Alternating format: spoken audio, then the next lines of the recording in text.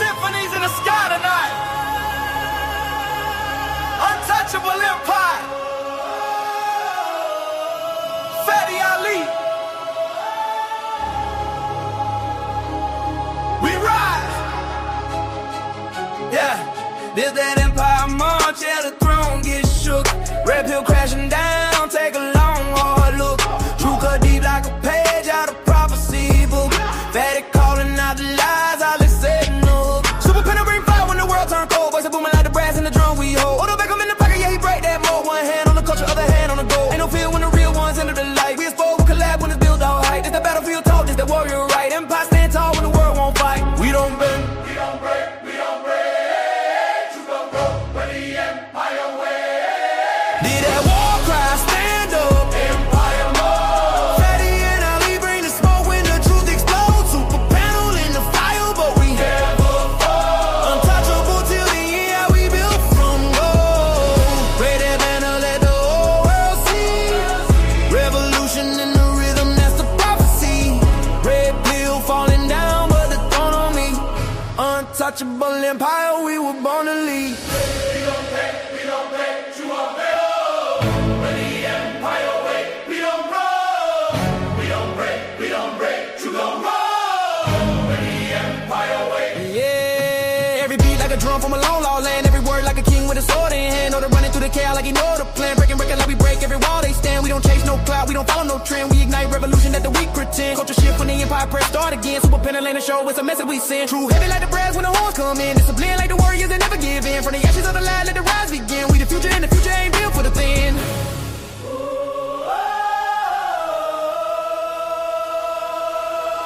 Did that war cry stand up? Empire mode. Fatty and Ali bring the smoke when the truth explodes. Super panel in the fire, but we never fall. Untouchable till the end, yeah, we built from gold. Raise that banner, let the whole world see. Revolution in the rhythm, that's the prophecy. Red pill falling down, but the throne on me. Untouchable empire, we were born to lead. We don't break, you gon' roll. When the empire wait, we don't owe. We don't break, you gon' roll. When the empire wait, we were born to lead.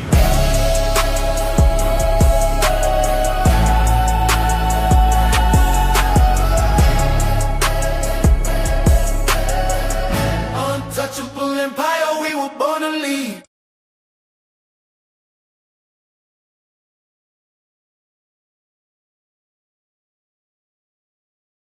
Welcome to the Untouchable Super Panel with Ilkan Ali and Fatty. Kick back, relax, and enjoy the show.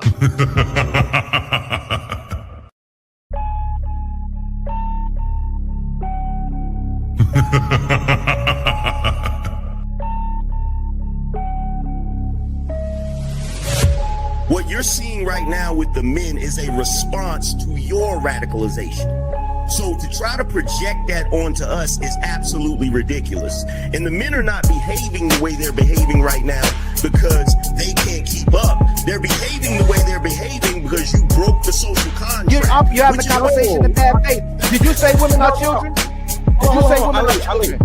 No. Look at the construction industry. It's 99%, 98% men.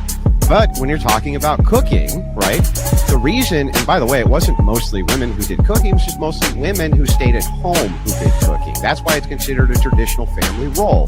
It's part of the whole child rearing aspect. So you know that you're here because of your father? Because men determine the sex of the baby? Did you know that? Can we just say, if we're doing men versus women, like, women have infinitely more options. If you download a dating app, like, even grandmas get like thousands of matches. Right.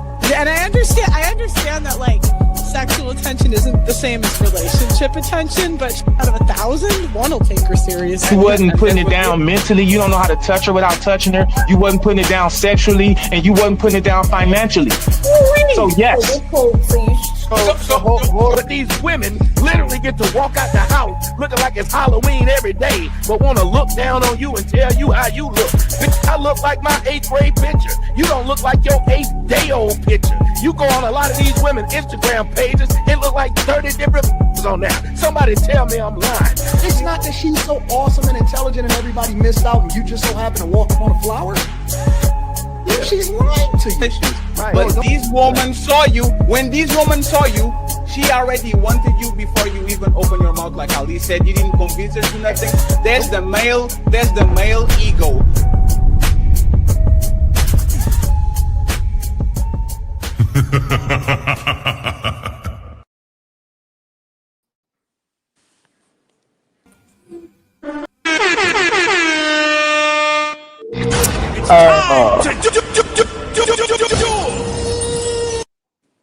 Ladies and gentlemen, we are back with another Untouchable Super Panel, and tonight we got even more untouchable panelists in the building. First of all, big love to everyone that's been supporting us from day one, the day ones and the new ones, the chat, the panelists, the people behind the scenes. None of this happens without y'all, man. So your energy, your loyalty, your nonstop support is the reason we're able to keep dropping consistent shows back to back, day after day, week after week. Y'all show us nothing but love, so it's only right we stay locked in. We stay stepping up every time we go live. I got a little noise in the background. It might have been I'm not sure if that was Dior, but just do us a favor, hit the like button, smash the subscribe button, and show love to your favorite content creators that's on the panel tonight. If you're simulcasting, tap into their channels and drop a donation and share the live everywhere. Let's turn this into another legendary night. Welcome to the Super Untouchable panel, man. So let's start. Let's bring the panelists in the full effect. My brother Corey, how's your girl? Okay. What's happening? Girl, why? Make sure you turn it on. My brother Oh Corey, my goodness. He does consistent videos on Instagram. Make sure you follow him. My sister Rose, who's making the rounds too. I think she's building up her momentum too as well too. She doing. I don't know. You might end up being a star, Rose. My brother Big Rick, man, destroying TikTok, trying to get him to destroy YouTube. Hopefully go live in effect more consistently as well too. But my brother, a great individual, man. He on the give me just a second. BR, you have to refresh, and you have a lot of noise on the back, like he's a fan or something like that. So if you can fix that, I would appreciate it. Go ahead, Ali. And then Bior is in the building as well too. She's another great, phenomenal content creator that has a great perspective as well too. We're going to have some more people coming into the building. Some people running late behind some traffic and some family issues, but we'll have more people blessing the live as well too. So much love to everybody that's in the building. Don't forget to support your favorite content creators. So let's get the show going. Fatty, did you say you had it? I don't see the Yes, you do. I don't see. I do. Notes. Oh, okay. Okay, so this is the icebreaker. We was gonna do it in private, but we couldn't do it. We're gonna do it today, right? Number one. Oh, okay, go ahead, Fatty. So for y'all that don't know the story, this sir is the coach of the football Michigan University. He is a married man, 3 kids, all that. He had an affair with his assistant. He gave her 100% raise from 50 to almost 100,000.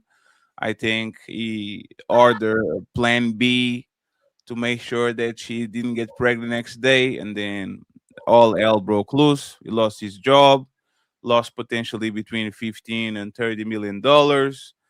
More than that, he showed up in his mistress house, and he got arrested. Got charged with a 3rd-degree home invasion, stalking and breaking and entering, or entering without breaking.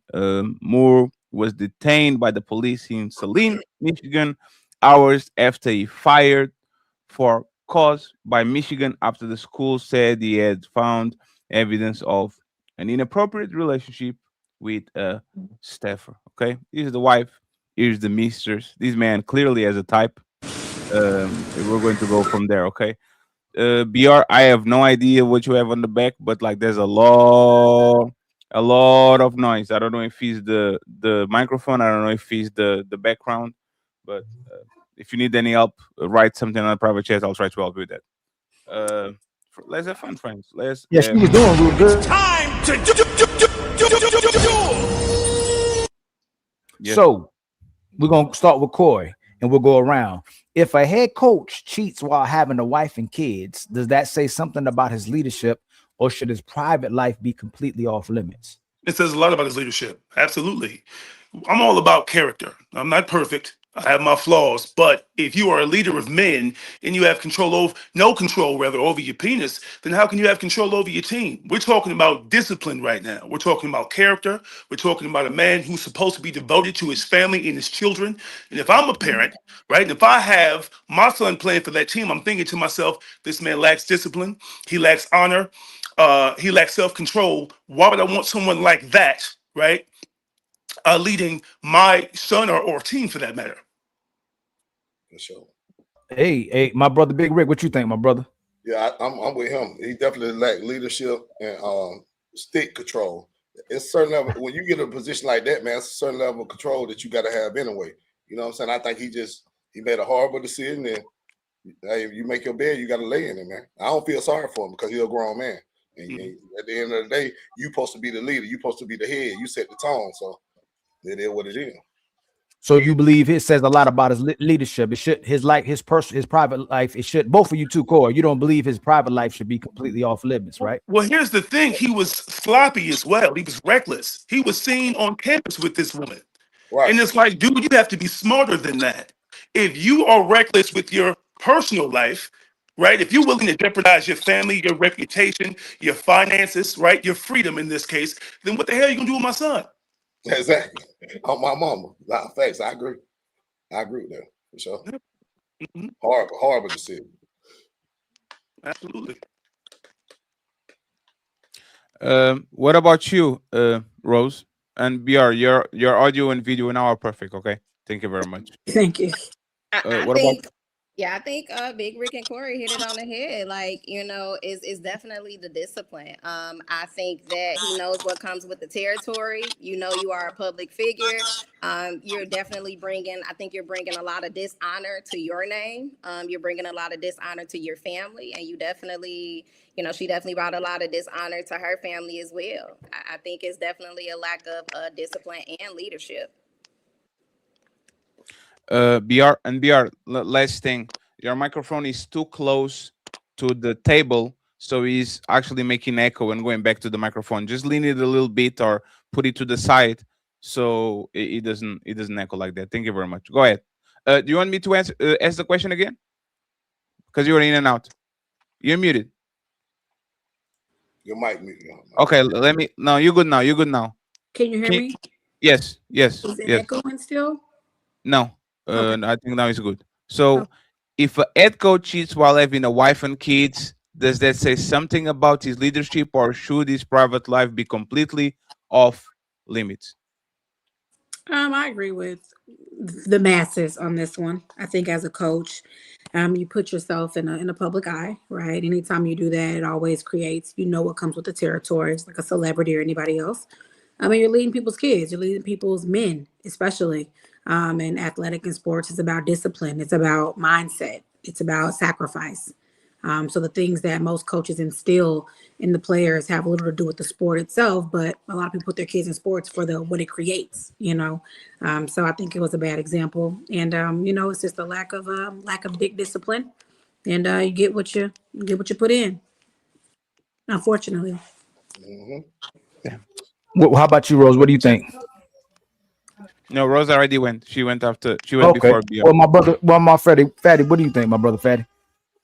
I think y'all are tripping.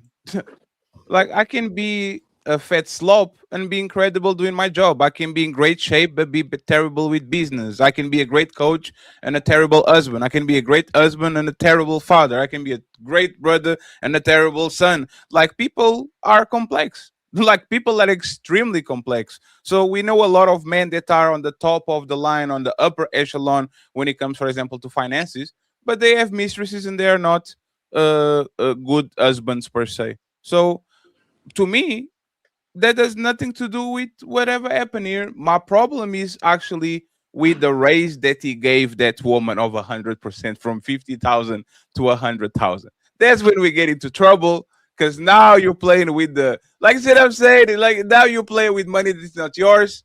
Now we have a problem. But I don't understand. Like, do you really think these kids don't know their mama and their daddy might have some issues and they might be jumping out the fences? Might be problem with drinking, with smoking, with like I said, I'm saying, like respectfully, I think if this man actually is a good coach, and I think he was a champion, right? If I'm mistaken, because I don't watch football.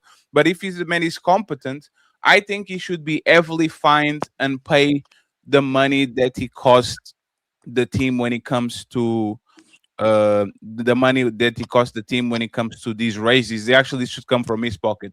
Other than that, if the man is actually competent, I have no idea why we keep doing the, oh, he did something on his personal life that it might not be moral. We are going to fire him and we are going to find somebody that is probably as is immoral as him. They just didn't got caught. Because we know all these CEOs and all these men with power, all of them don't have one woman. So you're just firing this dude to put another man that is going to get $50 million. And what does happen when these men get a tremendous amount of money, clout, and have access to women? They're going to try to insert their thing into another woman sooner or later. So he just was dumb enough to be caught. Now all of a sudden we have a problem, but I don't think leader is there nothing to do with leadership. What shows if he's a good leader in the field is if his team wins or not. It looks like the team is winning, so I don't think the two correlate.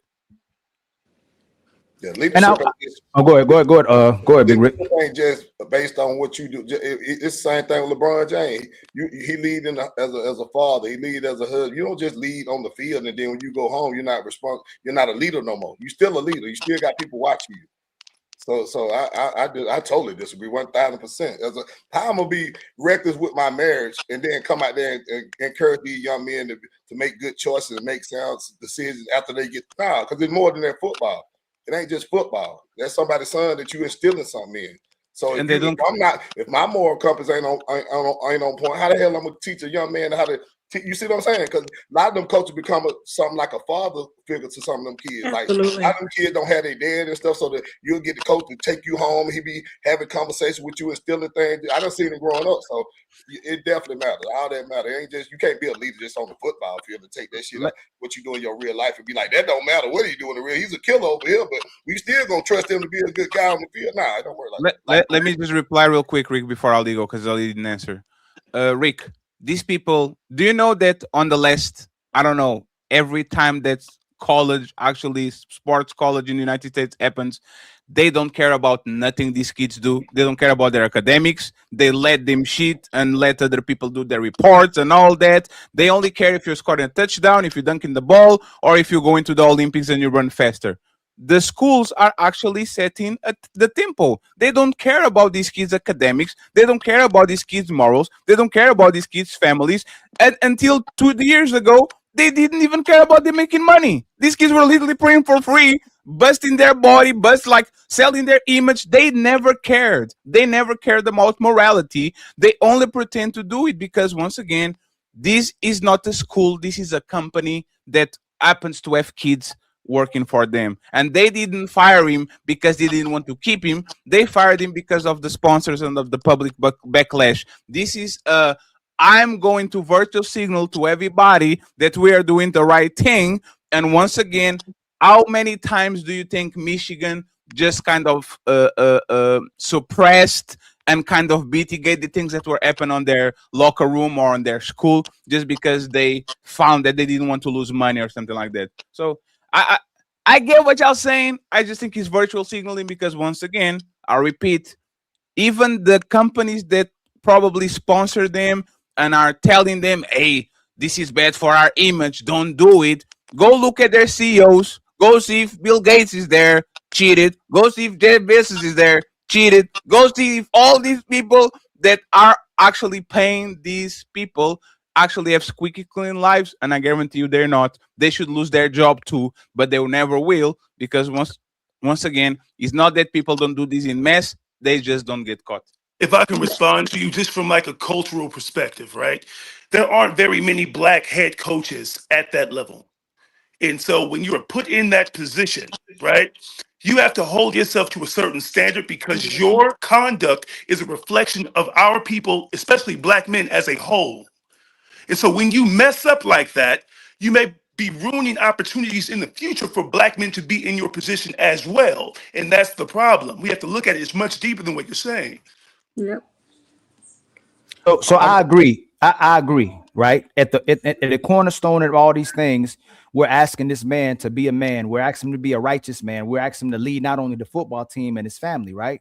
But the problem is we're not in that type of utopia anymore. You got the way Megan Thee Stallion conducts herself, Cardi B conducts herself. Women we see all over the internet leading with their booty and their behinds, and men are celebrating it, and women are celebrating it as well too. So if these women are able to take care of themselves, the man should be able to lead a football team and do what benefits him as well too. If we're going to hold that man to standards and uphold him to morals and responsibility to the community and families, then we got a lot of destroying and rebuilding to do with the way our women promote themselves in society and where they investing in themselves instead of the community. That's all I'm saying. You got to be consistent. So we're not going to tell the sisters, you got to stop showing your behinds off and your breasts off and destroying the fabrics of families and relationships. Then we should go, hey man, that man playing football or coaching football is separate from his family life. His private life should be private. He's doing what's in his best interest, and his football, she needs to be leading his football to football team to championships, or he needs to be fired. It has to be consistent. If we're going to hold the men to a certain standard, then we got to hold the sisters in our and not just sisters, black women in general, to a higher standard as well too. Can I? And by the way, BR, these you shouldn't fuck the person in your company thing is kind of an American thing, because y'all are very afraid of lawsuits and y'all don't like that. Everywhere around the world, if you actually ask where did you meet your wife, they say it was at work. Literally, like most people actually are dating their proximity. Most people marry each other when it comes to work. So I'm just putting that as a cultural reference because Corey brought it up. And by the way, I don't know if he's about black people, Corey, to be honest, man. I know what you're saying, right? I don't know if he's about black representation, man. Hey man, Dr. Umar Johnson wouldn't like that. Go ahead, BR, you got it. So for me, I think it's a couple things. One, the problem isn't that he's cheating. And I think that's what maybe we're missing here. The problem is it's spilled into his career. This is a person that is an executive assistant that was promoted, which is fraternizing, which is insubordination, right? Meaning there are other people there that may have been more qualified than she was. So you not only cheated and just couldn't control what you were doing with your morals and your relationship, you brought it to the school and you brought it into school business. Now you're putting the school at risk of lawsuits from other peers and other colleagues, because now we're finding out you're sleeping with her. And not only are you sleeping with her, she didn't want to be with him anymore. And she started harassing him. She told the school. So that's what happens when you play where you lay and you get paid at. Because now there's a problem, because now she gets to go to her authority and your people that are over you and tell on you and say, hey, sir, he's harassing me. And now my job is at stake and he wants to fire me because I won't sleep with him anymore. And he keeps making me get abortions and I don't want to get an abortion anymore. That's why people don't enjoy sleeping with people at work. And you can sleep with people at work in America. It's just your peers. You can't sleep with someone that can promote or demote you. Yeah, like a man. So this is something totally different. We're not mad that he's a cheater. Just fire. Right. But why? But when they do something, they fell down. It ruins their reputation. It ruins their lives. The women fall up. Somehow they fall up when they make mistakes. No, Megan Thee Stallion, listen what I'm saying. Megan Thee Stallion, look what she did. And she got Klay Thompson and her career got even better. Look at what Cardi B did. She's not a teacher. No. I'm giving an example to what. No, she's a public figure though. No, but he's not a public figure. He's a leader. He's a leader. No. The teachers are getting fired. The teachers are getting fired. The women teachers that are coming to work dressed a certain way, teachers are being reprimanded. They're getting fired for doing TikToks. They're getting fired for doing certain things. There was a principal in Texas that got fired for making a TikTok with her daughter because she had on little spandex shorts. So people that are considered leaders of children are being held accountable. Yes. Cardi B and Megan are not leaders of children. So we're picking, but they're leaders of women, right?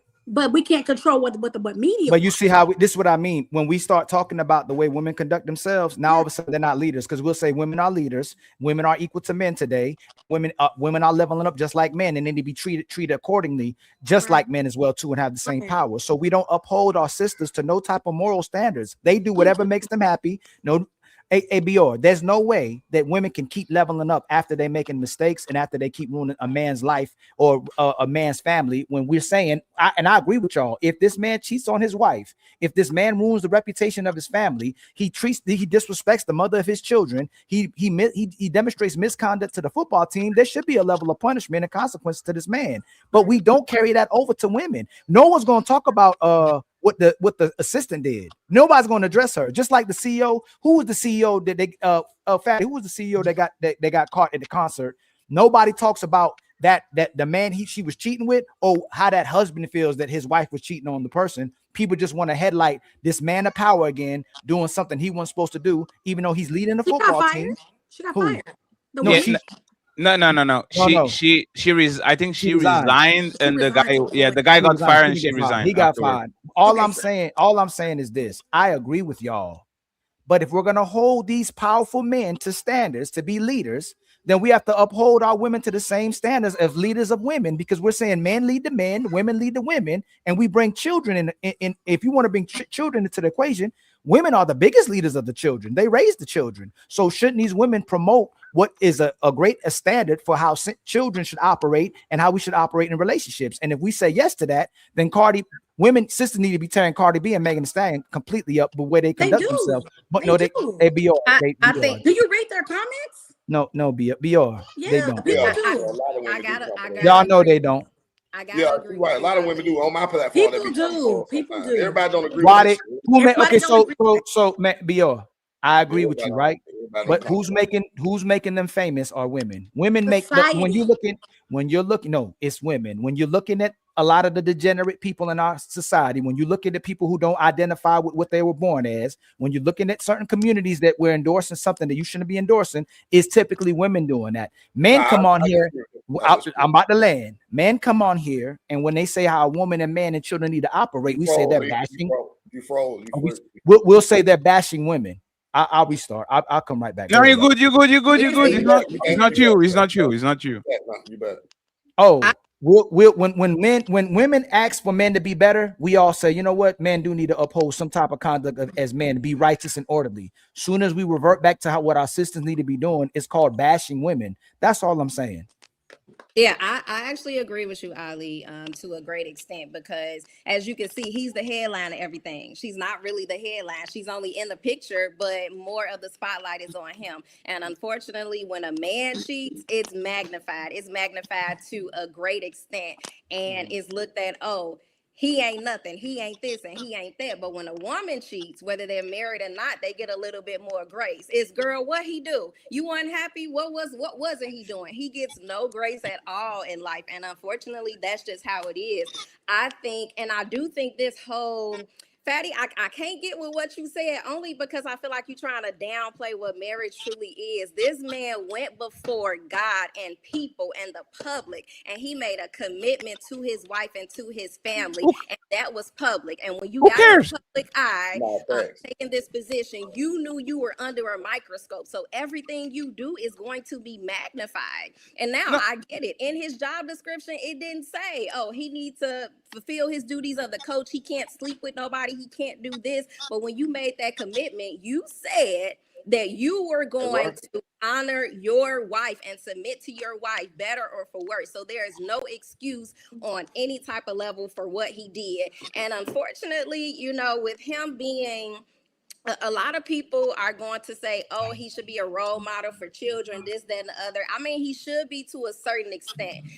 These coaches, the Megan Thee Stallion, the Cardi B's, they are not responsible for raising your children. You're responsible for raising your children. So whatever music they put out, it's up to you as a parent to say, hey, no, you don't do this, you don't do that. Because that song Cardi B got, I cook, I don't cook and I don't clean, but let me show you how to get this ring. Baby, that's a damn lie. I bet Hey, Fatty, can I say something real quick? Or you got a response? I'll respond later. Oh, I'm at BR, Big Rick and Corey and Rose. If your woman cheat on y'all or your man cheat on you, should they lose their job? No. That's all we saying. He should not lose his job because it's similar. If we can commit the fact that your job has nothing to do with your private life, then that man should. No. Again, I'm gonna say it again. If But that's you in the shouldn't lose contract, your, right? That's part of his contract, though. He can't be. We gotta be consistent. Either she was his assistant. So. No. I'm saying, look, it's a contradiction. That's all I'm saying. If we're saying it's in the contract where he can't cheat on his wife, or you say in a marriage contract he can't cheat on his wife, he's supposed to honor. He's supposed to honor that contract. Hold on. Is that inconsistent? If you say that he should get fired for cheating, should he get if it wasn't in the contract, should he get fired for cheating? No. Okay. Yeah. I think okay. What happened is, as someone mentioned earlier, he let it spill into business. Exactly, and that's where it went wrong. When he doubled that woman's salary, that was a bad move. Exactly. When he was seen walking on campus with her, that's a bad move. If you're gonna cheat, cover your tracks, but don't be stupid when you do it. He was dumb, and that's why he no longer has a job. I agree. All I'm saying is, as a society, we just be consistent. If we're saying, and if I could also add something to you here. Yes. So if we're saying they should lose their job, lose their job, then they, just like if a woman has no reason to sacrifice her family and get rid of her family if she's not happy in a situation, or she don't get love in that situation, she should lose her job. She sacrifices her children too, right? Let me respond real quick. I do think that women should hold each other accountable. Right? There is a double standard, I believe, when it comes to this type of thing. I totally agree with you. At the same time, the Cardi B's, the Megan Thee Stallions, they don't create themselves. Who do you think is behind it? Who do you think is bankrolling all of that? Who do you think is writing their lyrics? You can't say. You can say. And if you want to talk about OnlyFans, who do you think is paying all these women millions of dollars just to watch them naked on camera? So we're part of the problem too. They said they don't like the stripper, but you in the strip club popping bottle, throwing the motherfucking money. We stop throwing the money. If we stop throwing the money and stop popping the bottle, then where the strippers at? The strippers gonna have to goddamn go get a job because ain't nobody coming in there popping no goddamn body eating hot wing, watch them shake their motherfucking ass. We support that shit and then get mad that they do it for the money. We throw the money and then get mad that they do it for the money. That don't make no sense. Respectfully, she didn't know he was married. Right? Huh? She didn't know. She didn't know. Like she didn't know. Oh, 1 second, please. 1 second. If Fatty, if you was me, Rick, that had sex with a woman, that I know she has a family and 3 kids, everybody will put me on the Megatron. I will go to the Jumbotron. Look at Fatty. He's a what do you call it? The house wrecker, a home wrecker. Look at him. He doesn't have no morals. Respectfully, life is a mess. These situations are always a mess. I understand he should be fired for the breach that he did on this contract and all that, because when you sign a contract, it is what it is. Exactly. But respectfully, man, I'm tired of women getting with men in athletics and thinking they are going to be faithful. I'm tired of society pretending that these men are not being judged, but what is the performance they do and how many championships they get and how many kids that they actually send to the league so they can make another 100 million to their college. This is a business. And once again, if I'm a businessman, I'm firing that woman because she's irrelevant and I can get another assistant. I will find the shit out of that coach so he actually gets some type of penalty so people around it don't look like we condone this behavior, and we move along, because he's one of the dumbest shit is you have Phil Jackson. Well, I'm going to fire him because he's fucking the owner. Right? Like, didn't Phil Jackson was fucking Jenny Buzz? Literally, they were in the relationship for like 15 years. Who the hell cares?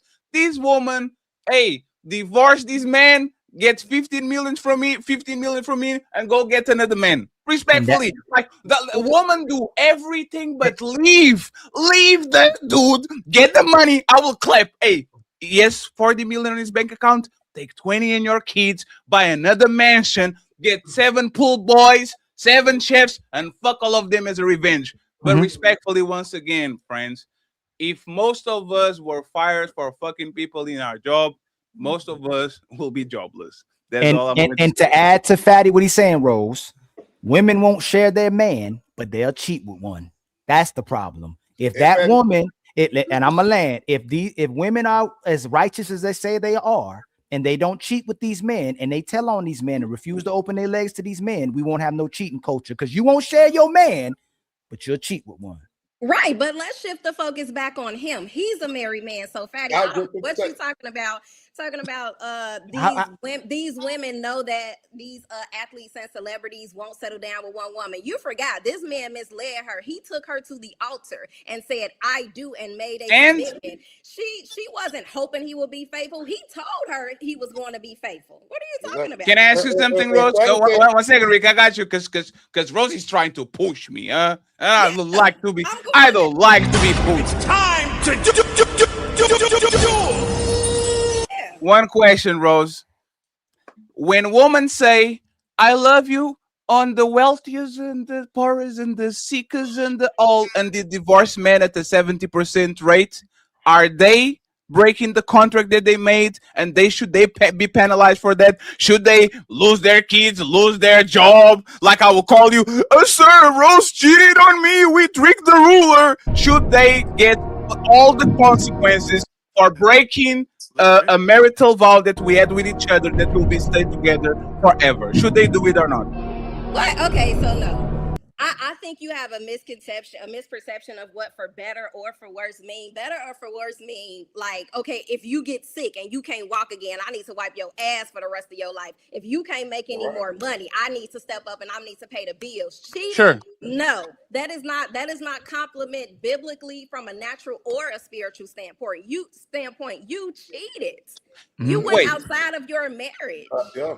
Whoa, 1 second. Doesn't the Bible say that? Can you marry me? She didn't. Whoa. I'm pretty sure she didn't. But isn't adultery fucking another married woman? Yeah, and that's on her end. But wait. But that woman wasn't married. No, that you don't woman have was to be a married woman. If you're married, you're committing adultery. Right. No.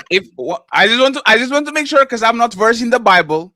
No. If a married man has sex with a single woman, who is committing adultery? The single woman or the married man? He married. Yeah, he wants to the vow. So it's not the other way. No. He took the vow, and just like you said, she would be fornicating. He's like committing adultery. No. He's married. Hold on. You said say it one more time. I said she would be fornicating because she's having sex, not married. Right. He's committing adultery. Right. I'll respect that. I will just say this, right? He just sleeping some pussy. He's going to be good again. Like he's fine.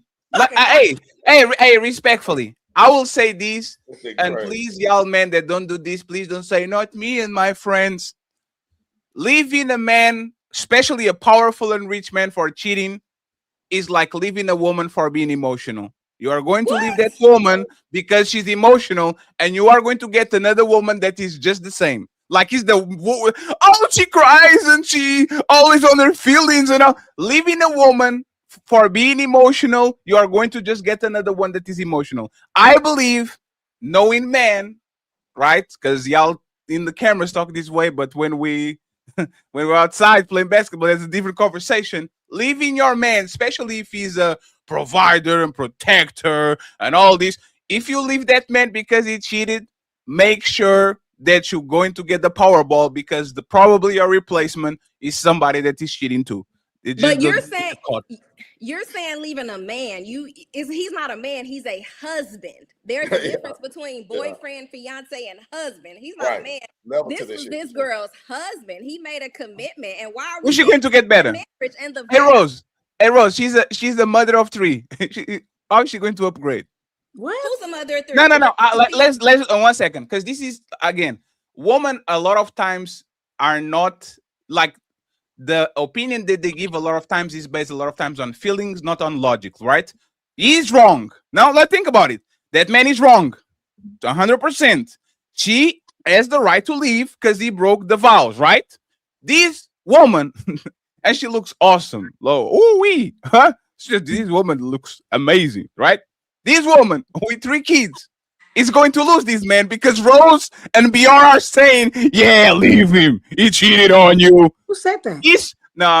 I'm just fucking with y'all. Oh, I'm gonna say. Do you think, Rose, that when she eats the streets, she actually going to do better? She's going to find the man that is better than the man that you left. Hell yeah, because she Hell living with yeah. half, and I hope Guys, there's somebody lying. It ain't She gonna- impossible. she though, gonna- man. What one nigga won't do. Now somebody, I don't know who, but I'm telling you, somebody's lying. A mother of three. A mother of three looking like this, she's going to get a better man? How? Yes. She can get as good as a man or a better man. She's gonna leave with half because she don't even need no evidence. The evidence is there. You think another coach or celebrity or athlete ain't gonna be looking at her? She ain't. Ugly. What? Wait. Let's hey, 1 second. Let's look at this picture again, friends. Okay, this is a woman with 3 kids. Okay, 1, 2, 3. You're out. Right, 3 kids. You think this woman is going to hit the market? Let's imagine that she gets $15,000. You really think she's going to get a better man than the Michigan football coach, multi-millionaire? Oh my God. She could, because you have Oh. You believe bad relationships all the time. Well, her inbox, she right? could. What Sierra did? What Sierra No, did? no. Sierra. All the time. People, a lot. It's No. This is a Big Rig. This is the delusion, right? We'll say that there's women that don't have to do anything if they're extremely attractive, can end up being on a yacht. Ain't no dude about to be, ain't no woman about to put no man on no yacht, right? That's all we trying to say. This woman, if you take the epitome of a man, we'll see similar to her. If we show a man up here who busted, ain't got nothing going for him, would you say we gonna say he gonna be with some celebrity woman? Like we only do this to our sisters where they all anything is possible. They can get the best man ever, and every woman can always get the man that they want, and it's unrealistic. Like, why do we do that as a community, especially our women? And Rose, that's why you smiling, you too, B.O. Why do we keep saying that women, y'all know daggone right, is not going to be able to get the greatest guy? Y'all say she can do it, she'll be able to do it, but if we show a guy similar to her, and the looks of a man similar to her as well too, just an average looking guy, y'all don't say he can get the best woman, he can get the best looking woman. He can. Why is it about looks? How do you? I mean, don't do that. Oh my God, you doing that? I'm saying she wasn't picked based off looks, right? She clearly was. If you're saying that she's ugly, she wasn't picked off looks. No. A powerful man can pick. A powerful man can pick, right? There's a potential that a powerful man can pick you, right? Correct. But women don't want to. Most women, because we have this delusion, a lot of sisters who are 3s and 4s still think they can get that type of guy. And sisters, y'all are supporting just like that. A woman can come on our panel that's a 2, and y'all gonna support her and tell her she can get a guy just like that. Wait a minute though. Let me interject real quick though. Here's the thing: that 3 or that 4, she's approached by men every single day. We're putting batteries in their backs. You can't blame them for that. That 4 has plenty of men in her DM. Dozens of them wanting her, thinking she's low-hanging fruit. What do you think she's going when she looks in the mirror? What do you think she's going to see? She's going to see a 10 because men are throwing themselves at her constantly. You have to also acknowledge our role in all of this. It's not just them; it's us throwing ourselves at them because a lot of men will fuck anything that moves. Most of us won't. Hold on. So Corey, there's an ugly man that uses his money to get a beautiful woman. Know that he ugly and paying for sex with a beautiful woman.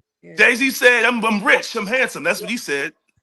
So there's an ugly woman who's getting sex by a man that no shit that will never wife her, know that she ugly and not in this man lane, and she's trying to have sex with him to manipulate them to hopefully get a relationship out this dude. Can we be honest about that? I don't think an ugly woman could ever get a rich or a powerful man to sleep with her unless she's doing some diabolical things sexually. Corey, work with me. No, Corey, work with me. If a unattractive guy is trying to buy a woman's love, we know at the end of the day she will end up leaving that guy for the same reason she got with him, right? She got him with money, but she's not going to stay loyal to this guy because she never really liked him, right? Right. We know if an ugly woman is getting sex down by an attractive guy, typically. Oh, I froze and I'm back. Now you're good. Don't listen to it. You know, if an ugly, he told me last time. Hey, I went on the line the other day. He said, y'all all know that if an unattractive woman, and I'm gonna say ugly because we like committing to men when they ugly. We don't want to say when women are ugly. It's just something in our society. I don't know what's going on. But if an ugly woman is having sex with an attractive man that has money and power, she's trying to convince herself that she can give him to, but she knows she out of this dude lane. That's why she give it up fast. Yeah, I would agree with that. So we got to hold her accountable. You decided to give up the best part of you to this guy that you know might not probably wife you, but you try to get this man using sex just like a man who tries to buy a woman. She probably never was going to respect you or love you, and you thought just because you spent a little bit that you can get her to commit to you. Ali, a question before Corey goes. Why did Russell got to Sierra again? Wasn't it wasn't she a celebrity crush and he was chasing her for I don't know many years while she was dealing with Bow Wow and 50 Cent and all that? Wasn't like he literally like her because she was good looking and all of a sudden he got the opportunity, he got in? Like, y'all need to stop doing the Sierra got it. Look at this woman. Are you serious? This is like comparing a billionaire with the man that got unemployed from McDonald's. He got lost his job from McDonald's. Oh, you're going to get another $1 million job, man. No, that man works at McDonald's. You are comparing these ladies, all the respect, God bless her soul, with these women. Come on, man. Come on, man. But wait. Why are we looking at things? We can't act like average men ain't got no bad women. Now we got to stop that too. Now that's not what we say. If I could add, we're looking at things. Hold on. Now y'all just put you just Big Rick. That's not what we say, Big Rick. Hey, Big Rick. You gotta have $1 million to get a bad woman. You got Big Rick. Average nigga that ain't got that Russell money, but his wife, if you put her next to Sierra, goddamn, she eating too now. So don't do that now. I'm gonna ask. Hey, Queen. Queen. Is it Queen? How did she go? I'm gonna ask Queen B. Is it Queen B or Queen B? Queen B. Do you believe, and this is the problem we have in our society, that girl. men accept where their lane is, but the reason why we don't have a lot of solidified relationships is because women try to date outside of their league and they're delusional. Are you asking me if I agree with that? Yes, I'm asking you, is that the problem with a lot of relationships in society right now? Because a guy he'll date in his lane and he'll stay in his lane, accept his lane, but a lot of sisters like trying to step out of their lane, and that's why a lot of us don't have relationships, because the society will support her being delusional, but we want our brothers to be realistic. I don't agree with that. Okay, tell me how. Tell me how. So if we asked all y'all to rate yourselves 0 to 10, or most women, what you think most women would say they are?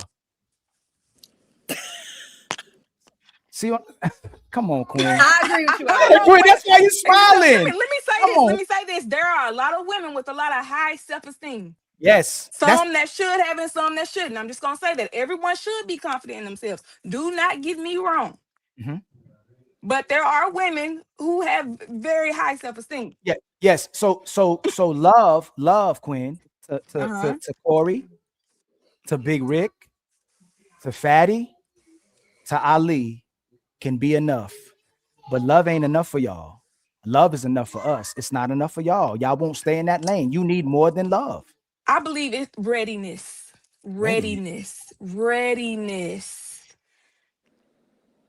Explain. What makes a woman ready? What makes a woman? Matter of fact, since you on this show, what makes a woman ready? Men and women should both be ready. That's what makes not only makes a woman ready, Queen. What we trying to solve the blueprint on is how do you keep a woman when she's ready?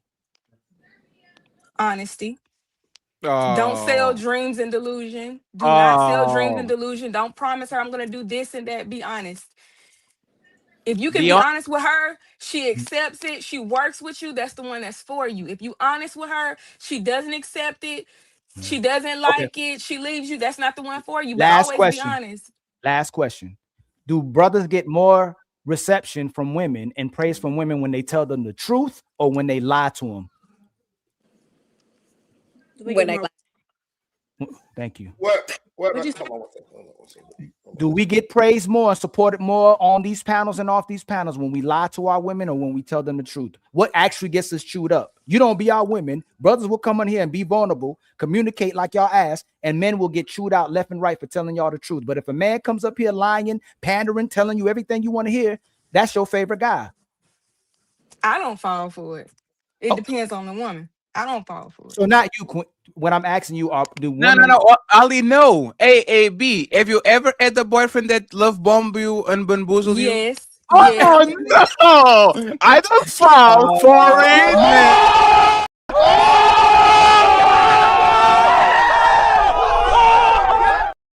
And that's the point. If I'm going to get results when I lie, that relationship taught me to no longer fall for it. You have to experience it. No, Quinn. If a guy walks up to you right now that you're attracted to, and you be like, "Dang, that's somebody I'll make my boyfriend," right? Right? Would you believe he ain't got no women? If he's attractive? Yes. I believe he has some other things going on. But if like he comes to you, but if you come, this is what most men do. If you talk to him though, and you go, hey man, I really find you attractive. You know, we possibly can work something out. Are you dealing with anybody else? And he said, no, I'm not dealing with anybody else. Will most women believe him and go, nah, you lying? He lying. But you never asked that question because will you lie? But the women will lie to themselves to deal with that guy. That's the point. Like when women like a guy, they will lie to themselves for that guy. Yeah. And they know, you know who you dealing with. Bjorn know him too, because that's your best friend. Rose dated him, you know too. Rose said, don't deal with him. He gonna do the same way he did me. Bjorn like, hey, I know what he did to my cousin. Y'all will still lie to yourself and think you can change this man into what you want him to be and what he couldn't be for another woman.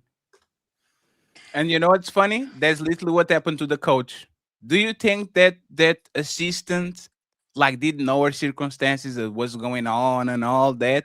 You have to lie to yourself to actually go through that shit. For you to be a side chick of a man that has 3 kids at home, you need to be gaslighting yourself for you to manage that day to day. And this is what happens, right? Women will get in situations that they know they are toxic. They will go through it, and then when it gets too hot on the room, they will fart before they leave, and they'll close the door. And they'll say, "You got it, y'all got it, y'all got it." Think she was under any illusion. I was a victim. I don't know what's going on. I don't think that it wasn't side me. chick was under any illusions at all. I think she knew exactly what was going on. This is a matter of men. Hold. Hey, Corey, before you commit, Corey, before you commit, through the history of time, do most men leave their wife for another woman, or they go, oh, I ain't about to leave my woman for you. I'm not. Hell no, we ain't leaving no then you know, so she was believing a lie, thinking this man would actually leave her for leave his wife for her, when most men would never leave their wife for another woman. I'm thinking about the doubling of her pay, though. He doubled her pay. I think she was looking for I think she was looking for that money, honestly. That's what I think. Fatty asked, did she know was he married? She don't owe his wife no loyalty. He owed the wife the loyalty. You the husband, man. What? Exactly. What? I owe my wife loyalty. So how another woman gonna take me from my wife unless I want to be tough? Can't no woman take me from my wife, bro. Can't no woman. Hold on, Big Rick. You telling me that if a man know you married to a woman, let's say you married to Rose, it's not my responsibility to keep my hands off of Rose as a community too? So you be support if I got her, I got her. I don't have no. So we don't. Hold on. So the only person who has to have morals. So the only person that has to be a leader and community based is that football coach, not me as a brother, making sure I demonstrate leadership qualities as well too, and morality by not dealing with your wife.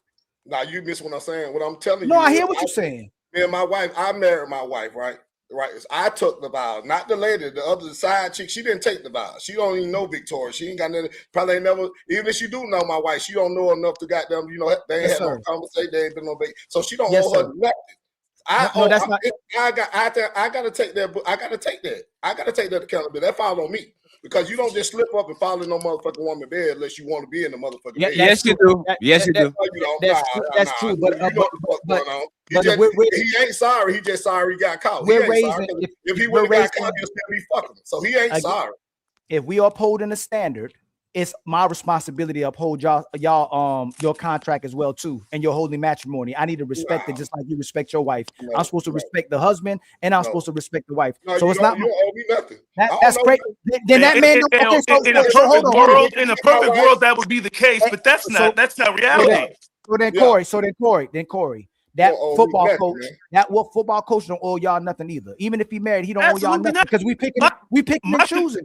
My concern is this. My concern is that men, and I'm gonna get more specific, particularly black men, are having this issue.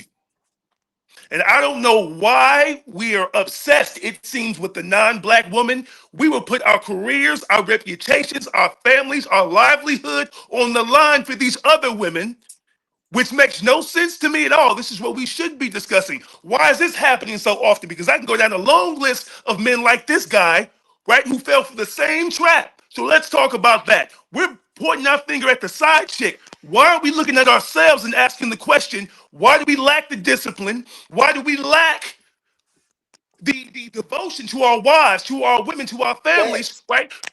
To again, resist temptation when it comes. Why is that an issue for us? Because we support the delusion of what wives are doing with their husbands. Most of these women ain't making their husbands happy. Most of these women lazy. Most of these women not supporting their husband. So if he cheat, we don't say nothing about why he cheated. That's why. Hold on. We'll support the delusion that she attend. We'll support the delusion that she always does what's right. She takes care of her husband. She takes care of her kids. But in reality, man can't come out here because men get looked at and shamed for talking about what's going on in the household. And hold on. So when he do step out, even though he don't want to break his household, we'll demonize him instead of holding the women to a standard in relationships, because Fatty just told you, and Rose, you just did too. If the man leaves, he created a broken home. If the woman leaves, she did it for self-love and happiness. Man's happiness doesn't matter. Let me ask you a question. Let me ask you a question. Since you saying that about the women don't cook, the women don't clean, women don't. What type of men do they come from? Because the men that run the circle with me, we don't have them complain. Why the married men that been with women for 25, like me, I've been with my wife 28 years, married 15 years. Why I don't have the same complaint as a man that come on here that ain't got a wife, ain't never been no husband, don't know where to start to get one at? Why? Who you getting this from? Because these niggas ain't married to the women. They leaving the motherfucking women to figure the shit out by themselves. Where are the married men that can stamp this shit? I've been with my wife 30 years. I've been with my wife 20 years. Are they saying that? Or are you talking about these niggas that's on these platforms that's crying about the respect of women when they don't even know how to talk to women no more? These niggas don't even know men in general, all of us had fathers before, right? And all of us had mothers. Can I land? You ask me a question. Yeah, that don't matter.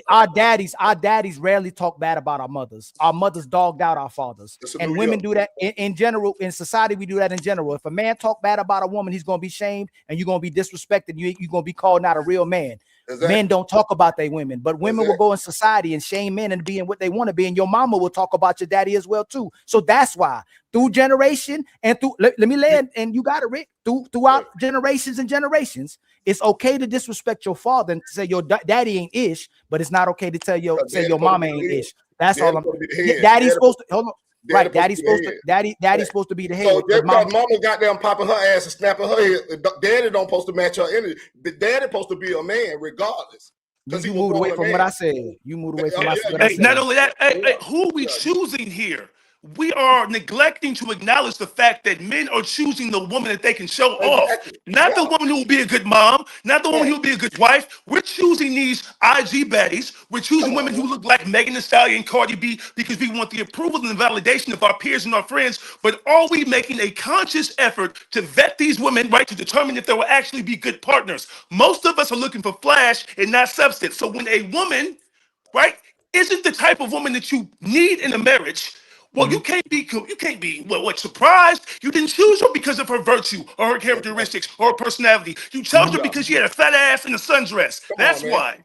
Yep, just like she chose him because he had hoes. Just like she chose him, he cheating. Just like she chose the liar. Just like she chose the abuser. Just like she chose the womanizer. Just like she chose the man. I agree with you. Oh no, let me land. I let you land, Corey. I let you land. My bad. Go ahead. If two imperfect people commit to an agreement, they both need to honor it. If two perfect people commit to an agreement, they need to honor it. If a woman's gonna get with a man that had a bunch of women and had a bunch of hoes, was always outside and expecting to be loyal, then a man getting with a 304, a man getting with an OnlyFans model, a former prostitute, a former stripper, the accountability still on her. She wants to be a wife. Now she got to be a mother and a wife. So the accountability is on her. We keep trying to say, hey, brothers, you picked wrong, but we'll tell men be better for these women if you're wrong. We don't correct sisters. So if brothers got to be better, we got to stop telling men that they picked wrong. We got to say, hey, sisters, you got to do better if he committed to you. I'm saying everybody is picking wrong. I'm looking at both sides and saying, hey, we all need, right, to take inventory of the choices that we're making in terms of selecting a partner. It's not only men and it's not only women. We need to find middle ground here. Obviously, it's not one-sided. No. But that's the problem. We keep pointing fingers at one another instead of being honest about what's really going on. Women are making solid choices. Men are making solid choices. So how can we sit at the table and discuss the issue and actually reach middle ground? Hey, Corey, there's nothing you, Big Rick, and me and Fatty would not do for our woman. Matter of fact, we love doing for our woman. We quadruple it. It's the women that say they don't want to be traditional anymore. It's the woman that say they don't want to cook. It's the woman that say they don't want to clean. It's the woman. Hey. Big Rick, literally, I've seen on your lives, I've seen on our lives where women said there's two type of women now. It's the woman who's traditional, who's called a slave, and it's a woman who gets with a man who's a high earner, where she gets to live the luxury life. Women don't want to be at home anymore with their children. I'm gonna tell you why that is. If I can interject, it's because Corey, okay. let me. I'm asking you. Yeah. And I'm gonna make the statement. I want you to rebuttal it.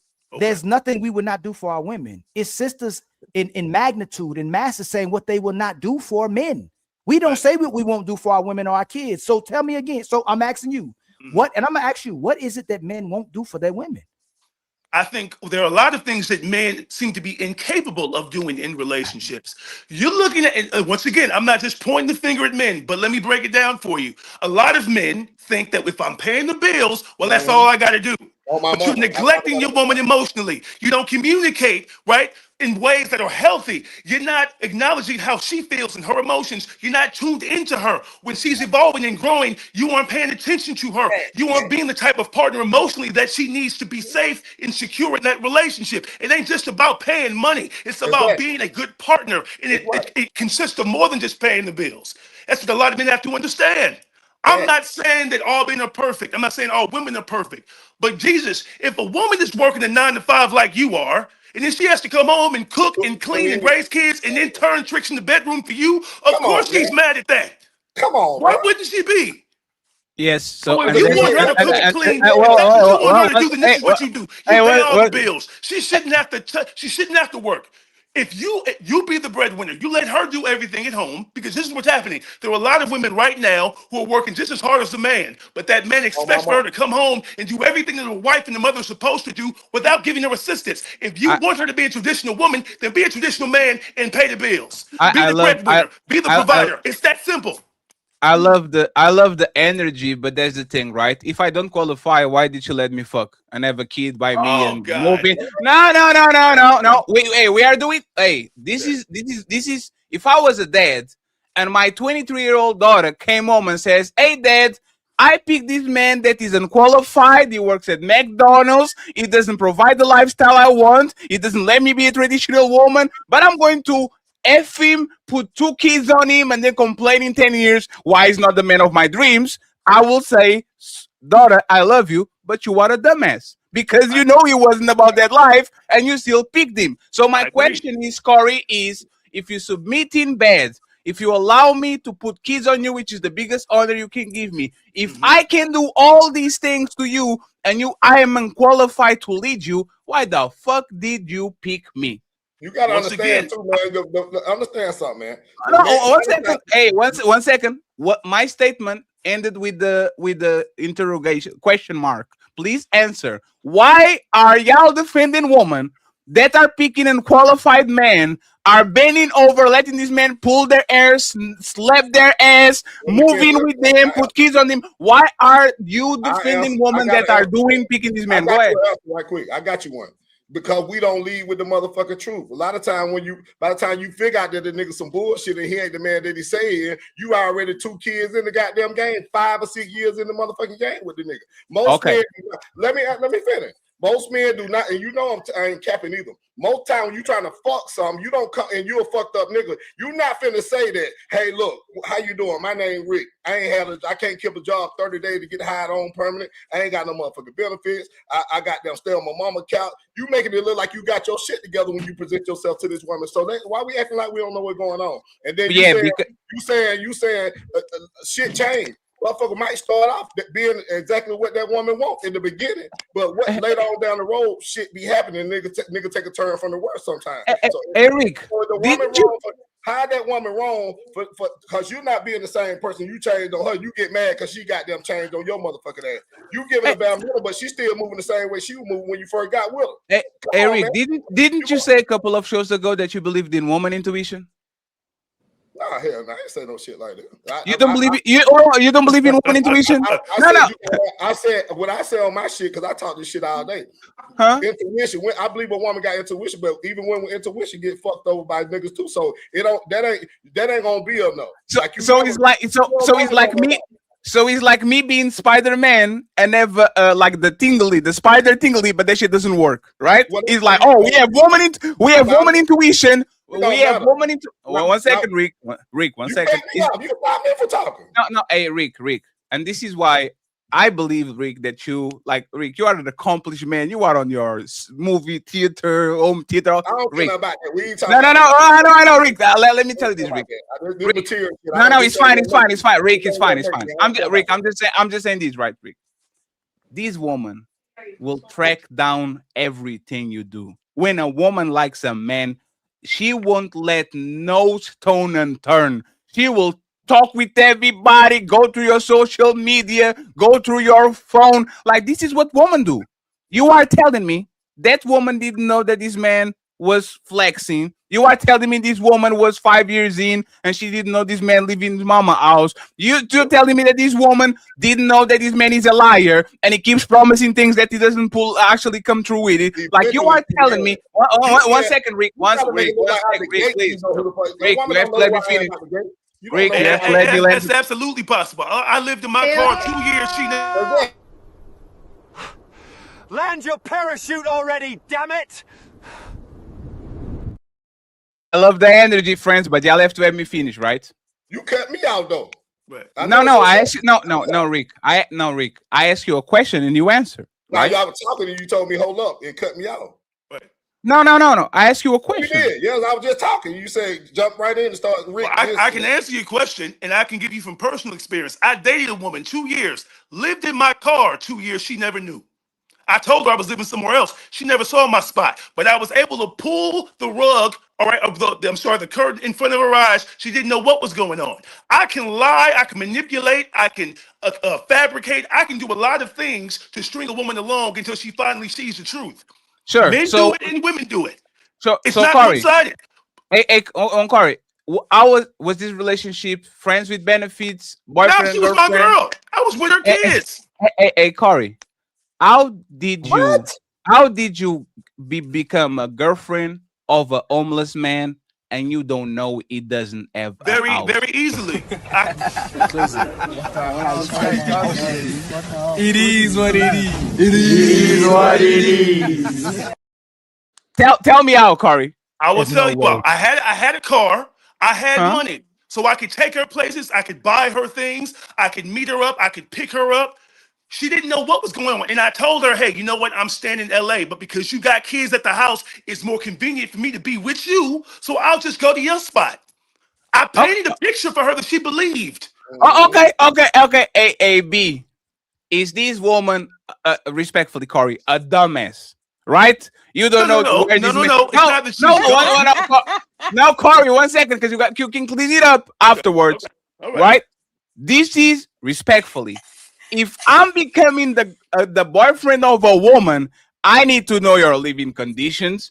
I need to see your daddy and your mommy to make sure you're not crazy. I need to talk with a couple of your friends. I need to make sure that my circumstance is cool, because the man that literally gets a girlfriend and then finds out that she's homeless, you would say, any man on the panel, sir, you are stupid. You are ridiculous. Let me flip it then. So how do you do it? Hold on. I love the energy. Hey, friends, I love the energy. Let me flip it then. So you get married to... Hold on, let me flip it. 1 second, please. I love the energy, but y'all let me finish, okay? Yeah. I'm just saying, if a man came up and he said, I became a boyfriend of a woman that was homeless and I didn't know it for I don't know many years, every single one of us will clown the shit out of him, because respectfully, you are committing with the relationship with the person that you probably barely even know. You didn't even step into their house to see if they ever dirty. Now I'm going to respond to you. My God. Because the same man will get married to a woman and then complain that she doesn't cook, she doesn't clean, she's not this, she's not that. Nigga, you knew when you got with her. Because it changes. Right, because when you knew about her before you put that ring on her finger. No, Corey. So let's not make it one-sided here. No, Corey. People who get married to women who they know ain't shit, who they know will be good mothers and good wives, they marry them anyway. So why are we putting the same pressure on them? Because Corey, you're moving first of all, you move the goalposts, right? I'm not moving the goalposts. It's the same thing. It's not the same thing, because the things that make a man are tangible. How tall are you? How good looking you are? Let me, Corey, let me finish. Like, what type of car you drive? What type of house do you have? How much money do you have? What is your job? Do you say things and you didn't actually come through with those things? Like That's you incorrect. That's look not what at makes you a man. None of that makes you a man. what makes me a man is letting other people finish, and then I'll reply. Okay. So when you are having this conversation with women, the thing that they want on you are tangible. You can point it out and kind of look around and see what they have. What you want from woman can change on a dime. When we used to be boyfriend and girlfriend, you used to fuck me all the time. And now 2 kids in, you don't want to have sex. Look at Meg the Stallion. She was kicking Thanksgiving food for the whole family. All of a sudden, you are too tired on year 7 and you don't want to cook anymore because you have 2 kids and you have to work. The things that men are complaining about women, they don't present them in the beginning. They usually rear their bad head by the middle or the end of the relationship. Absolutely not. It's not something you can And telegraph. also one thing too here is if you're saying that women are out here looking for right the I guess the richest man, the wealthiest man, the most powerful man. If that's what you're saying, well then let's look at the facts because I see women in Kias with men, in Altimas, in Honda Civics. I see women in Chili's. I see women in Applebee's with men. They ain't dating these men who got all this money you saying. I've seen women with regular men every single day. All of the time. These women are out here looking for wealthy men and powerful men. They are dating who they can.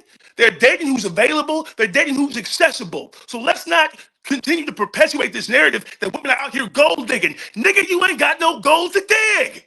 Okay. So, Corey, this is funny because you said that men are pursuing baddies just 2 minutes ago. I made the note over here that you said men are chasing IG baddies, right? Whoa, Corey, 1 second. If you are going to apply the same thing that you said right now, these men are picking Keisha and Karen that have a belly further than their titties and they are built like him. They're just the same. They're going to if you actually go to Walmart and you see these couples, both of them are bad built, both of them are broke, both of them have no place to go. They're what they are. So men are not chasing baddies. Men are actually settling with this woman. And I'll repeat it again so we can make sure, right? You are going to answer this, Corey, and please don't lie to me. Okay. These women are picking these men that are nobodies. If Usher pulls up, or these rich men that we're talking about, not even a celebrity, if these handsome, tall, and rich men pull up and these women are on the 5-year marriage and this man says, baby, I'll take care of you, come to my side. Are most of these women going or are they sticking with their man with the pill barrel belly, no money, driving a Hyundai and living on a 2-bedroom apartment? What do they do? It's subjective. It depends on the woman. Most women. Let's go with most women. It depends on the woman. And by the way, I said men chase the IG baddie. I never said they're successful. I said they're chasing these women. They are fetishizing these women. This is a fantasy that men have created. If you want to, hold on. This is what's happening. When a man finally gets to a point where he can afford the baddie, right? When he has access to the baddie, that's why he cheats. It's because he's wanted her the whole time. Men often settle for women who they think, right, they can somehow, pull women who they think they're qualified for. Yes. A man is ultimately going to date who he's qualified for, he has access to. But a man like old boy in Michigan, you see, if he always had baddies, right, if he always had like Riz and charisma, if he always had juice, he wouldn't have gone for that white girl because he would have always had women. It's always the niggas, right, who cheat most. It's the ones who ain't got women like that. If you got women like that, you ain't gonna be tempted by nobody because you didn't have them your whole life. Real talk. Hey, let me play these. Well, time to move the goalposts again. On 3, fellas. 1, 2, 3, push. First of all, you were very dishonest by saying it depends. Because we know most women are going, no. Hey, say it with don't smile to the camera. Say they are not going without smirking. 1, 2, 3. Let's go.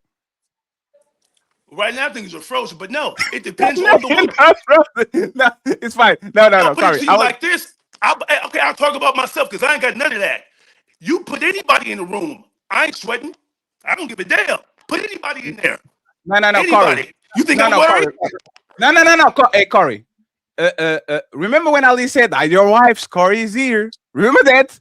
Do you think if we put, oh shit, he got a phone call from God. He got a phone call. Okay.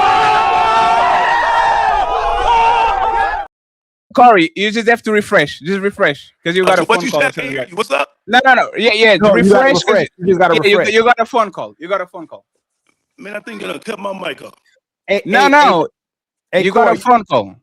Put on do not disturb too. Let me tell him. Yes, you got a phone call. So first it was the it depends. It depends, right? But like Ali made the he's back now. Tell him to put his phone on do not disturb too. Hey, Corey, you gotta put your phone on do not disturb too, so that don't keep happening. If you put it on if you get a call or something like that, it's going to be blank. So Corey, this is what I'm going to ask you, and please be honest about it, right? Do you think if I put you next to most men's wives, do you think if you shit, he left again? That's crazy. Here we go. Hi Rose. How you doing? What's up, Tom? How you doing, Tom? Sleepy Tom. Let's wait for 1 second for him to come because I have one question, and then friends, we have to wrap it up this segment and go to the super chats so we can go to the main event. There's 346 people watching in all platforms, so thank you very much for watching the show. Support the content creators, please. Make sure that you support them. We have some goals to achieve, so please go ahead and make sure that we reach our goals. Hey Rose, I'm going to ask you, right? Matter of fact, do you know my Corey? mic working? Yes, it's working on now. the right shit. You're good. Do you know Corey? Do you know Corey, Rose? I do not. You don't? No.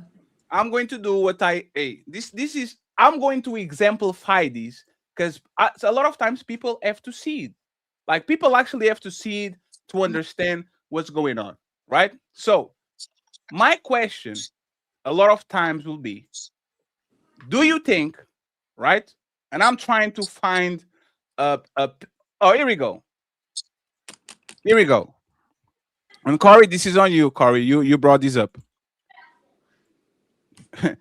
Do you think if I put Corey next to most of these men's wives, do you think Corey can steal them from them?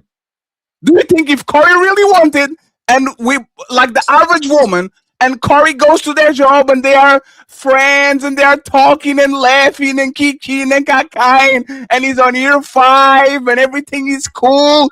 Do you think if Corey really wants to sell them a dream and steal this average man woman, do you think he could do it? I'm asking the 3 women on the panel. Truth. And by the way, BR, your name is Truth, okay? You have to tell the truth, okay? This is your name. It's not my fault. It's your fault. You put that on your name, so you have to tell the truth. Truth, B, and Rose, do you think this man can steal the average woman from the average man if they're married? Yes or no? Let's start with BR, B, and then Rose. Man can steal the average woman from if they're married. Yes or no? Somebody else. I think he's B. Yeah, I think he's B. B, you have a feedback on the back. BR, can you start with you? Yes, no, and why? No. So you think the average woman is not going? No, I don't think so. Not the average wife. No. So the average woman is dating the average man. The average man is 5 foot. He's 5'9". He makes $50,000. He is not in shape. He doesn't have game. He doesn't have charisma. He's not a comedian. He's not none of that. Corey pulls up. Corey says, you know what? I'm a new day in the job. I'm going around licking my lips and showing my tattoos. I'm going around trying to make damage. Do you think, BR, be honest, that this woman is not going to say, you know what, Corey is way better than my husband. Let me go ahead and let me upgrade this shit. You think no? No? Okay. Totally fine. What about you, B? Damn, B is just on her world. B. I think B, like she lost the earring and she's hearing by YouTube. You are muted, B. B, like she lost the earring and she's hearing by YouTube. You got a background in the back. Your background. Yeah, we can hear you. Can. But you got it on the background. Yes, you can. In the back, your background. You have YouTube. What about now? No, we can No, hear no, you. no. It's feedback. Just refresh it. Refresh it. Just refresh it. Refresh it. Just refresh it. Refresh the page that you are on. Just refresh it. It's feedback. Just refresh it. Refresh. Just That's refresh. refreshing. Start all over. Refresh the page that you are on. Do it again. I'm Repeat the going to cycle. kick. I'm going to kick her so she can come back. She can come back. Rose, our most average woman leaving their average man to be with Corey. What? If it's a wife, I don't think so. But if you put them in the room with women that are just like dating girlfriend status, other women, absolutely. Okay, so let me get Corey over here. Corey, if I put you on a work environment with average men, an average woman, do you think if you really wanted to, knowing yourself, do you think you can pull most of these women's men? Do you most of these woman men? Do you think you could actually pull them and say, "I love you, I love you, I love you"? And they were like, "Oh, maybe I should be with Corey instead of being with my husband." The ones who ain't being treated right might be in jeopardy. But Oh the others who are my. being treated right, it's a totally different story. Nah, fact. If she's being treated right at home, she's not gonna leave that man for anybody. I'm telling you. Fact. If she's being treated right, she's not. I don't care who it is. She's going to be faithful to that man. That's how women operate. And this is why I'm having difficulty in having this conversation, right? Man, no, you're not a man. So thank you. So the thing is, for example, we know men like variety. When I'm changing woman or cheating on you, it's not because you are not a good woman or you're not the baddest. Jay-Z cheated on Beyonce with the Becky. That was kind of like most men don't even look at her as attractive. It's not that Beyonce is not that girl. It's because men like variety. When women are presented with the better deal, which is a taller man, a man with more status, a man with more money, a man with more clout, most women are going to at least consider that. So all of a sudden, you are telling me that women are not leaving men because they that are treating him well, when there's an epidemic of women that says, "Oh, he was perfect, he was a good guy, he was respectful, we just outgrew each other, we just don't see eye to eye." Like, there's an epidemic of women living relationships just because they are bored. Actually, I say this on my show: the most dangerous woman in the planet is a bored woman. Is the woman that actually has a good husband and a good house and a good career, and she stays at work too many hours, and now she's having a work husband because her life needs excitement. Where are we finding these women that are not getting a top of the line man while they're married with the average man and are saying, "No, thank you, I will sit right here instead of going with the winner"? Where are these women? I think you're referring to the minority. That woman ain't going nowhere. That's why motherfucker been married 28 years, 30 years. It's a reason for that shit. So if that's the case, I have a last question. If that's the case, why do you guys say to get my paper up, to go get on the best shape of my life, to go and get that house of her dreams, to go get the trips that she wants? If these women are not leaving the average man for this rich, established, big man, why do I have to become that man to keep my woman? That's the thing that you do to keep your woman, because I still want to get, as a man, I still got to give my wife something to look at. Even though she's going to see other men that's attracted to me, other men taller than me, I'm still appealing to her eyes. You see what I'm saying? Because my belly ain't sitting in my motherfucking lap, and I ain't got titties big as her. So that No, Rick. That do matter. That definitely matters. No, Eric. Why does it matter if my wife becomes a little bit? Women, I don't know. They like that somebody. No, Rick. There's not Rick. Slim back that they like. They like. But that's what I'm talking about.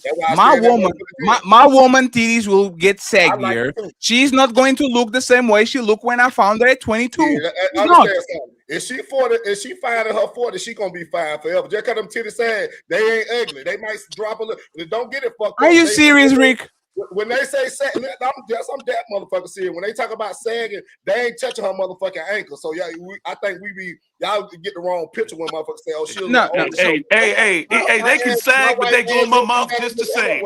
When I first got my wife, is how she got still that ass, still sit up plump fat. So when we say change, yes, it changed, but it don't change for the worse. Her shit ain't changed for the worse. You are telling me that woman like Vivica Fox looks better now than they look when they're 20s? Man, I'm telling you, every woman that you don't see these black women walk around here. Are you serious? Hey, Rick, this is this. I'm in Atlanta. Where you live at? Are you serious? This Where is you crazy. live at? There's women out here, goddamn, in their 40s. In Portugal, Lisbon. 26. No cap. I'm out there. I run a box truck business. I'm outside every day driving up and down the street. I see women all day long. No, Rick, do you, Rick? No. No. Like they motherfucking 30. And you acting like these men out here looking like bowling balls with legs. What you talking about? But that's the point, right? Men on that shit too, though. I don't see little fat. But it's a lot of men on that shit too. We looking good too. Take care of shit. Got our teeth in our mouth and shit. We looking good too. So I mean, it's a win for the men are not woman and woman are not man. Once damn again, right. That's how I put you. Right, facts. Yes. So if you're talking about it, then can we be honest about it, right? My woman looks are not going to get better as she age. They're not, unless she goes and do plastic surgery. Unless she goes and do. Hey, Rose, you did a crazy face. Hey, Rose, do you think you're going to look better at 45 than at 25? Yes, I could. Yes. No. Have you seen? No. Every day. Hey, no. I'm saying without surgery, okay, without the lip fillers and the like without everything. You really, Rose, do you really think that you're going to be looking better at 45 than you looked at 25? It's very much so possible. Absolutely. Yeah, take care of yourself. You still take care of yourself and eat right. Absolutely. It's possible. Yeah. It's definitely possible. Yo, killing me with this. I love this panel. I love the energy, but y'all tripping. Y'all tripping. You got some niggas. You got men that 50 look like they motherfucking 20. Man, come on, there's something about that. Hey, I don't know what the fuck it is. Asking if a woman is going to be better looking at 45 than at 25 is like asking a man if he thinks he's going to have more money at 50 than at 20. Most men are going to have more. You look good, man. It don't matter. If you look good at 18, 19, 20, you're going to look good in your 30s. The women don't gradually get ugly as they age. What we talking about? Hey, you know what's funny? Y'all are just proving the point. Remember when Ali said in the beginning of the show that if you lie to a woman, they actually going to agree more with you. Hey, I respect y'all fellas, but the family. What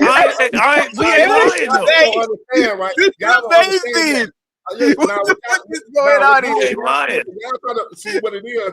Y'all trying to put all of us in the same box. All of us don't see like the same. Just because I'm a man, you got a dick like me. That don't mean I think like you. And I don't say nothing just be saying. I say what I mean. I mean what I say. And I ain't finna care. I got on my TikTok, people that follow me, I got 300,000. They know I keep it gangster. I'm gonna keep it 100%. I'm not gonna say, because like I said, I'm not willing to sell my soul to get no motherfucking money. If I say something, I really believe it. It ain't no simping, it ain't no pandering, it ain't no, this what it is. You can agree or you can disagree. I really don't give a damn, but I'm gonna stand on what I stand on. That's fair. Let me I'm not a no, I'm not. What about you, Rose? Are you married? No, are you? No, thank you very much. We're the same thing. Have you ever been married? No, I never been married. I see why. Have you ever been married? I have not. No. Oh.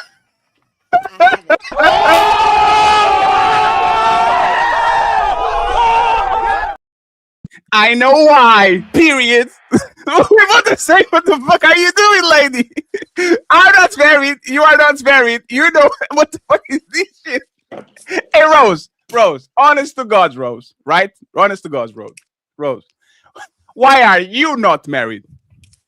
Because I wasn't ready to be married at the time that I was. Are you married? Are you ready now? I feel like I am ready. How old are you? 35. Why did it took you 35 years to be ready to get married? Because when I was asked, I was, and I had some life-changing events, and I didn't feel like I had anything to offer a man at that time from a wife's perspective. Now that those life-changing events, I've had time to deal with those and put those on the back end. I feel like I'm mentally, emotionally, and physically prepared to fulfill a wife's duties. So how many times did the man propose to you and you rejected that? Just once. I've only been in 2 relationships before. So one was in about 19 to about 22, and the one in my real adult years, I was asked to be a wife, and I wasn't ready. So you've been single for 10 years, probably. From the time that you were 18 to the time now, you were single for more than 10 years. No, that's not what I said. I was. How many? No, you said I had 2 relationships. One from 19 to 22. That's 3 years. and I had another one on my grown, like adult phase, right? So you've been single for most of your adulthood, right? For about 5, I want to say 5 years. 4 or So 5 you're years. so you're not on the streets with me, right? You're saving yourself. We can say that. No. We can say that. I was in the streets. I still am. I'm asking you, Rose, if I was to walk around on your streets, right? Would I see you on the other side of the road walking through? Were you on the streets just like me, or you were saving yourself for your next husband? What's your definition of on the streets? Hey, I can't believe, Rose, that you are making me do this, Rose. I can't believe, Rose. Thing, actually. Rose, I'm wondering the same thing. I can't believe that y'all are making me do what I'm about to do. Let's go. Because we did the video for y'all. We literally did the video for y'all, for the people that do this shit left and right. They know what the streets is. Define streets. Goalpost, man. Words mean things. If you said it, own That it. is not your twist. Bro, define talking. That's why the policy works. Define chair. What I'm saying is the cost of inaction outweighs the risk of reform. The data is clear and the precedent supports it. Okay, well, define water. So now all of a sudden, y'all, where do you live, Rose? Atlanta? You said Atlanta? Texas? Or whatever. You live in a state with a lot of people. All of a sudden, a Portuguese fat fuck from Lisbon has to define to an American person what for the streets is if you've been on the streets when you're single. I have to define that shit.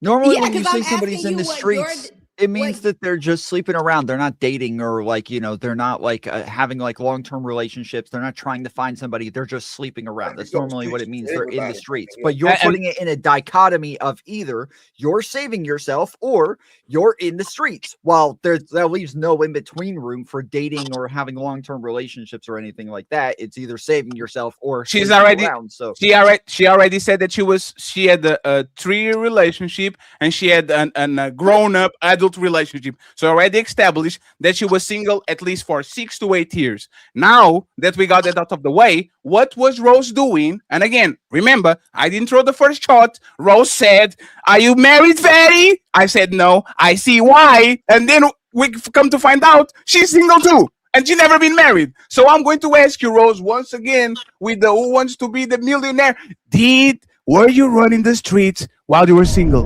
No, I was not running the streets. Absolutely not. For a long time, I was not actively dating. Those life-changing events had me literally by myself, single, not talking to a soul. So no, I was not. Hey, by the way, last question, Rose, before we go, and shout out to Mr. Fantastic for being in the building. I'm not going to over pursue Rose because I like you, right? What do you have now that you didn't have when you were 28 years old to get a husband? You said, now I'm ready. I'm ready to go. I'm ready. Why do you have, like at 35, what do you have now that you didn't have to marry the man of your dreams at 28? Well, I didn't say he was the man of my dreams at 20. No. One second. No, Rose, it's not that. It's not that. Is you meet somebody, you said you put it on yourself. I wasn't ready. I'm ready now. What do you have now that you didn't have at that point of time?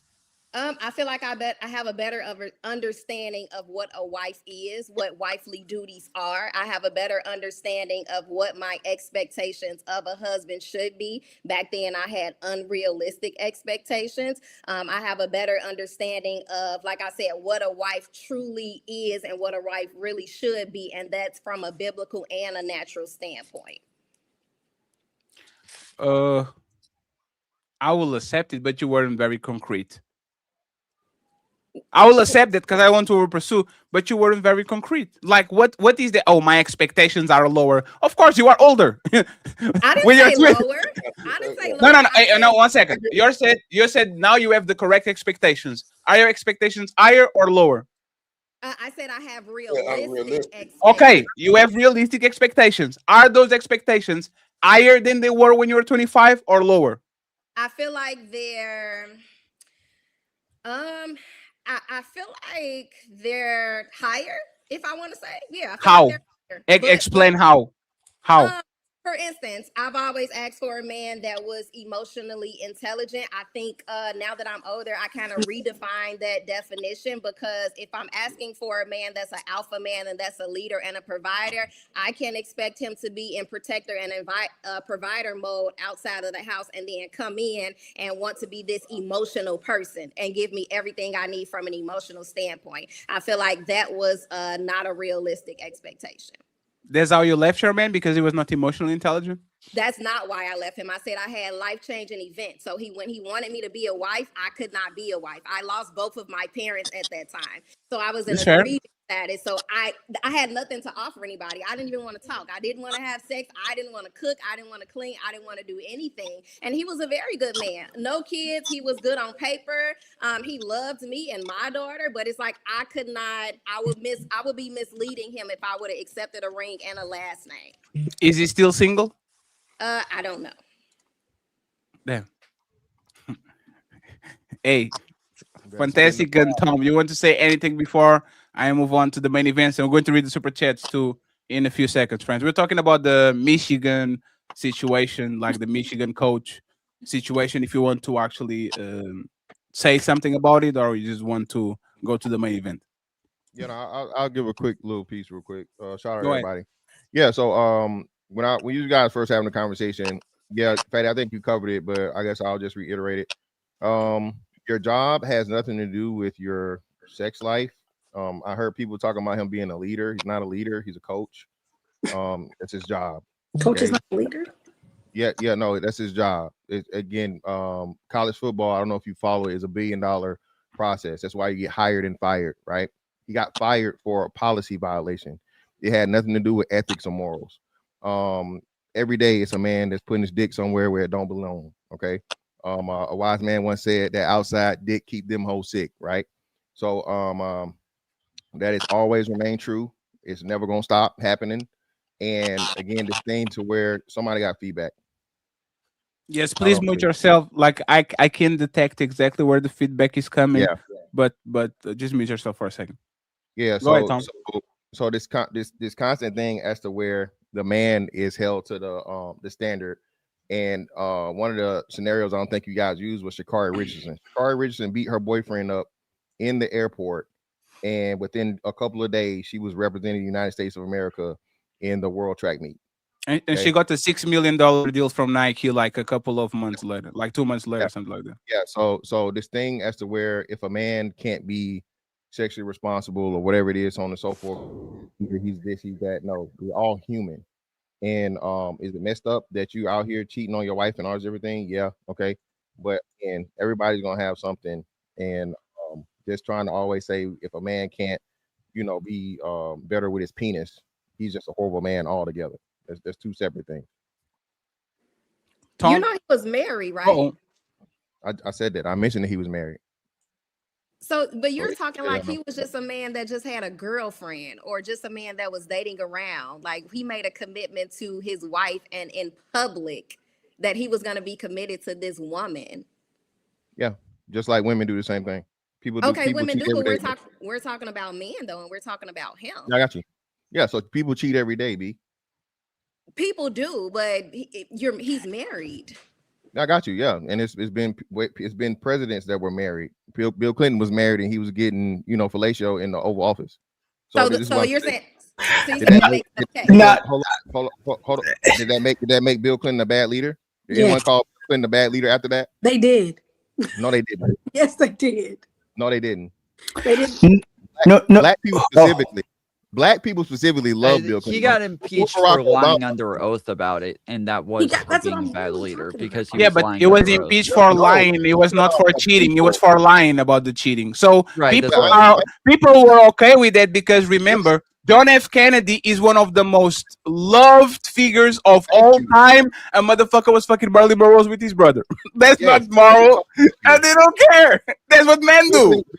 Bill Clinton was still one of the highest polled presidents on his way out the door. 2 terms. Before the Epstein thing, it was actually pretty popular around everybody. Yes. Yeah. Before any of the Epstein shit came out, Bill Clinton was one of the highest rated things, despite him making Monica Lewinsky a household name. So this is just, counter thing to this thing to where y'all want to act like because a man does one thing, it automatically makes him bad in all areas. That's just not true. Yes. And just one thing, Ali. And just one thing, Ali. Hey, Rose, last question for you. If Martin Luther King were cheating on Coretta, was he a bad leader if he was cheating on her? No, and I never said he was a bad leader, but what I'm one second. Rose, you have to listen to me. We know what Martin Luther King did. He died by what he believed, by his convictions. If you found out tomorrow that he cheated on Coretta, would you say Martin Luther King is a bad leader because he cheated on his wife? If I had to choose, I would say yes. Man. You can't even lead your household. So where's that button, Fatty? You can't even be committed to your household. Man, oh man. Hey, can you put that trial button on, please? I got you. Don't worry about it. The what button? The on trial, not that one. The other button. The case. We got a case. Oh, you want the cage? Are you sure? No. Are you sure? No. The one when we're doing the investigation, because I heard a lot.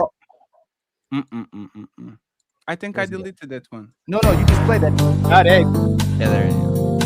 So, Rose, I was listening, Rose.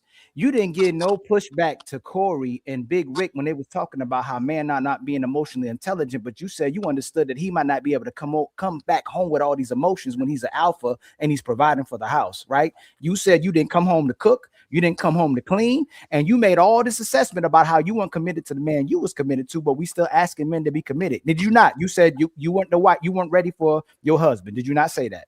I said that, and that's why I told him I couldn't marry him. Yes, but you didn't get put when Big Rick said that. Oh, it's not Big Rick. Corey said that all men want to do is provide and take care of the household and don't think they should come home and be emotionally available. You said that was a bad expectation that you had from your man. And then especially when you said you had nothing to offer to anybody, you said you didn't cook for him. You didn't clean for him. You didn't have sex for him. You said he loved you and your daughter and you didn't do those things. So this is what I want to ask the panel, because this is what we told y'all earlier. Let me ask you. Wait. No, stop, Ali. What daughter? No. What? You weren't listening with both ears. Rose. Before Rose, time out. Flag on the play. Whoa. No, Rose. 1 second. Rose, you had the kid out of wedlock? I do. I have a daughter. Yes. And you are clowning me for not being married and all this, and I see why and all that. That's crazy, Rose. I mean, so you did everything wrong. I have no kids, no suspects, no woman that I refused the proposal. Hey, you try to punk me? That's wild. Hey, I wasn't trying to punk you. Like, me having a kid out of wedlock does not justify what type of woman I am. I'm listening to you talk. I'm listening to your characteristics, the way you're answering things, the way you're talking about women, the way you're talking about men, what they should provide, shouldn't provide, the way that a committed man, you're condoning a committed. No. What did he say? Ali, what is worse, Rose? Words or actions? I mean, a man word is bond. So no. Don't start there now. What is worse? Me talking about man and woman relationships, or women that are claiming, when you get married, having kids out of wedlock, denying proposal, taking 35 years to be now married when the wall is coming. Which one is worse, Rose? What? Taking 35 years? I think I did what was right. I told him I was not ready to be a wife. You have women that'll accept that ring and that last name knowing damn well they cannot fulfill the description of being a wife. And they will mislead a man all day long, and then that's what creates broken homes. Sure. The divorce rate goes up. So I did the right thing. What? No, 1 second, but that's it. Yeah, that was my point. You created, actually, matter of fact, was the guy that proposed to you the father of your kids? No. So there's two now. What happened to the father of your kids? We dated young. We were dated about when we were 18, and we had a kid when I was about 22. And why did you leave him? We just outgrew each other. We dated. No, young. see.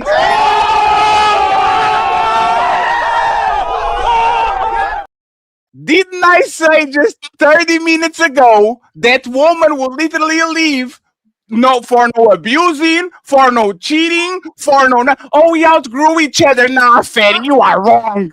Why did hey, Rose? Either be honest. Because there was. You can't say that. There was. You said we outgrew each other, so you were lying. Hold on, there was absolutely domestic abuse. We here we go. Hold on, because the same thing that I wanted when I was 18, 19, and 20, 21 are not the same things that I desire as a mid-30-year-old woman. And that's fine. That's fine. Why did you not honor the man that came to take care of you and your children at that age when you got a man? So this is what happens, right? And let's make this conversation very intentional, because I think you are capable of learning to be a more mature woman.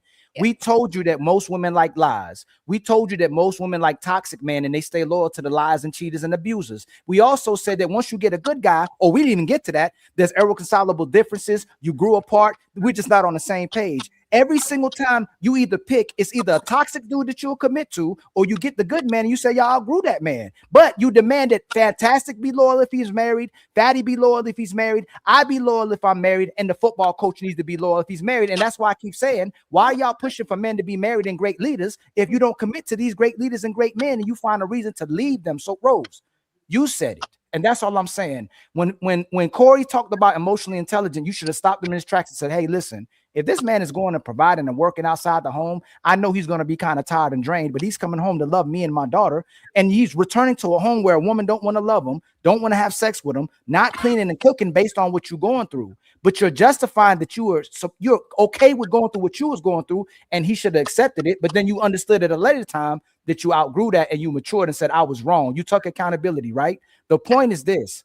If this is what's happening in mass to young women who are hurting, who are neglecting good men, don't you think we're going to have an abundance of men who don't want to get married and just want to smash and dash? Why should a man change his life? All these multitudes of men that got all these women that was like you as well too, now get grown and go, you know what? We still gonna try to wife y'all. We still gonna trust y'all, marry y'all. Wouldn't you understand if most men just want to smash at an older age if the young women was doing wrong by these good men?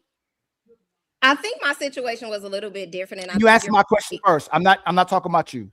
Okay, now I just made it general. What was your question? I'm going in general. Most of these sisters' stories are the same. You didn't do right by the good guy you had, and you stay committed to the. I didn't say that. You did. Listen, so Bior. If y'all want to co-sign, Rick, we talking about the second guy. We not talking. You missed it, Ali. She lost both her parents. Yeah, she lost both of her parents, Ali. Like I was. Hey, hold on. I lost everybody in my family except for my father. Okay. And I still showed up for my family. I still showed up to people that I love. It's not justification. And even if you use it as justification, it's still not right. If someone's coming to perform for you every single day, especially to take care of a woman that he wasn't married to and a kid that wasn't his, we keep making justification for sisters when they going through something. But the man, it don't matter what he going through. It ain't even his kid. But you just said that you're contradicting yourself. No, let me handle this. Absolutely not. I actually think she did that man a favor, Ali. And this is why, like a lot of times, like if she's saying I was not having sex with him, I was not cooking, my parents died, I was depressed, no matter how good this meant from him, she actually did him a favor. I get what you're saying, because technically you should push people to be together. But if you are a good person and the other person is unable to love you and they are actually telling you, hey, man, just go about your business because you're going to ruin that man's life. That's all I'm saying. Gonna tell y'all this, and this is why our community is as a whole. Not just, I ain't even talking about just black people. I know you're gonna agree with them, but people as a whole, we becoming trash because the man always has to be a man, whether he 15, 20, 30, 40 years old. But we always justify why a woman ain't got to show up to the table as a woman. Everything happened to her. We didn't do that. No, but I'm gonna land. I get what you're saying. I don't know if he committed to her and she committed to him, and ain't no favor. If I'm going through something, I still need to take it. If I go through some hardships right now, I still need to take care of my women and children. If a woman's going through hardships, she still needs to fulfill her responsibility to her men and children, especially if the kid ain't even the man. But here's my thing. Hold on. I have a listen. Y'all won't do so, and I'm gonna land here. If I said, ABR, if I said that I was married to a woman who cooked and cleaned, took care of me, committed to me, took care of my children, but I refused to have sex with her, I refused to pay the bills, I was a bum, I beat her and cheated on her, y'all wouldn't say, oh, Ali was going through mental health. There's two different people. There's two different people. No, 1 second. Did anybody else talk? No, yes, you can talk. I'm just clarifying because you're replying. It seems like Ali missed it. There are two different people. He did miss it. He missed the whole point. No, the guy that actually put the hands on her was the baby daddy, the one on 18 to 22 years old. The other man that actually came afterwards was the one that proposed, and she rejected the proposal. I think the worst thing she could do was accept that shit, because now that man is done. Like, if she's not fucking him, not cooking, and remember, she's doing that before they get married. Meaning, she's not doing the things that actually she needs to do to be promoted to. That man, she actually kind of saved that man because she would marry him. That would be a crazy situation. That's all I'm saying. And I'll leave you reply. BR, you can go next. I'm saying it's and again, y'all not gonna be. Oh man, hey brother, good thing you left that woman. Good thing you. Yes, I would. would. No, y'all should y'all would have hold that man to a stand, just like y'all held the football coach. You said he needed to be a great. He's married. We're talking. Listen. Okay. We've been going back and forth for a long time, about almost 2 hours, about the same thing. At the end of the day, you have a married woman and a married man, and you have a woman that is dating and a man that is dating. Holding a person that is dating to a standard of a marriage is wrong. And if we both wanted to be married already and be committed, we would. If I made no vow to you and you've made no vow to me, right, and I wake up one morning and I say, I'm not in the mood. I don't like this. I don't want to be a part of this. I got things going on. My mother has Alzheimer's. My dad is in prison. My kids are going to jail. I got too much going on for me to try to be your wife. I do not want your ring. Respectfully, you are a great man, and I think you deserve a woman that can be there for you and give you the type of loving you need. And I will be cheating you, and I will be cheating myself if I allowed myself to get into a marriage with someone when I know I'm not ready and I know that he deserves better. That is respectful. It's respectable. And it's exactly what every woman and man should do. Just like some men should say, hey, baby, I don't have a job. I can't provide. I'm not ready yet. As much as I love you, as amazing as you are, you're not, I'm not ready for you.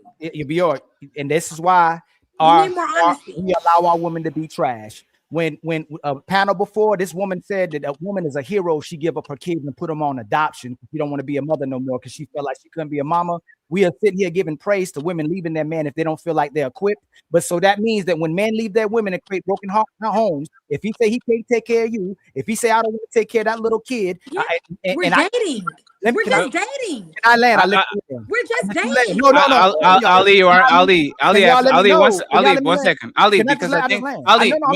No, Ali. Think about Ali. No, I'm not missing nothing. Yeah, you are. No, Ali, you are missing it, right? Because she didn't create a broken home because she. Do you have kids with this man? Together. They're dating. I'm not even saying I already went away from her. I already left her. But that conversation is getting.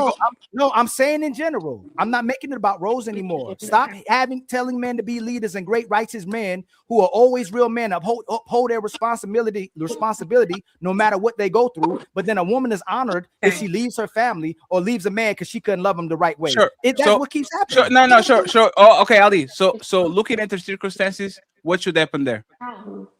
Where's my towel? When she lost her parents. This is what she explained that happened, right? Yes. She was with the dude. She had a kid with the dude before. The dude was respectful, all those things, but she lost her parents. She wasn't giving him sex. She was cooking. She was depressed and all these things. So she didn't proceeded with marry these dudes, right? What should, if you were the end all be all, what should happen on that situation? Rose, did you go get therapy? I did not. No. Right. Did you go get help or did you go confide in anybody? I did, absolutely. Who did you confide in? My pastor. Exactly. She had a man that loved her and her children. Instead of confiding in him, she went to her. And now you can say what. And again, we're not gonna keep going. I'm gonna land right there. I love Rose. I got love for you. Every time a man has a situation with a woman in his household where she has to fulfill a responsibility, she goes to her pastor, she goes to her friends, she goes to her gay friends, she goes to everybody but the actual man that she can confide in that loves her more than anybody else. And she said he loved her and her children, which means he was there for her, but she went to the pastor. Checkmate on that, man. It's excuses over excuses for why you don't go. No. Hey, one second. No. There's a. It's not. No, he's a reach because once again, Ali. No, Ali, if this man one comes, second. one second. I'm gonna go back to you. Why can she go to the pastor, but she can't go to her husband? That's not her husband. I said, excuse me. I said, hold on. Ali, because I'm asking you. Why can she go to the pastor? Why can she go to the pastor? Listen, I'm landing. Why can and everybody can answer it. Why can she go to the pastor who's not there, but the man who loves her, she can't go to him? But that 1 second, Ali, 1 second. When did 1 second? When did she say that? She said she couldn't take it. No, Ali. You said, did you got some therapy? And she said no. And then they said, did you talk with anybody? The pastor is a figure of reference that a lot of people go to try to fix their marital problems. She went there, it didn't work, they separated, and they go about their ways. If my question is this, Ali, real quick. If this man was doing a live coaching with you, right? He says, hey, Ali, I need coaching. Right, I need you to give me advice. I met this woman. She has 1 kid from a previous relationship. She's not putting out. She's not cooking. She's depressed. She's not doing nothing. I'm thinking of marrying this woman. What you, as a man that actually been on this planet, a righteous man, I know you very well. What would you tell to that man to go? To ask her and to proceed to marriage, or to leave her alone and to find somebody that is fixed? Give her support as a friend because she's going through tough times because she lost her people, but she's not for you at this point. Like, what would you? And Rose, don't be laughing because for 2 hours you were against me and you were making faces and all that shit, and now that I'm agreeing with you, you are smiling and you are doing this. That's for once again proving that when men tell what y'all want to hear, all of a sudden y'all become very happy and all that shit, right? So this is True Brothers talking. I would expect you to keep the same energy when it comes to me. What would you say, Ali? What would you tell that man to do? To proceed with marriage or to leave? I'm gonna make it about me. If I'm going through the same situation, I'm going to confine in the people that said they love me, and I'm going to find the love and energy through their love. I'm going to find the energy to fulfill my responsibilities and stay committed to who I'm committed to through the love that I'm already getting from the person that I'm with. So with her, I would have told her to confine in that man. He loves you and your daughter. He's there for you. And I can go as far as say you really didn't love the guy. He was just there giving you some type of security, and you found a reason to leave him. And I'm not saying that's what happened, but I would confine in that person that loves me, and I would find a strength through them. If she already going to somebody that got the word, and he's the word and got God with him, this man is fulfilling all those things. So if he's there already, speak to him, find the strength with him, and I'm sure there's nothing that man would have done with her to work through it with that. She just found a reason to leave. Did you answer the question? Yes, I did. I asked you. I know. One second. Me, and then I told her. No. I ask you. This man come to you. Should I proceed with marriage, or should I leave her alone? Save it while I can, because there's no involved, there's no kids, there's no mortgage, there's no nothing, and go about my business. What would you tell that man?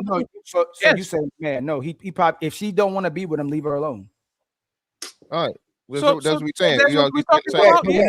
We're not putting it. Now, hey, y'all. Like I said, Ali. 1 second, Ali. No. So Ali, just 1 second. You got it. Interrupted. Ali, you got interrupted. Okay. A biggest mistake from this space is that we try to tell people that shouldn't have kids to be parents, and people that shouldn't be married to go ahead and marry just because. Is one of the biggest mistakes. I think probably half of the population shouldn't have kids, half of the population shouldn't be married, but because you think it's better for society, we're going to tell to this raggedy woman and this raggedy man, yeah, go fix it. She was clearly damaged. So she was so damaged. If Ali, if I came to you and I gave you this, said, hey Ali, I'm looking at this woman, and I gave you everything she told me, Ali, you would save yourself while you can, brother, because this is going to be disastrous. So why all of a sudden try to put two pieces? Let's put it this way. What I realized 2 days ago in having this conversation, men are perpetually going through suffering 24/7, and they always have to find the strength within themselves or some imaginary God that exists to stay committed to their women and children and to society that gives nothing back to them. We always find an excuse every single time. I'm not talking about the man. The right thing that man probably should do is to leave a woman alone that don't want to be with him. But we keep justifying every time a woman don't want to fulfill a commitment or responsibility based on what she's going through. When me and you both understand, when you know when somebody loves you based on when they're mad, based on when you say no, and based on what they truly going through in life, and they come and confine with you. When it gets hard, that's when the love comes out. not when it's easy. So every time we find a reason or justification for why a woman should leave, stop trying. We should not hold men to no standards. They should keep moving the way they're moving. But why She didn't have a commitment or a responsibility, though. Why are you holding a girlfriend to a wife's standard? Because before you marry. That's a horrible argument. Ali, if that man left her, would you say the same thing? If that man left her, if that man said this, no, I got you. I just want to be sure. If he did it, like if he saw exactly what she's saying, and that man said, "I'm giving up this relationship. I'm not fighting for it because it's not worth fighting." What would you say to that man? You know what the key thing? Oh, I understand it's not worth fighting. You know what the key thing she said though that we find out, Fatty? She didn't go back and get him. If she knew she was wrong, why didn't you go back and get that guy that truly loves you? No, you miss Ali. You miss it because she said, "I don't know where he is." Yeah, I asked her, "Do you know where he is? Like, do you know where that man is? Would you go?" I don't know where he is. That was the answer. These sisters on it. Big Rick, how many times you saw your exes look at your story? How many times you know your exes were checking up on you? All of us had our exes check. If you truly love somebody, she'll know exactly where this dude is. And all I'm saying is this: if I did wrong by somebody, I'm gonna go back and fix it. I'm gonna go back, apologize. I'm gonna go back, get back this woman I did wrong by. If I truly was at a bad, I think she paid them from a lot of bullshit because she wasn't ready for that shit. Y'all finding ways to deflect from what actually happened. I'm not disagreeing. He dodged the bullet. No, he dodged the bullet, right? Exactly. But if God, and this is how we misuse God. If God helped him dodge a bullet, why couldn't God help in the past to help her get back with her husband? Get back with that man that loved her. That wasn't what God wanted, Ali. Exactly. That's the problem. And that's what God did. God said, "This man is a great man. I'm going to save him from himself." That's what God did. But God should have put love back in Rose. That pastor should have said, "We're gonna go back to your husband. We're gonna have some counseling. We're gonna keep these two loving people together." Exactly. Now, because God said, right? No, because because Rose now is better than she was when she was 22 and had no kids and no trauma. She's better now. Allegedly. But listen, let me be your love. You got to stop with the bullshit about respectfully, by the way. A girlfriend is not a wife. Okay. It's not. What's the difference? The difference of me dating you versus marrying you? Are you asking me that? No, I didn't say dating. I said girlfriend. A girlfriend. So we're monogamous and we're in a relationship, and I'm your girlfriend. That means we are on trial at this point to see if this is worth doing forever, correct? You're dating me and trying to court me and have me here in your home. Maybe we're living together. We didn't get the details really, so we don't know if they live together. We don't know Fast how forward a little bit. We got you. Fast forward. We're in a committed monogamous relationship. Okay. What's the difference between that girlfriend, boyfriend, and a marriage? What's the difference? The commitment. That's the difference. No. You just said we're monogamous. The commitment. Oh, no, love. I didn't long-term commitment. She's saying. No. It is a long-term commitment. A relationship is a relationship as long as the two parties agree to be in it, right? So the only thing that changes once you get married is a piece of paper and a ceremony. That's if you believe it. I don't believe that. I believe it's spiritual. I believe it's different. So that's my belief. Yeah. Okay, so hold on. So you have absolutely. So what you mean to tell me is, as long as you're dating this person, or boyfriend, girlfriend, committed monogamous relationship, there's no spirituality involved at all. There's we may pray together. We're trying to walk this down. Okay. So you said it's a trial period. So I imagine if it's a trial period, you'd all be doing the same thing, right? That you're going to be doing once you're married. So if you're already practicing, you're already doing the things that you're going to do once you're married, before you get married, I'm going to ask you again. Right. What is the difference between a committed relationship and a marriage? The commitment before God, before people, and to each other. I just told you. Okay, well, you even asked her. You asked her initially what the difference was. She said that it was a trial period, right? The trial period is the difference. Is that she's saying that they're going through a trial period to see if they want to give a long-term commitment. But before that, they're not in a long-term commitment. They're in a day-to-day commitment. Are in a long-term commitment because I'm not. I don't know who the fuck is. I'm in a until we get married. So hold on. So now everybody just meet and get married on day one? Of course not, right? No, that's not what I said. No, that's what you're making it sound like. You're making it sound like they meet their boyfriend and girlfriend. Now they're married. The boyfriend and girlfriend process is a long-term commitment, i.e. Rose. Correct. Rose was in a fucking long-term commitment with a baby daddy. Then she was in a long-term commitment with a second guy. Right. Don't fucking play me like I'm stupid. It's you that don't understand. Who? What I'm saying is this, okay? The only difference between a fucking relationship and a marriage is a piece of fucking paper. No, it's You're not. not doing No, it's not. Are you Hold married? on. Are you married? You should be doing the same shit. Are you married? You should be doing this. Are you? Are You you should be. married? Are you? Yeah, This sounds like a person that doesn't have a real answer. Now answer the question. Are you married, BR? Who, me? Are you? Yes. No, I've been married.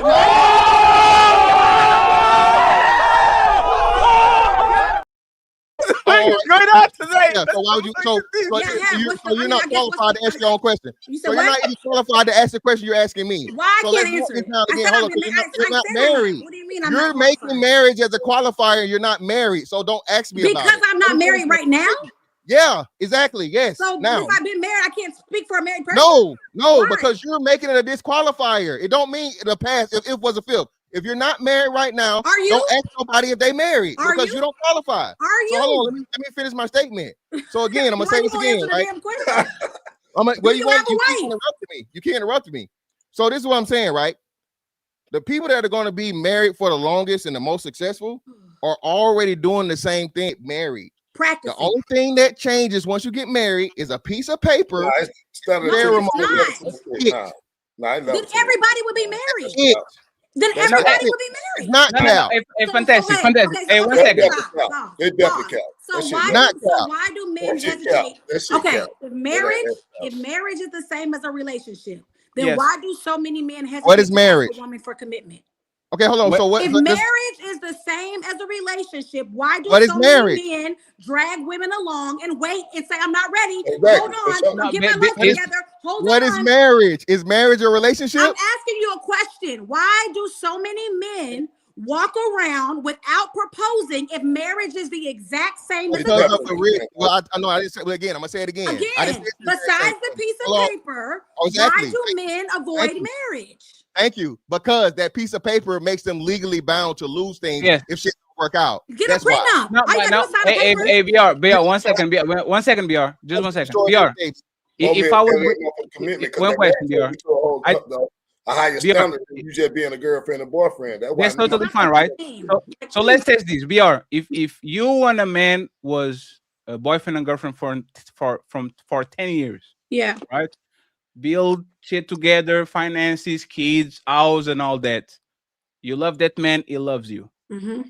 You marry him at year 11. Are you going to love? Are you going to love him more, or is just a ceremony because you always love that man? You always did things for him. You're going to love him more? No. So it's the same thing. No, it's not. You didn't say just hey, BR, I got you. 1 second, 1 second, please. 1 second. Just hold your horses. 1 second. BR, I got you. BR, now, BR, I'm trying to pass you the microphone. BR, I'm trying to pass you the microphone. Give me 1 second. It's for you. BR, I will be willing to die for you on year 9 and married, and on year 11 with a ring. He didn't say your feelings don't change. I said the commitment changes. Listen, because y'all be so quick to respond. Just listen for a second. It's not the battle of the men and the women, and that's all this panel being. And it's all that every time I see it, that's all it is. Stop with the man versus woman thing. We both in this shit together, number one. Number two, if a woman is getting to a man and a man is marrying a woman, if men are hesitant to get on their knee, if men are hesitant to go buy the ring, if men are hesitant to do certain things, it's because people know there is a different level of commitment by law, by spirit. Listen, hold on. By spiritually, there's a different commitment. By legally, there's a different commitment. Now, maybe the boyfriend at first was splitting the bills. Maybe at first I had my place, he had his place. And now he's like, oh my God, if I marry you, now this is all falls on me and I gotta leave my family. This is different. Me dating you and courting you gets me the ability to see, hey, can he keep a job for 2-3 years? Does he have benefits? Does he have a 401k? Does he have financial literacy? Does he treat my kids the way he treats his kids? Does he like my parents? Does he support my dreams? Quick interjection. So through you all learn that, a person. Then you decide if you want to commit to a person fully. Yeah, just real quick. So that whole time you guys are committed to each other, correct? Monogamous sexually and committed, yes, as partners, correct. Committed to monogamy. Your words, you keep hinging the same words, and I keep telling you, the only thing that changes your level, does your commitment increase? Okay, from a point once you get married? Or you got the Yes. Wow. Yes. Okay. Hold on, wait. You Hold just on. listen. You just She asked me what explained. was it, It's Timmy, two Michelle? different types of commitments. Quick, She explained it. It's two different types of commitments. Let's She go back to said the one is where you're committed to monogamy. The other one is where you're committed to a long-term relationship. Monogamy versus long-term. Those are totally different things. So hold on, wait. You're not All right, slow. You know what a commitment is. Let's all get on the same page. Let's qualify some things. How long is a long-term relationship? It depends. I'll say 3 years. I'll say 3 years. It could be 10. I'll say 3 years or more. I'll go with 3 years or more. So 3 years is a long-term commitment. So if we say 3 years is a long-term commitment, and I think everybody think that's a reasonable amount of time before you even start considering marriage. Okay, start considering marriage at a long-term. You're already in a long-term relationship. You're already committed. Now tell me the commitment that changes once you get the piece of paper and walking down the damn aisle. If you're you're committed for life. I'm gonna tell you the bigger difference. Because if you got a girlfriend and you her boyfriend, if you walk away, nigga, you don't stand to lose what I stand to lose as a man that done married this woman. I already, bro. He's calling that a piece of paper. I was the first person. You ain't married. Hold on, fam. Hold on. Y'all not gonna do this marriage supremacy shit, bro. That's not gonna work over here. The marriage supremacy. Yo, chill out. Let's have one mic, please. I was the first person to bring up a piece of paper and legality. Hold on, fam. Hold on, bro. I was the first person to bring up a piece of paper and legality. So I don't need you to tell me that shit. I don't need you to tell me nothing different. Hey, one second. Catch up. Hey, 1 second. One mic at a time. Go ahead. Fantastic, and then Rick. So again, I was the first person to bring up the piece of paper and the legality. So I don't need you to repeat to me what I already damn said and covered. Where your wife at? Where your nigga, wife where at? your wife at? Where your wife at? Next Next couple ain't gonna talk. You little nigga to me. I'm not the one. It don't matter. Nigga, you got 6 baby mamas, bitch ass nigga. You got 6 baby mamas. My ass 10 times, nigga. I'm gonna get back up. But I promise you, nigga, when the opportunity present itself again, nigga, I'm gonna shine, nigga. In a real way, nigga. Because people complain about me taking over, I'll take over again, friends. I don't want y'all fighting. Black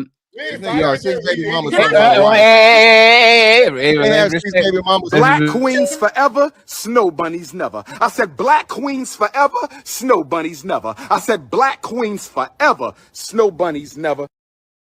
I have 1 second, friends. Hey, friends. Hey, I'll drop you. Hey, can we respect? Hey, y'all. We've been having a healthy dialect. We might be agreeing to disagree. Let's not turn it messy. Come on, y'all. I know, but we moving on, Rick. It's fine. It's fine. Hey, Tom, you're going to take us on, right? It's fine. God damn it, we already solved it. It's fine. I have 2 questions for BR real quick. BR, I leave. You want me to leave? You ain't got to drop me, nigga. I leave.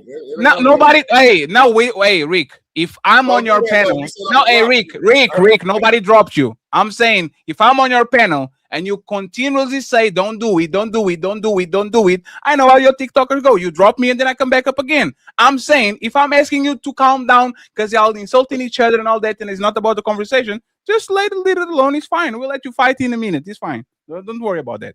So BR, you said that you were divorced once, right? Mm-hmm. Why did you leave that man? It was layers to it. What was the main thing? I would say it was lifestyle. The lifestyle. So you broke your vows. Mm-hmm. And that level of commitment, that is the supreme commitment, the spiritual commitment, the ring commitment, the God commitment, the house commitment, because of lifestyle. What changes from a girlfriend leaving a boyfriend because of lifestyle and a wife leaving her husband because of lifestyle? That level of commitment didn't change nothing. You were living the same way. So again, I'll ask you again, if this level of commitment is so strong that is way above being boyfriend and girlfriend, why did you leave? Because of lifestyle. Please elaborate. Not to interrupt you. Go ahead. So because I'm gonna answer you now. So if I have a husband that puts me or my children in danger, if I have a husband that goes to prison, if I have a husband that does things that violates his leadership position in our home and in our family and in our ordinance and in what God put together supposedly and what we thought was this, there is a level of commitment that we both are supposed to have. And at some point, my wisdom, my discernment, and my ability to think correctly as a woman and as a mother is going to take into account, and it's going to make priority over my emotions and over my vows. I'm going to do what's in the best interest of what my kids need. And if you're putting us in jeopardy, if you're putting us in a safety situation, if you're putting anything to where I'm going to lose my family or my kids, I'm not going to put our love over that. I just want to make sure that I got this right. You got married and had kids to a criminal? You said, do I have kids? No. I didn't say kids. I said no. I'm a question. No, 1 second. You no, said my kids, no. 1 second. You said put it in danger, all that. So we're going to go one by 1 second. So you had kids out of wedlock before you got married, right? Correct. Oh my God! Here we go again. What is that? No, stop. Hey, please stop. So I never did the mother. No, it's fine. It's fine. No, hey, DR. No, how many kids and how many baby daddies? I have two children. One is 20 and one is 10. Same baby daddy? Yes. Okay.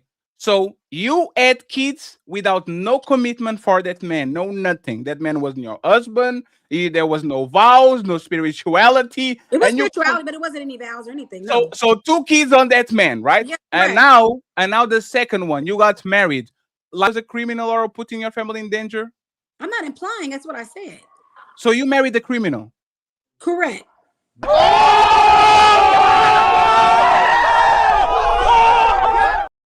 Hey, first it was Rose giving kids to a wife beater. Now it's BR married a criminal. So what? Just 1 second. Just 1 second. When you said lifestyle, that's lifestyle. What? No. What happened to the father of your kids? Nothing happened to him. Why did you leave him? That's not important. You had a 20-year-old with a nigga. It's definitely important. It is what it is. It is what it is. Hey man, you had a 10-year gap of kids with the same nigga. nigga. Dating in high school because I don't like the man at 40 years old. I have to like. No. Why did you had a 10-year gap in kids with the same man? You had a kid with him, then you waited 10 years. Baby daddies? No. Answer no. He's clearly important. No. 1 second. Answer. Hey, 1 second. 1 second, Ali. Answer what he said. What was that? I don't know what the question. No, Ali. I just want to. It's a clarifying question. Ali, I got you. Loyalty aspect though. She says she got him. No, Ali. I know. I just want to clarify question. I got you. You can go next. What is the gap between the first kid and the second? I thought it was 2 years. 10 years. Yeah. And that's not important. You got. Hey man, I'm done, man. I'm going to get something.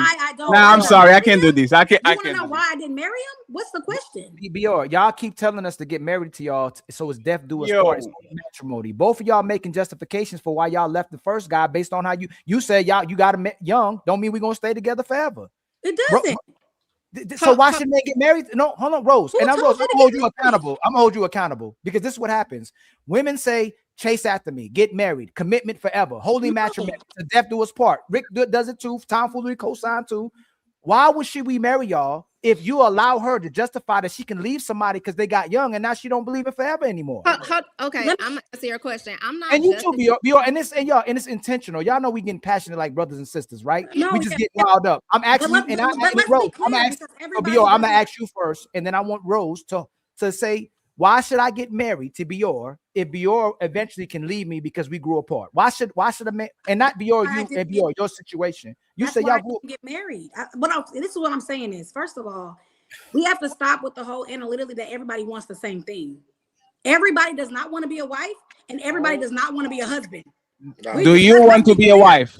Do you want to be a wife? No. Do you want to be a wife? Now. I do now. Hey man. Be a wife at 20. I didn't like, want to be married at 20. No. Why? No. Ali, the question is no. Please, no. The question is why? Why? I didn't come from that. No. 1 second. 1 second, please. 1 second. 1 second. 1 second, please. You didn't want to be a wife at 20.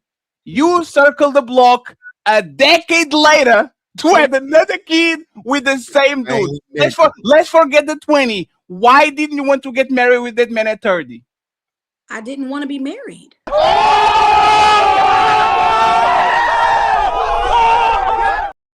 Hey, can I make a real quick But interjection? Why is that a wrong answer? Why is not willing to is be is the wrong is the one Ali, yo, 1 second, Ali. Is the wrong answer because you've been debating fantastic about this shit about is the ultimate commitment and we did the shit and you hey I didn't marry him. No, let me just say this real quick. Just a couple things. No. You made the ultimate commitment with the criminal, which is the God wouldn't approve that shit. Would God approve you? I didn't know. Oh, you didn't know? No. Just real quick. Hey, just real quick. Just a couple things. Just real quick. Back. I gotta do it. And Bior, I you had a didn't know kid. You said you grew apart from this kid. Then 10 years later, you had another kid with him. Is that consensual? No, I didn't say we grew apart. I said, why do I have to tell you the reason? I never told you what happened with him. You said you don't. You said y'all got together. No, Ali, it's not the same person. Ali, do it again. Ali, it's not the same person. It's not the same person. It's two different people. He said it wasn't important. Let me say it's real. Two things. I never told you the reason. You're right. You're right, love. You're right. But important things. First and foremost, you tried to you use marriage as a disqualifier when again you weren't married, right? And then secondly, what you kept saying. I'm sorry. Go ahead. Because you said marriage was the same thing, so that sounds like a person that's never been married. Well, again, you don't know what a married person sounds like, or a person that's been married sounds like. That's what I have. Okay, well, we know you're a poor judgment of marriage because you married a criminal. But you don't have Bad anybody. one. Well, how do you know that? Would you like to bet money on that? You just said it's Would the you same like as to- would you girlfriend. like So to why you bet don't have money? a wife? Would you like to bet money on Why that? don't you have a wife? Because I don't want one. Because you know that you're not capable of keeping one. Okay, so see, this is where people lose when they start trying to. Hold on, I got it, Ali, I got it. I know you saving it. Love, listen. You deal with criminals, okay? You wouldn't qualify for me. I wouldn't even look your way, okay? Just like the criminal thing didn't work out. You start here now. Hold on, let's walk through this, right? Now, what you did was you tried to use marriage as a disqualifier when you're not married. Okay. And when you were married, you were a poor chooser of the person to marry. Then secondly, you kept talking about the man. You only talk, the man don't want to get a ring, the man don't want to do this, the man don't want to do that. And your ass said you don't want to be married. You say you don't want to be married. Every woman doesn't desire the same thing. What's your point?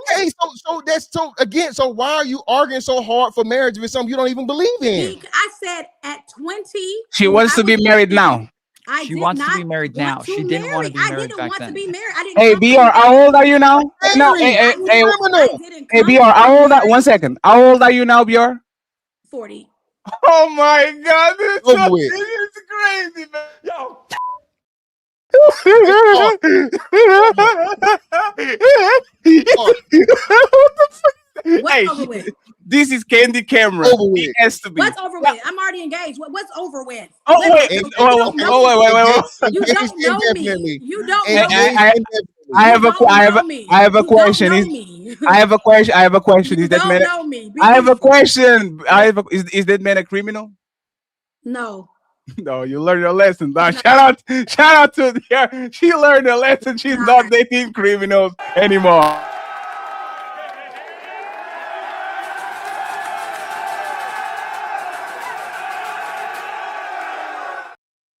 I just want to say this real quick, right? And again, I don't take it personally because everybody has their story. It is what it is. But there's a pattern here.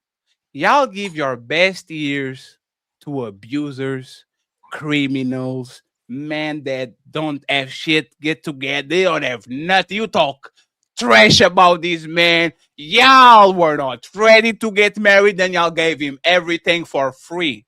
And then he comes a sucker later in your 35s and 40, taking a woman that has kids, has trauma from past relationships, was beat up and all that. Like, this is what we're talking about. Woman playing the long game and the suckers still coming around and save them. It's incredible that you, and we're going to have the conversation, it's incredible that when y'all on the peak of your life, when you have the world on your oyster and all that, you find these incredibly awful men to do whatever the fuck you need to do because for whatever reason the guy you like, and it takes you 10 years to heal trauma for your kids to get grown and all that shit to find the dumbass, a sucker that is going to get the worst version of you because you would look his way when he was 20. No, he would have gotten the worst version 10 years ago. Wait. You are better than you were when you were 30? worst version of me 10 years No. ago. So what were you doing at 30? Toxic trauma, the same things you're talking about. No, were you? Hey, I'm going to ask the same. Hey, Fantastic. I'm going to ask the same question I asked Rose. Was you prison? Nigga, of course. You said what? Hey, you were married to a prison nigga. Of course, you was the worst of the worst. hey, Rose. I have a question for you. You even talking? Rose, I have a question because he's on the. Oh, damn! Don't fight it. Playing with you. Because I don't like the shit on niggas. Like I don't believe. Hey, don't do it. Don't do it, Rose. Hey, shit on me because no. Don't do it, Fantastic. Hey, shit on me because I'm not a. So, Rose, hey, Bjorn, I'm going to ask the same question I asked Rose. Were you on the street? You said that was way worse than 30. Were you on the street? You're smiling. Were you on the streets when were you running the streets when you were on that time? You were what? I was in the relationship. I wasn't in the No, wait. You were on the relationship from 20 to 30? Yes. With the same man? I was in 10 the years. I said the version of me was toxic. No. Wait, one second. How were you toxic if you were in the relationship with that man for 10 years? You can be toxic and be in a relationship. So tell me, what did you do? Drama, just confusion, drama, picking, anything I could think of. I can't even think of all the shit I did. But he was drama too. Did you cheat? Toxic too. Did you cheat though? No, I never cheated. Okay. Nope. Did it like was he a good dude? No, hey, BR, was he a good dude? No, he cheated a lot. No, I asked if he was a good dude. My kid though, so he cheated a lot, and you still let him get you pregnant 10 years later? I did. I did. Him cheating doesn't make him not a good dude. What? No. It's because it makes her a whole. It makes her a whole. I'm asking Fatty. Fatty's Hey, Tom. Remember, like cheating means no. Hey, Tom. Remember when we started the conversation and I asked, "Is this man a bad man because he cheated on his wife?" And they're like, "Yeah, he's not. He's leader. He was a bad leader. leader. Why'd you let a bad leader get you pregnant for the second time? Yes. Why would you just proved my point though. If he cheats, that means that he's not a good dude. That is the point. No. Sorry. Sorry. I say this. Great businessman. He's just horrible in relationships. Yes, I say this is her fault because she knew who the nigga was. She got pregnant by him. She said he was a habitual cheater, and somehow, some way, she let the nigga nut in her. So this is what I wanted to say, right? I already separated both. I said you can be a good husband, a terrible brother. You can be a good engineer, a terrible wife. Like I have these conversations with Ali all the time. If you are a woman and you find the cure for cancer, right? But you cheated on your husband 7 times. You are a great woman. You literally changed the planet. Like the value, what you accomplish as a person outweighs whatever you did to your husband. But when it comes to Tom, you asked me a question. Tom, we're talking about husband and wife, though. We're not talking about their job. We're not talking about like them and whether or not they're in the Big Brother program. We're talking about husband and wife. We're talking about relationship. Or is he a good dude in the relationship? And you're changing the context to try to pivot. But I never. To whether or not he cured cancer. Tom, I never said the dude was a good dude to her. I never said that. I asked you. He was a bad leader. I didn't say he was a bad dude. Then you asked if he was a good dude. She said no, he cheated on me, and you didn't. You refused to accept that as an answer for whether or not he was a good dude in the relationship. I didn't refuse. What I said was, what I said was, knowing the past answers that she gave on the beginning of the show is incongruent with what she's saying right now. I said he wasn't a good leader. The coach wasn't a good leader. I said what we're saying is you picked a bad leader to have children with twice. That's why he wasn't my damn husband.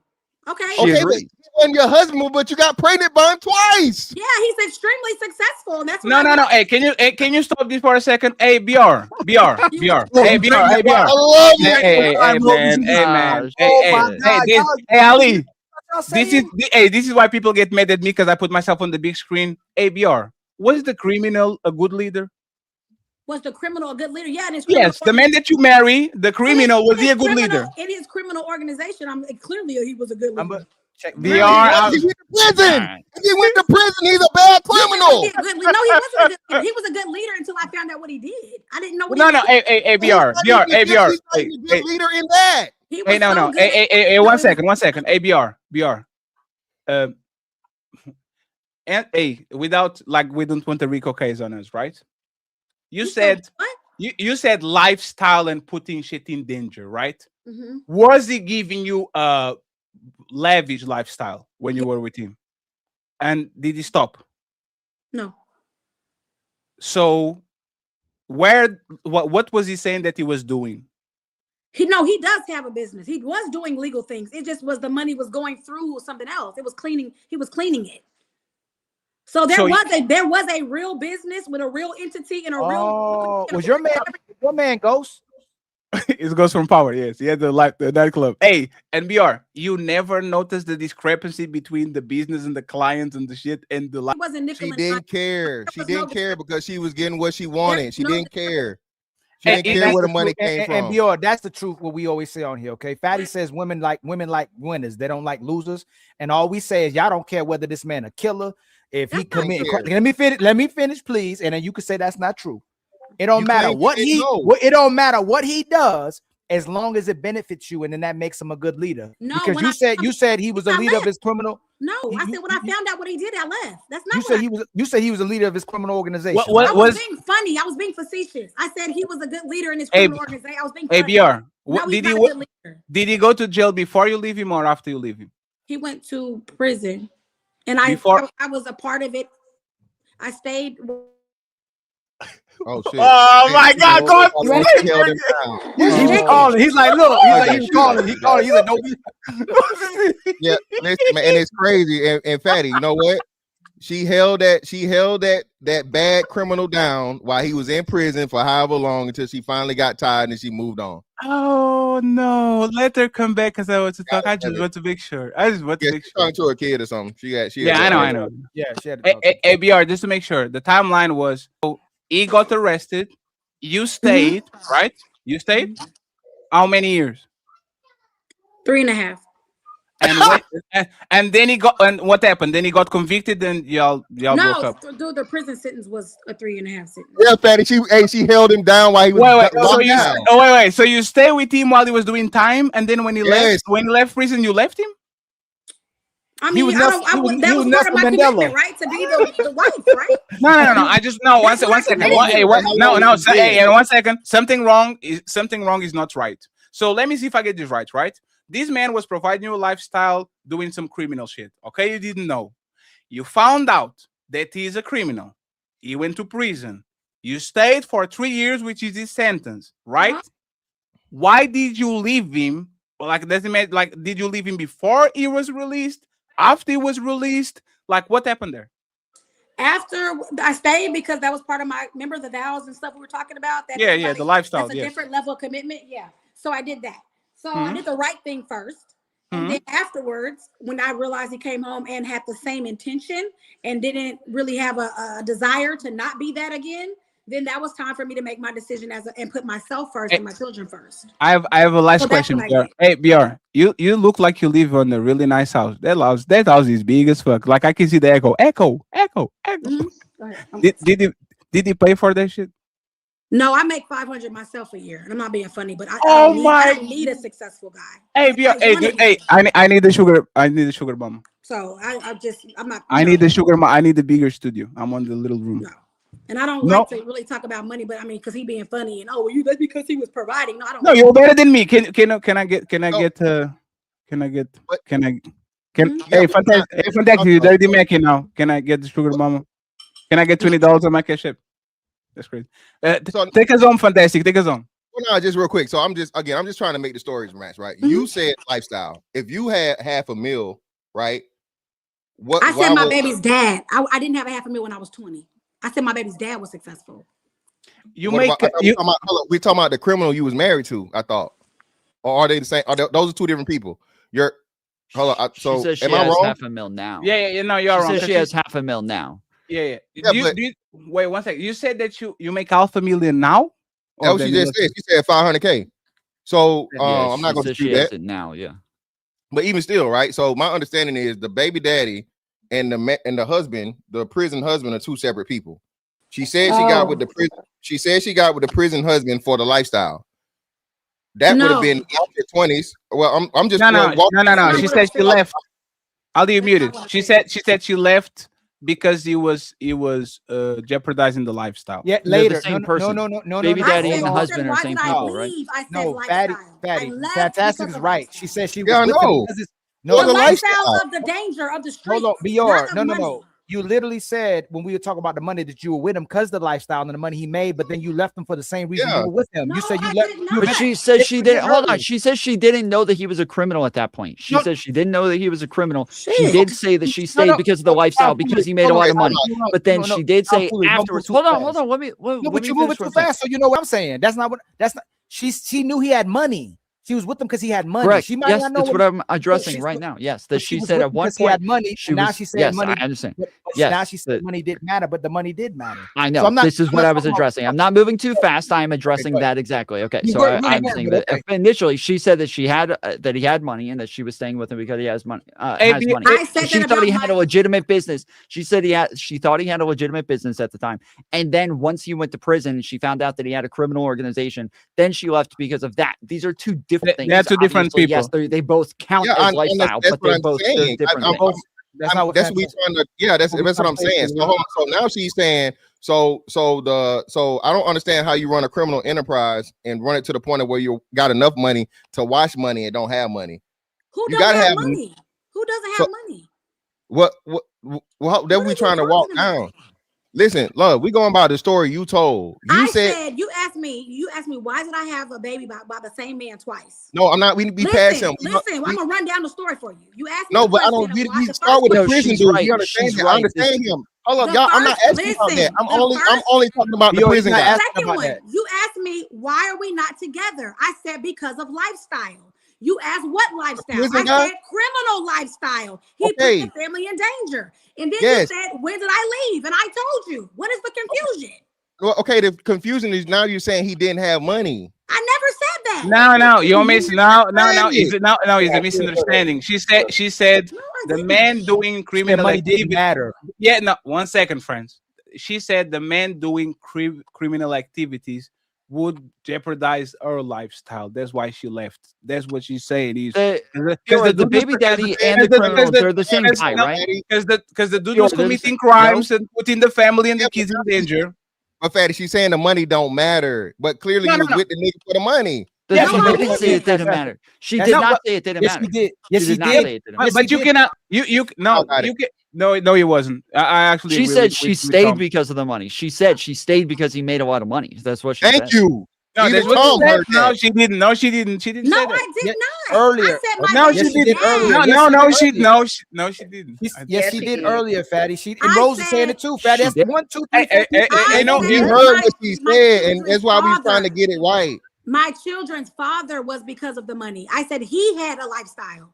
That's why you said, Okay. why did you give a man 2 babies without a ring? Why did you do that? I said because of his lifestyle. Yeah, and I she was did. 20 and 30, and he was rich. That I said that. Okay, so BR, The second guy, that's not what I said. I said the first guy. That's why I had 2 kids with him. You asked me, I told you yes, the truth. it seems like you like men with money and you are entitled to it, right? But the question is, how much money? You said 500,000. Ooh, how much money does your future husband have to make? He doesn't make more than me, and he doesn't have to. Wait, you're talking about the guy that is engaged with you right now? Mm-hmm. What does he has that is different from the man that you had before? His morals, his character, his career path, his wisdom. He's an older man? Yes.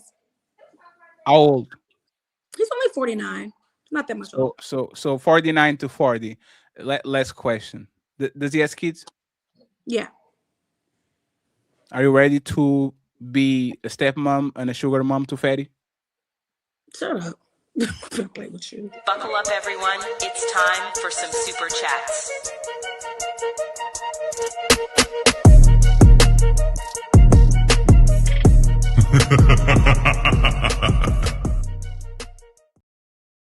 Y'all fucked up, man. I was trying to get 5,000 and y'all tried to ruin my shit. That's crazy. Yeah, yes, hey, please. Much love to the sister. Smell the roses with the $10 super sticker. Fatty, did you put a new $10 on there? I thought I saw the absolutely $10? Cute. Coal for you, champ. Maybe next year. Thank you very much. Damn, Ali, you muted. Your audio's out, Ali. Oh, and shout out to my brother Twisted Pup with the 5 gifted memberships, man. The Untouchable Empire, baby. And then my sister Wanda, man, please spam her emojis with the $5 super chat. I understand the morality thing, but let's separate the job from personal life. We are responsible for raising our kids with moral, not staff. And then my brother, I think Matreon Robert 771. Hey, much love to you, my brother, with the $10 super chat. Emi Oduka had consensual sex, yet he was the only one fired, and we still don't know her name. Emi Oduka, you fucked up that shit so bad. I sure did. Wanda again with the $5 super chat. Adultery is considered in the Bible that both of them committed adultery. She also, because she knew he was married, man, not one greater, both adultery. And then my brother Mont with the $2 super chat. Y'all can't play Russell. Sierra has been a good wife. My brother Mont again with the $5 super chat. Love ain't enough for me. I need compliance and cat. No deal. Damn. And then my sister Misty gifted us with another membership. Much love to you, my sister, with the membership.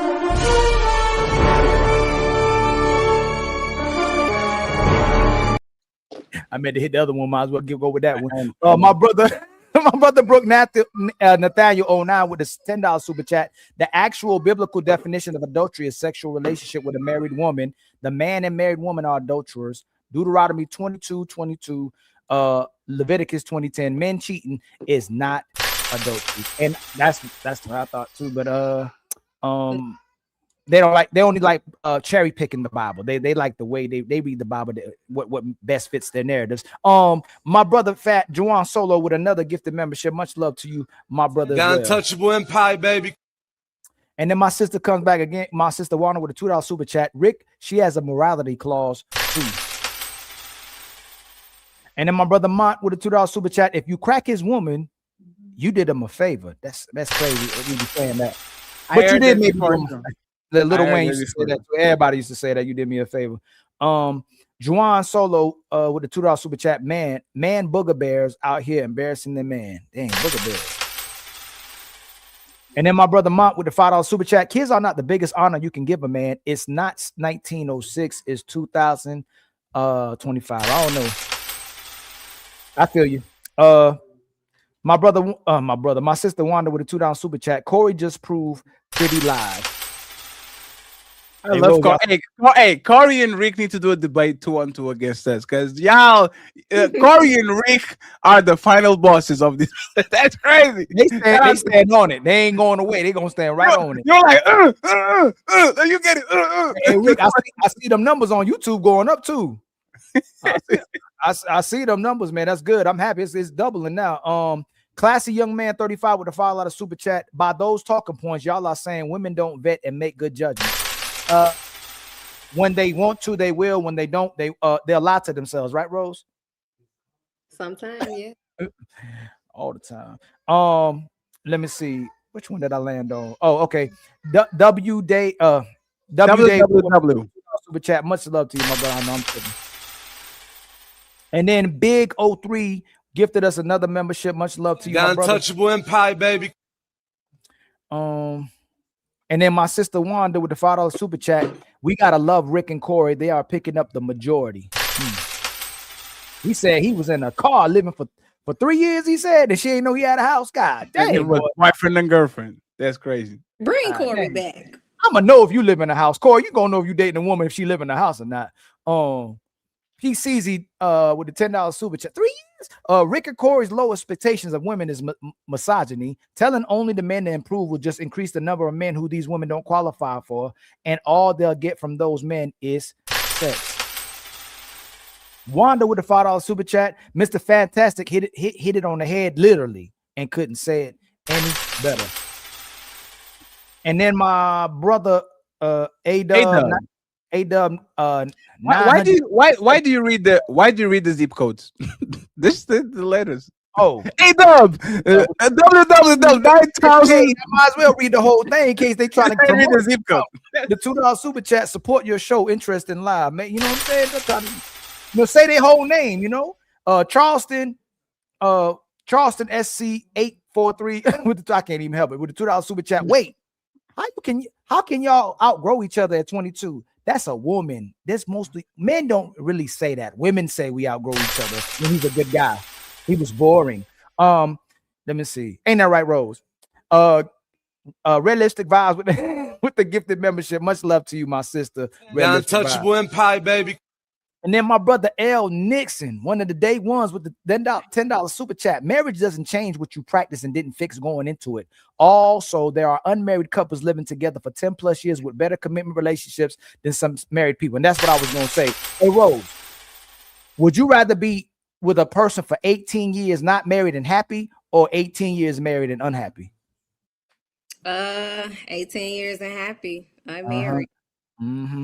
Tell G with the $5 super chat. If you are talking spiritual, whoever you laid with is married to you. That's true. Reed Richards is correct in this system. That paperwork is only the difference. Yep, that's true. And then my brother Player One. Much love to you, my brother Player One, one of the best in the business. I'm just here so I won't get fired. Untouchable salute. Happy holidays, everyone. Shout out to the Blue Man Group. Much love to you, my brother. The Untouchable Empire, baby. And then my sister Red Lipstick Vibes with the $2 super chat. Sound like he was a criminal. Yeah. They say they don't love the criminals. Red Lipstick Vibes with the $2 super boy. Criminals, boy, with the $2 super chat. So Pearl was right. Play Bad Boys. No, Ever seen Cops? Bad boys, what you gon'? When nothing come for you. One.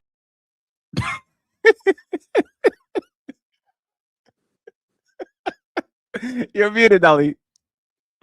And then my sister Red Lipstick Vibes with the $10 super chat. Today's woman would choose motherhood over being a wife first. Ooh wee. And then want the marriage right after, right, Rose? I'm ready. Miss Karen, just to leave the person, Rose. That's the crazy part. Miss Karen. Oh, all y'all justify why y'all couldn't stay committed to somebody and leave them. So you know what happened. Miss Karen Morris with the $10 super chat. This is crazy and entertaining. Can't make this. Hey, this show is one of the funnest show that I've been doing on the last. Oh yeah, it's incredible, man. Are you married, Fatty? Rose, I actually appreciate it. I don't have no problem with what you say. It's like y'all walk into your own traps. It's like, are you married? No. What about you? No. Okay, so let's shake on it. Go ahead. I'm sorry. And then Wanda hit us with a $10 cash app as well. Much love to you, my sister. Wanda. $10? Cute. Coal for you, champ. Maybe next year. Let me see. And then another $10 bill. And then Carl Anderson. Go ahead. Oh no, go ahead. I didn't see that one yet. You said before. PayPal. And then my brother Carl Anderson with the payball. With the PayPal. Hit us with a $20. $20 for a burger at the North Pole? Who the hell does this guy think he is? What did you say? Nothing. And then my brother T.O. hit us with a $20 cash app as well too. My brother, you got a cash $20? And on my side, he's saying $30. So $50 for Carl Anderson and $50 for T.O. Hey fellas, y'all been saving hamburger funds and Uhur Tali funds all the time. Yeah, I'll make sure, friends, if we made it out of here, y'all going to be well compensated. So I appreciate y'all. Thank you very much for always showing us love. And Miss Donna, Miss Sunshine, you're my sunshine. She's in $10, and we are almost there to the goal. I'm lying. The goal today is to join $200. I think we are closer to 100. So I appreciate y'all, friends. Thank you very much. $10? Cute. Coal for you, champ. Maybe next year. Friends, once again, stay tuned. Tomorrow, 5 p.m., we have a smoke show. Once again, I came back to the main channel and people starting talking shit again. 5 p.m. Pull up, talking on the comments. Don't let me be alone 2 hours talking to myself. Okay, you're talking shit. Pull up on Saturday. On Sunday, we're going to have Ali. He's going to do a ladies first show. So see if you pull up and you support the brother. He's on fire, and we have a banger of a show on Sunday, but I'm not going to tell you what's going on. Go ahead. And OGJ Speed with the 20. Super chat. Next year, I'm kicking and taking names. Where's the black women at? And y'all, please don't forget to spam the like button. And all the people that's watching currently, all the 400 people watching, please share to your channel. Hit that button right at the button and press share so you can share it out to the other people as well too. And don't forget to support your favorite content creators. Make sure you hitting everybody who on the panel. If they got their Cash App up or sharing their Cash App, make sure you hit them as well too. Make sure you supporting our brother Big Rick. Rose need to start up one. Make sure you supporting Fantastic. Make sure you hitting his super chat. Fantastic. You simulcasting? Nah, he's slacking. And Tom Foolery, y'all slacking.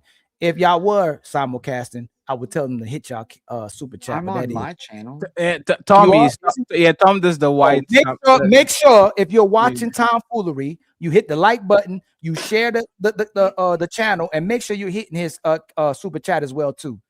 Okay, yes, the white man. Gotta get the white man paid too. Yes, this man is another level. So, friends, appreciate y'all once again. Thank you very much. Let's go to the main event. Once again, very fun show. Like the video. Let's go.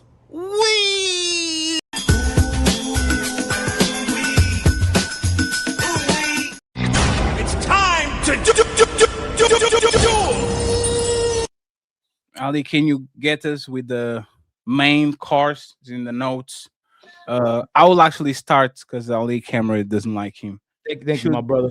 Should broke man date at all? And we're going to start with Miss Rose. Should broke man date at all, Rose? What do you say? Absolutely not. Oh my God. Can I ask you a question? Why?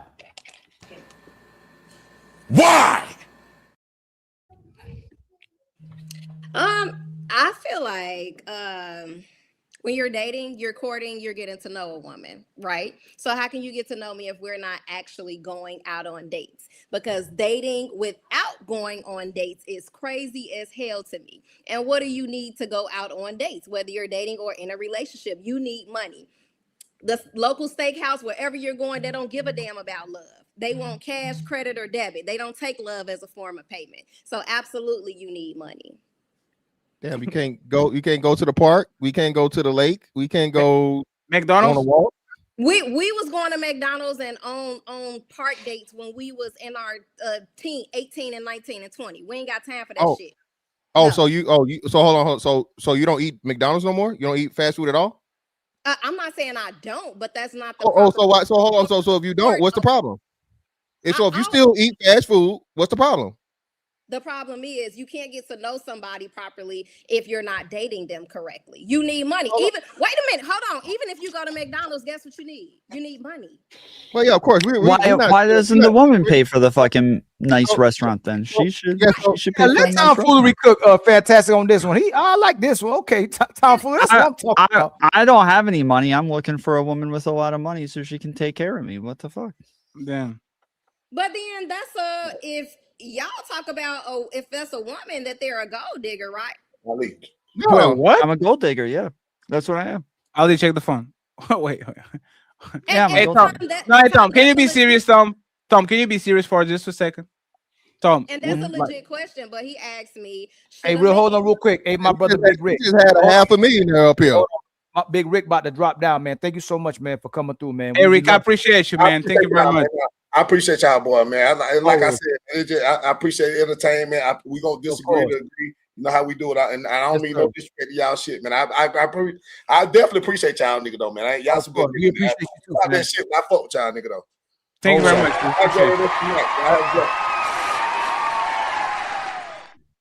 much. Go ahead and interrupt, please. No, absolutely not. They should not be dating. Dating Damn, costs. man. Like, let's be realistic. If you're dating, you're gonna go out on dates, and dates require money. I'm not saying that putting a number So on where it. does Rose? So what is the least expensive place a man can take you for a date?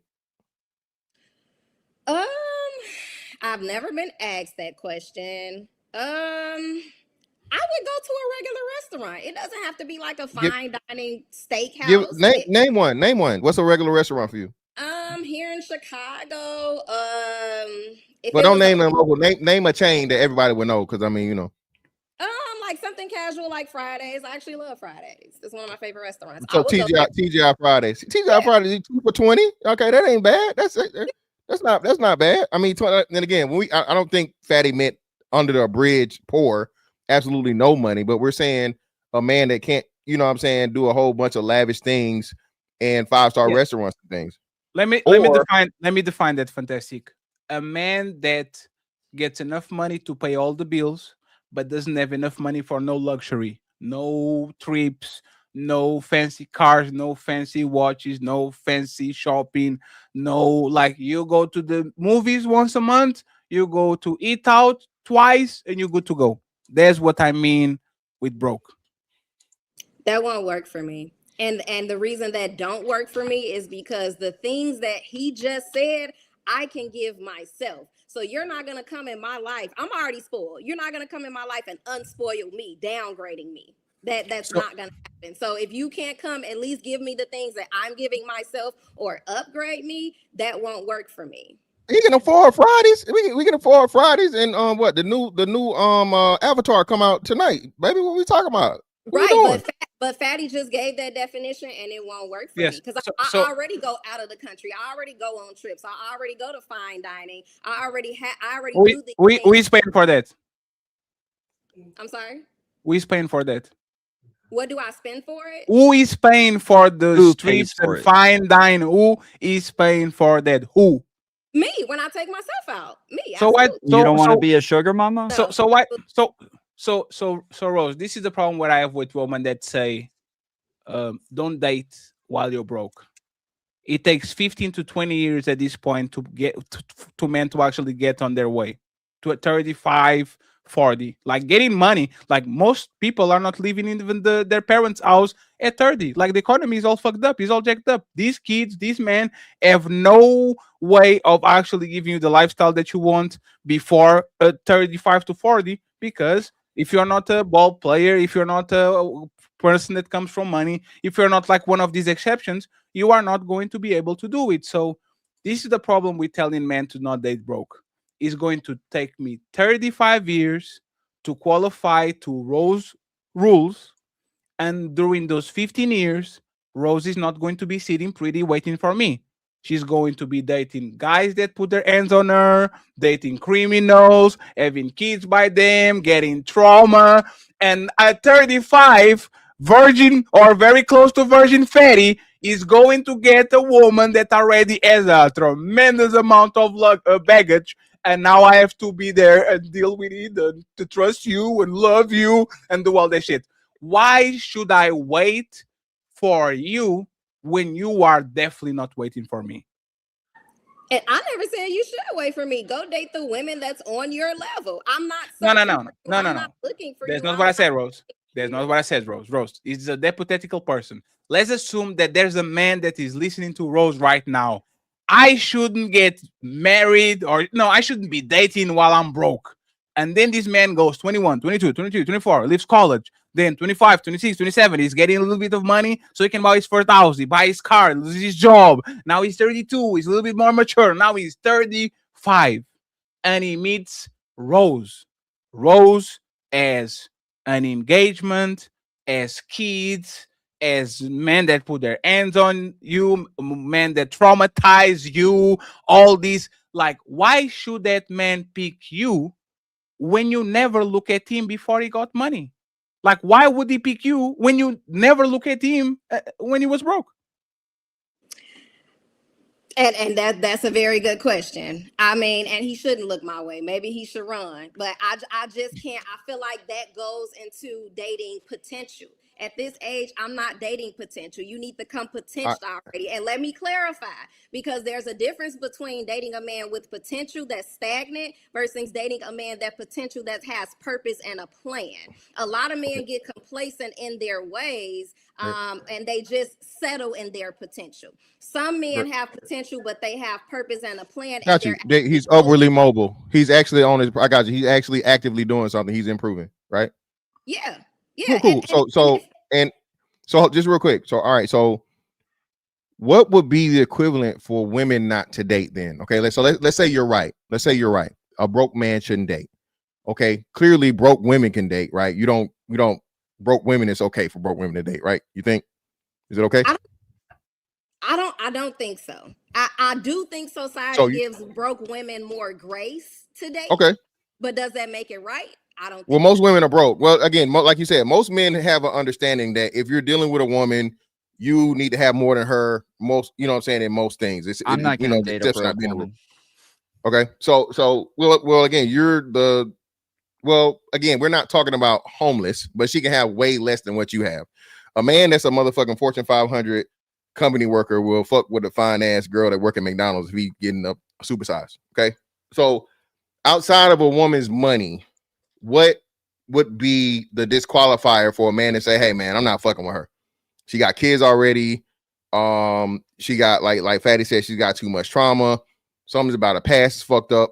Hell, I don't know. She's overweight. What would be fair for, if we're gonna make things, and nothing in life is fair, but let's hypothetically, right? What would be a fair disqualifier for men to say, hey, you're at this and I'm not broke, so I'm not fucking with you? What would be fair, you think? Outside of financial? Yes. A woman that's too masculine. That definitely Masculine. Okay. I like that. From a good dating a good man that knows his worth and know his value. A woman that can be quiet when it's necessary. That would definitely disqualify her. That's the same thing though. That's a masculinity and not knowing to know shut the fuck up. That's one and the same. Okay. A woman that's not encouraging and supportive. That's his safe place. That's his that actually listens to him and does. What about kids? I don't think that disqualifies a woman or a man for that matter. Very convenient. Very convenient. I got it. Hold on. So not even a number of kids. Not even a certain number of kids. Yeah, I ain't gonna lie. A certain number of kids. Yeah. You come with how many kids and a certain number of baby daddies. I don't think a certain type of man will want to deal with that. All right, so no. Again, like I said, and I'm niggas. I speak for niggas. If she fine enough, niggas don't care. Okay, if she's 8, 9, or dime. Again, what's the girl name? Fatty, that's got a baby mama by Bow Wow, Future, and the football player. Sierra. No, not Sierra. No. It's a young girl. It's another one. I know who you talking about. Yeah, her. Yeah, niggas. Yeah, niggas don't care. If she fine enough, niggas don't care. Hey, fantastic. Can you ask what is the cutoff? How many kids are? Yeah, that's what I was asking. That's what I was getting to. So how many kids? How many kids for the woman would be fair? Do you think? Well, man, say nah. I'm sorry, I can't do it. That's too many. I would say anything over 3. Anything over so she can have 3. I feel like 2 or 3, yeah. But I'm not a man. I can't answer that. I don't know what men. Well, no, we asking you, and no, real shit. I'm glad you're giving the thing, because like we're just trying to make things equal, and this is what I'm saying, right? And this is where we get into these conversations that where nothing in life is fair. First and foremost, life's not fair. A man is expected to have a certain thing, so on and so forth. But to make a blanket statement, shout out to Ali and Fatty for pointing this out. You know what the average salary is for just let's say a black man. You know what the average salary for a black man is? I do not. Take a wild guess. 80,000, 70,000. No. Oh my God, Jesus Christ! This is bad. This is very bad. So again, and I think because women don't know these things, this is why they think men are way far better off than what they are. I think the average salary for a black man is somewhere around 48, 49,000, maybe 50. 48, 49, almost half of what you said. Yeah, so like 48, 40. Let's make it even 50, right? And then what Fatty said, that's across the board. So when you find a black man that hits that 80,000, he's in like 15th percentile, right? Mm-hmm. Or like the opposite would be the 85th percentile, right? So these things and this shit gets put on you when, again, how old do you, love? You don't mind me asking? 35. 35. So yeah, you were a little younger, right? So, but you remember that time, like early 2000s would be like mid 2000s for you, right? You know, hey, cheesecake was cool, everything was cool. You know, there weren't all these extra things that women were requiring for a date. Now you got to drive this, you got to wear this, we got to eat here, I need you to pay this. And then if you can't do all those things, which again, if we go back 15, 20 years ago, wasn't even a requirement, but now we understand that, hey, shawty, I'm just dealing with you. We're not even in no long-term relationship yet. I'm trying to get to know you. And you mean to tell me I got to pay more for you than what I pay for my own fucking bills as a single man? You know, men are minimalists. Yeah, and I feel like those are the women that still 40 and 50 still talking about men ain't shit and they single with 2 cats. And that ain't Well, me. but that's what they qualify for, though. That's another big thing, though. Most if a woman that's not attractive enough, or a woman that don't have the things that the more, you know, wealthier men want, or the better men want, they're always going to complain, because those dudes are only going, you know, skeet and skedaddle. That's it. That's the only thing she qualified for.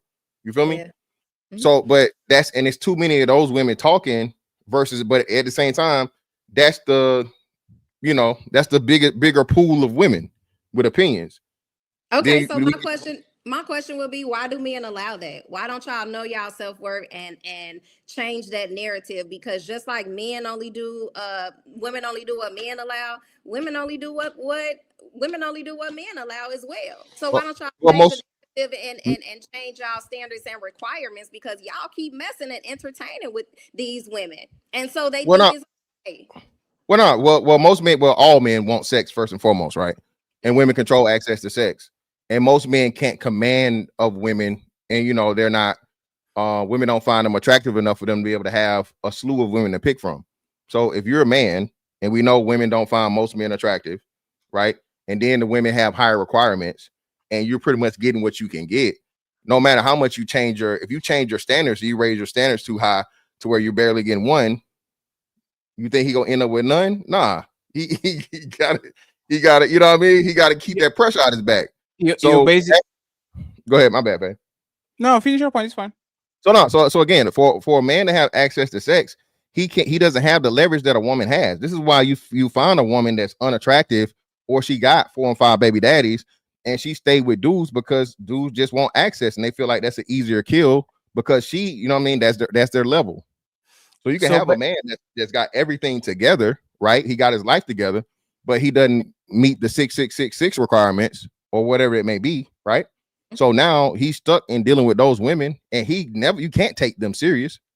You can't take them. I'm not marrying the motherfucking the neighborhood slide, but you know what I'm saying? I do need to slide myself. So I think that's where a lot of dudes get caught up in, you know, that rat race, or that hamster wheel. That's to where the women aren't high enough quality, or they just don't qualify for that. So they stay stuck in this thing to where you get what you can get, and it is what it is.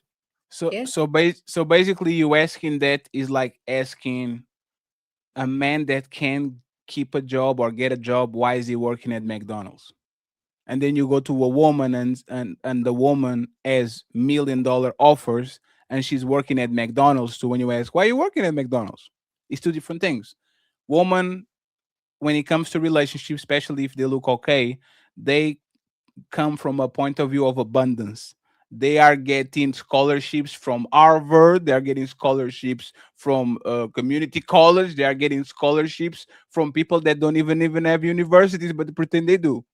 Right? So it's very fair for me to ask, if Harvard wants you, if Duke wants you, if all these colleges want you, why you want this raggedy college? When it comes to men, is Harvard is not looking for me. So I'll take whatever I can get because I'm actually working from a point of view of scarcity instead of a point of view on abundance. So it's not the same thing. And this is why, for example, when you see a man and the man says, I fucked up all these relationships when I was young, we as men say, did you got better between that time and the time that you are right now? And most men will tell you yes, and explain exactly what they got that actually makes them ready. When it comes to woman, it kind of is like a NBA star. is Allen Iverson in Philadelphia. Oh shit! Allen Iverson in Detroit. Oh shit! Allen Iverson in Memphis or in Denver. What the right? Most women, when they get older, you could compare it more like a basketball player. You wasted all your prime years that could just jump over a car and dunk on everybody and all that on a shitty team. And now all of a sudden, you are Allen Iverson or Carmelo Anthony at 38, and you think you deserve an all-star contract. You're not going to get it for the most part because, once again, you didn't got better, you got worse. And even if you say that you got better and say a bunch of, oh, I did this and I did that and now I was ready. Nothing that you do right now you couldn't do when you were 22, Rose. You are any woman. Like we did have in a conversation last week about what can a woman that is 36 now can do for a man that is 36 that she couldn't do when he was 22. Have sex with him, be quiet, cook a little bit, clean a little bit, just make sure that his walls are empty and his belly is full, and you're going to be good. So, like, it's in my opinion, is irresponsible to tell men to not date when they are broke because women will not stop. Women will find the men that are fucking, and they are going to get with them. They are going to get trauma by them. They are going to get kids by them. And now you are sending that guy that actually did the right thing to a burning building because now he's very happy to have a chance with Rose. And Rose, unfortunately, was damaged by the guys that they did before. A question for you, Rose, and then we bring Ali and Tom, right? Who said I was damaged? That's crazy. That's a reach. Oh no, hey Rose. If somebody puts their hands on me on a relationship, cheats on me, I will be traumatized. Because now, not most men. Hey, fellas, if your wife cheated on you, would you always have that shit on the back of your head forever until the day you die?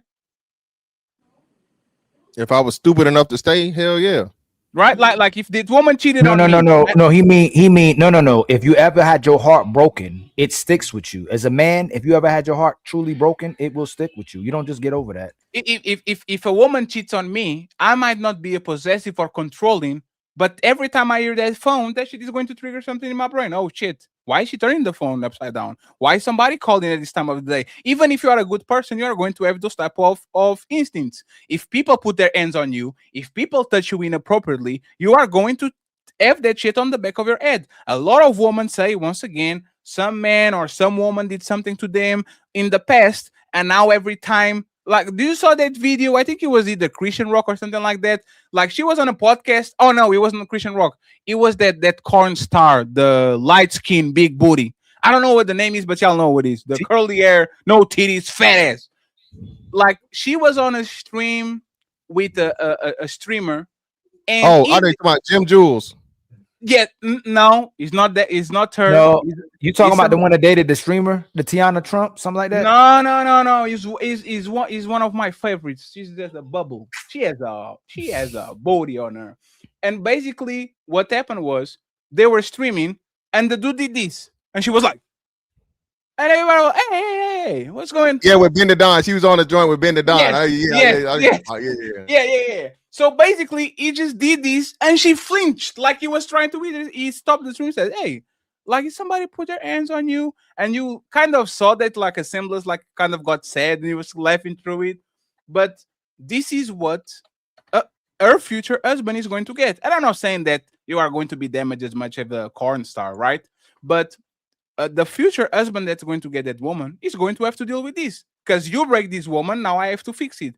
Like, Rose, why would I do that? You see what I'm saying? Like, why would I wait to get my princess when my princess was in the motherfucking castle having fun with King Kong, with the turtle with the spikes on the back? I don't know a lot about Mario, right? Like why would I wait for you when you had your fun in college with 3 King Kongs at the same time? Why should I be your Mario when you were my Princess Peaches?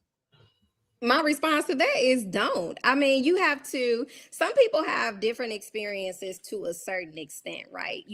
By the way, shout out to my people. Hey, and again, this is Willow Rider. Hey, do your research. world heavyweight champion caliber. Sorry, Rose, you got it. No, it's okay. I was gonna say some people deal with certain experiences and they go to a certain extent. You got some women out here that really suffered from some real life trauma and take those insecurities into other future relationships. I don't think that's fair. I don't think that's fair to the next man or to the next woman. That's why you have to really take time to heal from certain things. And if you don't, you're gonna traumatize the next person. But there's the thing, right?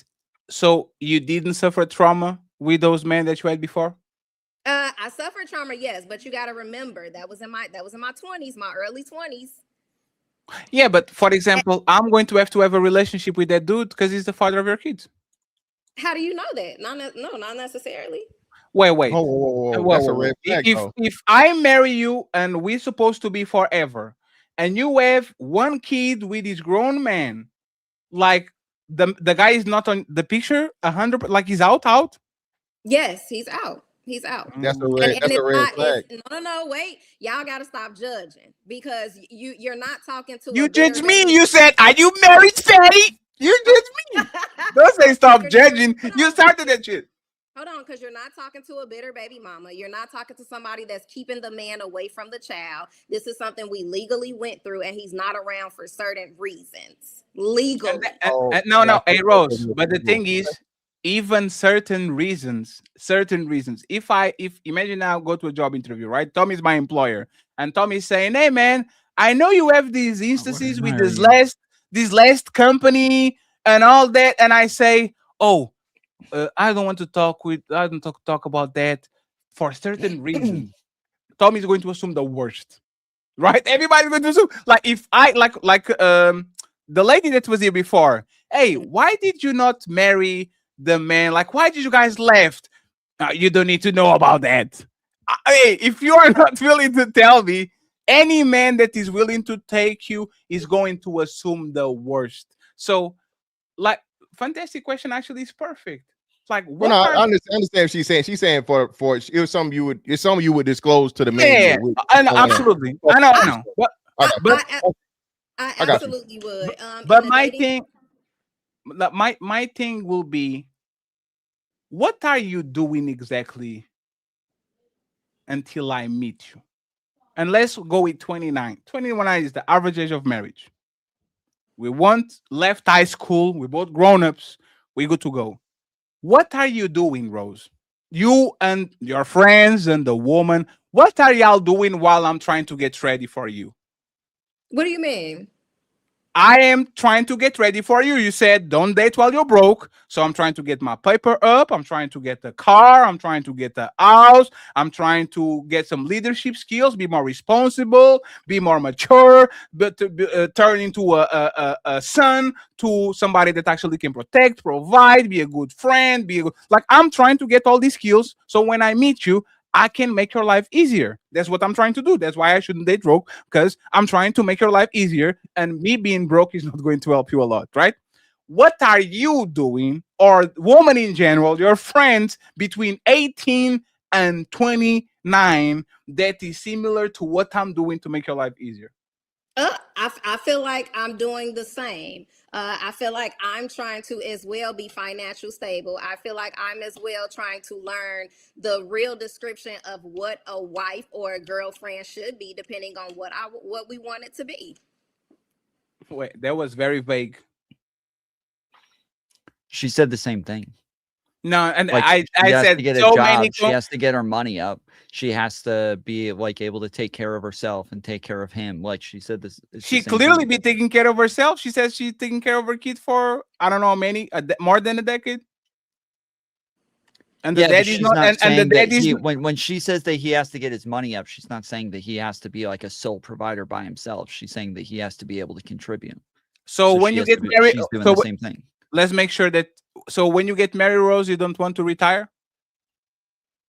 I would like to. I would not when I eventually get married. Eventually, when I'm at a retirement age, I would. But I'm not. No. When you're at a retirement age, soft girl era, home wife. Like you know what I mean, like stay at home wife. Yeah. Would you like to be a stay at home mom if you actually like if this man met? Like, would you like it, or you like to keep working until you're 65 and then you retire? I would like to keep working. I would definitely like to. Why? Because number one, that's what I'm used to. I had my first job when I was like 15, and I've always had my own income. 15? Yeah. Yeah, That's work crazy. permit, Fatty. Work permit, man. Yes. So, but there's the thing, right? So, if you would like to keep work, do you want more kids? No. When I get married, What if he didn't want you to? Wait. It's not at the top of my list to have more kids. But if I do get married and he wants kids, I'm absolutely open to it, because I don't believe that's fair to get in a marriage and say that I don't want any more kids. So you're going to work? I would like to, yes. I work So you're when going? I'm pregnant. No, Fatty, ask her directly. If you get with this guy and he says you're not working anymore and we having kids, are you saying yes? I'll do that. I will, absolutely. Okay. But I'm gonna tell you this. This is the main thing. When Fantastic was about asking about what's equivalent, I wish things like she can't cook, you should leave her. You should support the fact that a man should leave a woman if she can't cook. If you're gonna say something about being broke, even though they might not be equivalent, but why should a man be loyal to you or women in general if she's never been loyal to no man?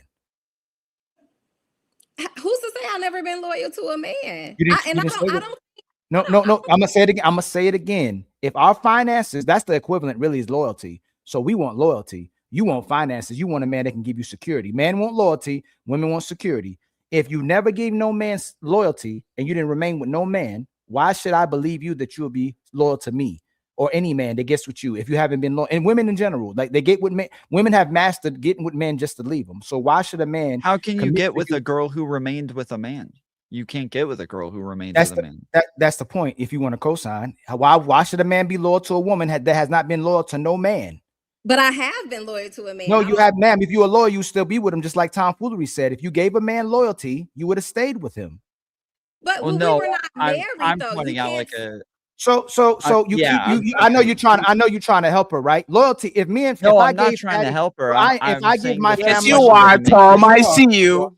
I'm saying the question doesn't even make sense. Like it's literally like a contradictory to say that like if she like men are looking for a woman who has proven that they'll stay with a man. Okay, but then if they stayed with a man, you can't get with her because she's with a fucking man. No, so, a dog is loyal. No sense. A dog, you could chop off a dog's legs. You could beat your dog to death. The dog is gonna stay loyal to you. Loyal means loyal. It's never wavering. Right. I'm loyal to you. If you don't stay with somebody, if you can't keep friendships, if you don't stay close with family members, you're not loyal. So all I'm asking is, so let me just finish, because both of them weren't loyal to they were loyal for a temporary time till they weren't loyal. They picked the reason why it was justified for them to be able to leave and not stay with their man. I'm gonna ask again, if you don't believe a man who broke and you want to stay with a man who can't give you security because he doesn't have money, why should a man be with you or women in general if they never were able to keep a man? I was absolutely able to keep a man. I do think, and even it's biblically complimented, there are grounds for divorce. Abandonment, that's ground for divorce. Sexual immorality, that's ground for divorce. There's reasons why you would break a covenant with somebody. And like I said, this is biblically complimented. And I believe, like we said earlier, I did that man a favor. I was not ready to fulfill wifely duties. Yeah, so I told him, but you were never married. That like you guys go from like that doesn't apply to you because you're boyfriend and girlfriend. You never got married. Those things don't apply to you. So everybody on this panel was saying they've been with the same person that they lost their virginity to. Absolutely not. And no, 1 second. Okay. One second, please. But there's the thing. I own it. I was sexually immature. I wanted more and more and more. And no matter what these women were giving me, good or bad, I wanted more. So was Fatty loyal? Absolutely not. Can you do the same? Ali, are you married to the person that? Oh shit! Wait, she owns it. She says that she was not. I'm gonna say this again. This is what repeatedly happens. Men come on the panels. Women don't commit to marriage. Women don't commit to cooperation. Women don't commit to cooking and cleaning. Women don't commit to sex with their man consistently. Women marry to leave. That's what we say. Then women will turn right back around and go, "Are you married?" When men are literally saying women can't commit. So a lot of men don't commit. They get in intimate relationships. They get what you would call promiscuous. Most men are smashing and dashing because women can't commit. So why turn around back asking if somebody's married or in a relationship when we're telling you that women don't know how to stay in a relationship? That's why a lot of men. So, hey, Rose, if a man talked to you and heard about what you did with your past relationships, would you expect him to trust you and go, you know what? I believe that you grew. I believe that you matured. Do you expect him to trust you? A reasonable, logical man to go, you know what? I'm gonna believe Rose. She left a good man that loved her and the kids, and her relationship with the other one was, I guess you said domestic. That one can justify if you say it was domestic when you bring that in. But the guy who loved you and cared about you, there was things that was going on in your life, but you're still single to this point, and you seem like a woman that a lot of men probably pursued. Am I correct? Man in your DMs, man. And none of those guys were good enough. So one, what would make me believe you'd be loyal to me? And what would make me believe that I would be good enough to you if nobody was ever good enough? I'm not saying nobody was ever good enough. You got to understand at a certain point in time, I was not actively dating anybody. That's not what I'm saying. I'm sorry. That's not, Rose, listen to what I'm saying. It's not that they weren't good enough. They weren't good enough for you. It wasn't good enough for you to commit. It wasn't good enough for you to say, you know what, that's my husband, or this the man I'll commit to. It's good enough for me. Most of these women, the reason why they're not in relationships is because they could admit they husband and a lot of good men, but they're not good enough for them. Yeah, and I feel like I ran into men that were probably good enough for me, but I didn't feel like I was good enough for them at the time. That's all. That's all that was. But they wanted you. I know great men, but and that's fine. You can want me, you can desire me, but if I know I can't reciprocate, I can't give you what you need, I'm not gonna mislead you. Right. So Rose, you said you grew up now, right? Yeah. You matured now, right? I absolutely believe so. You've healed, right? I believe so, yes. Have you settled down yet? I haven't, but I am dating somebody. So why would you get on the relationships in the first place? Because it's very fair what you say, right? I'm not ready. I'm not ready to give you this. I'm not ready to give you that. Why would you get on the relationship the first place since you are aware that you're not about that life? Wait, you mean when I was talking to the guy that wanted to get married? It looks like when was this that you were ready to be married? Can you put the age? You are 35 right now. When was this that you do some self-reflection and you're like, Rosie's ready to be married right now? I would say within the last year and a half. Hey Rose, all the respect, right? Mm-hmm. What didn't you have at 33 and a half? Sorry, I don't know how to pronounce the ages. What you didn't have at 33 and a half that you have right now at 35? I felt like I didn't have, like I stated earlier, I did not really fully understand what the description and the duties of a wife was to be a husband. And I felt like before that, I was interested in having a husband, having a wedding, but I wasn't ready to actually be a wife. What does that mean? I didn't understand what it means to actually serve my husband. To actually did you become more religious? Did you start going to church more? I grew up that way. I'm a preacher's kid. My mom was an evangelist, so I grew up in church.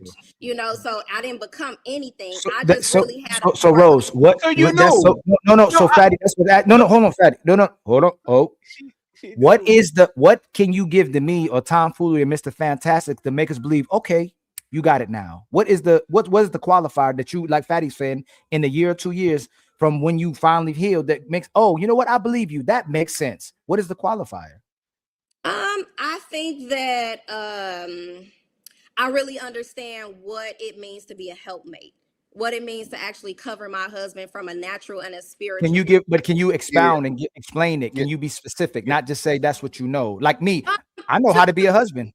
I know how to be a husband now.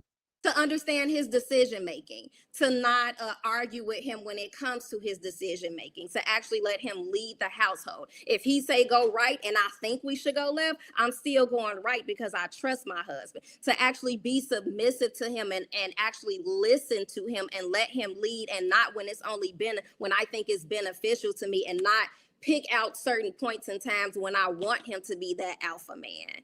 I feel like I understand now what it means to how do I want to say to I feel like I answered it, just to actually let him lead and not be that person that's actually arguing with him and picking. All right, so just real quick, so this is a real important thing, right? And again, I'm not trying to, it's not a gotcha question, but it's just a genuine question, but it's going to come out kind of weird because so if you're allowing him to lead, is he leading?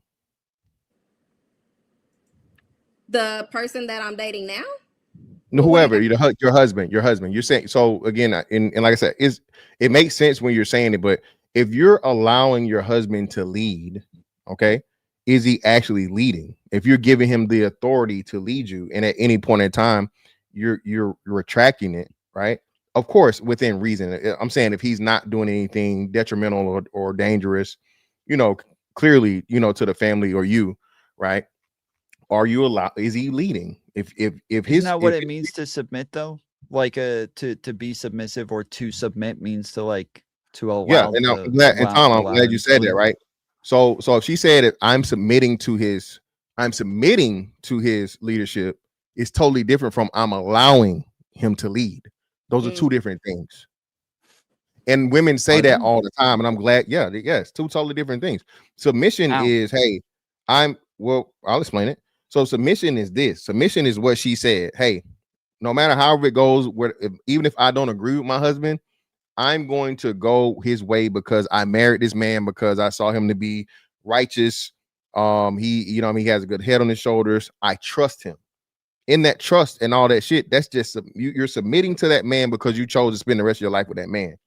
If you're allowing him, that means you have a level of control and you guys are on the same level, because at any time you can retract the thing. And like I said, of course, outside of anything extreme, right? So submitting to your husband, you're not allowing him, you're submitting.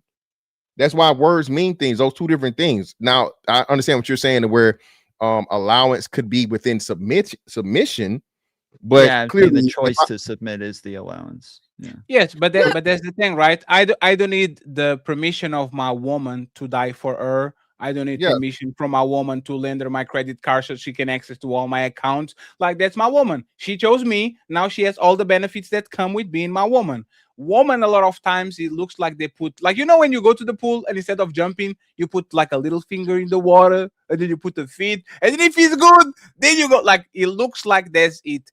It's not that the man that they choose is going to be automatically leaving submission. Is that they are going to choose him, have kids with him, sleep with him, be on the same house. And once they grow up, I'll allow you to go ahead and lead this relationship, and I'm going to be submissive. It shouldn't be like that. If you pick somebody, you pick him for a reason. And if you are not comfortable submitting to that man, it's because either you pick the wrong man, or you know for a fact that man is not worthy of your submission. So it's just like a catch-22.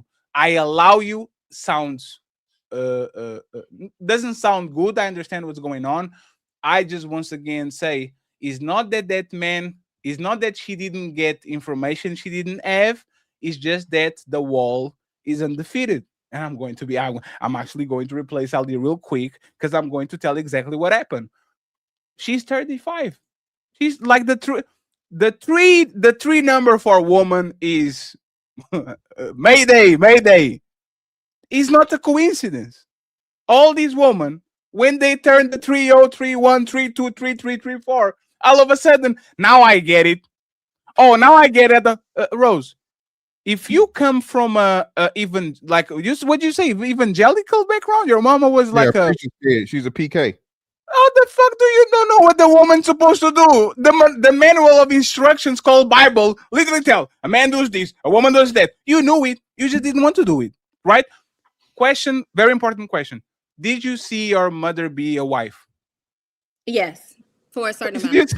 So you know how I know how to be a man and probably to be a husband and a leader? Because I saw my dad do that shit for 45 years. I don't need no instructions from nobody. I saw it with my own eyes.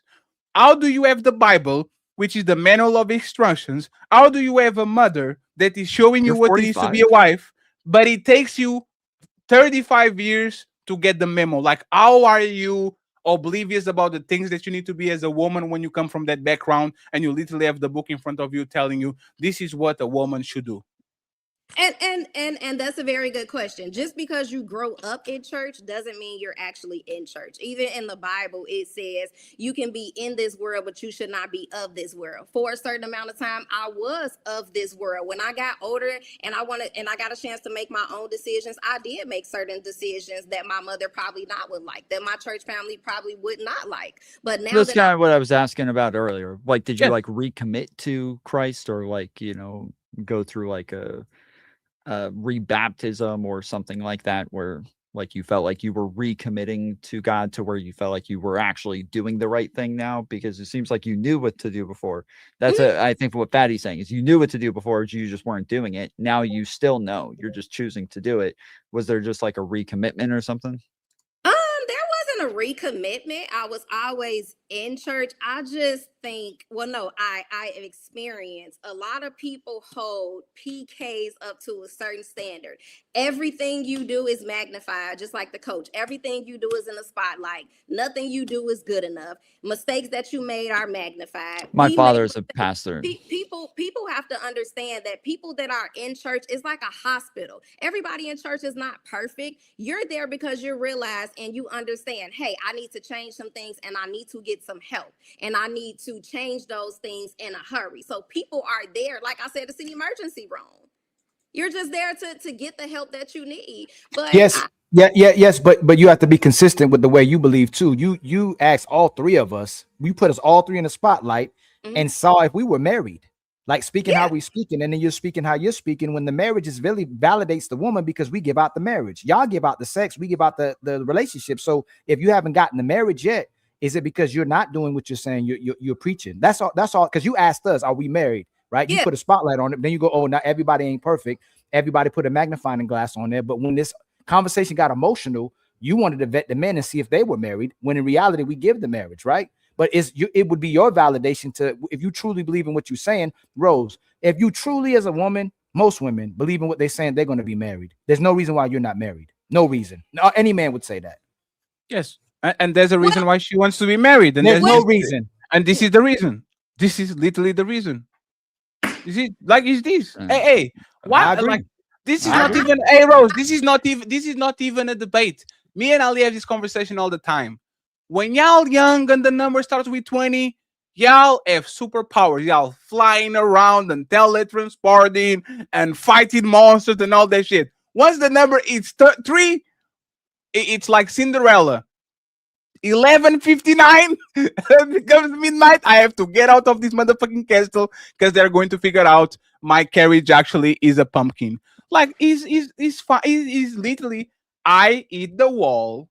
I'm going to try to get an insurance plan because I'm not going to be pretty and all that for most. I see my opportunities dwindling. I'm going to secure an opportunity. Is this guy that you dated the better guy that you ever had? If you actually to talk about the people that you had before, is this man that you are dating for intention to marry the best dude that you ever dated?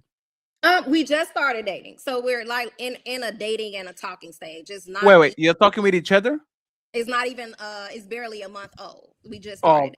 That's not dating, to be honest. She's dating. No, that's about to go there. That's about to go there.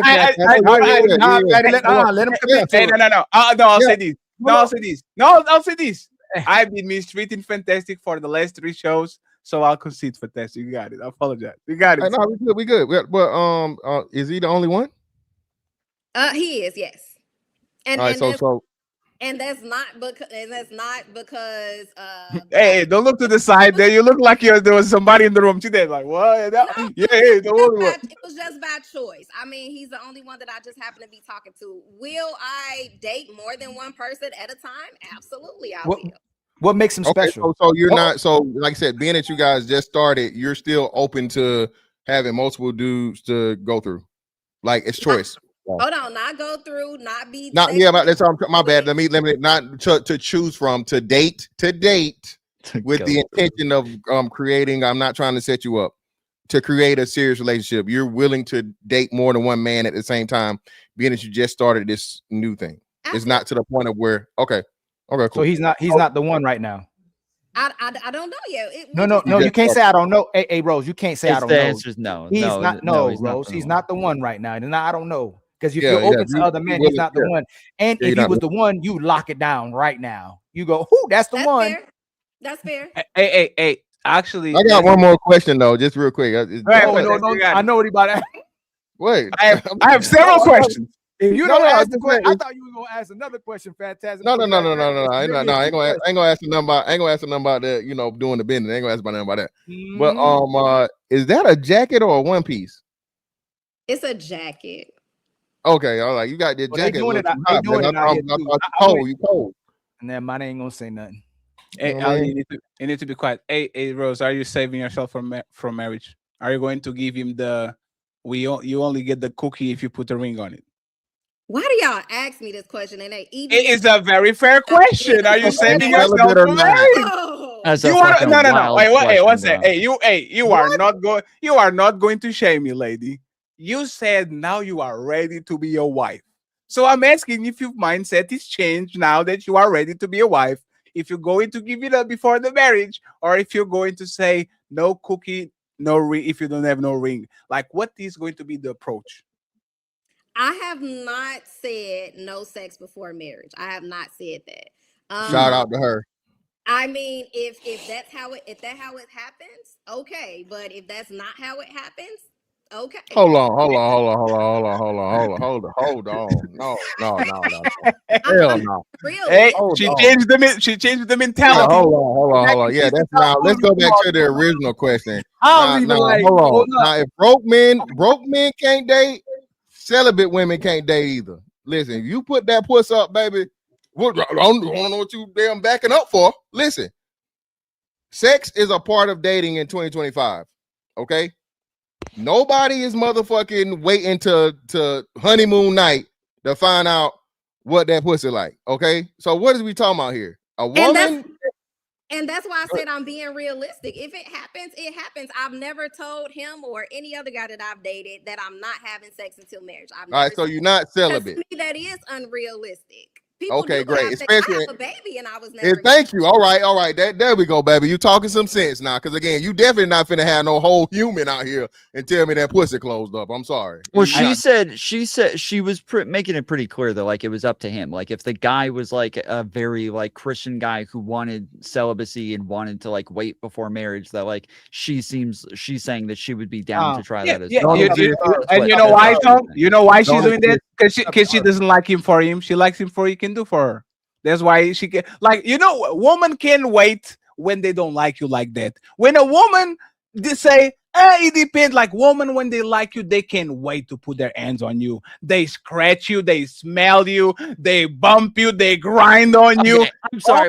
That's not no. Let me listen. No. Hold on. Wait. I grew up in like a very evangelical like household, and I know tons of people who like they were all pastors. Like they were all like I have two brothers that are pastors. My dad's a pastor. I grew up with like pastors, missionaries living with us. These people were always fucking waiting. Like they literally would make sure that they had chaperones with them at every fucking date, that they would never be alone with a woman before they got married, that they would never even kiss them until they say, you may now kiss the bride. Like this is a thing that I grew up with as like a common practice within my, within my household. So I don't know, like I don't know where y'all live, but this is about her. This is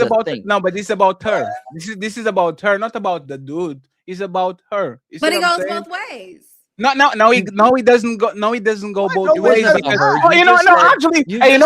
Women will not allow this to happen. That women will make sure that that they're scratching all over you and everything. It was not her.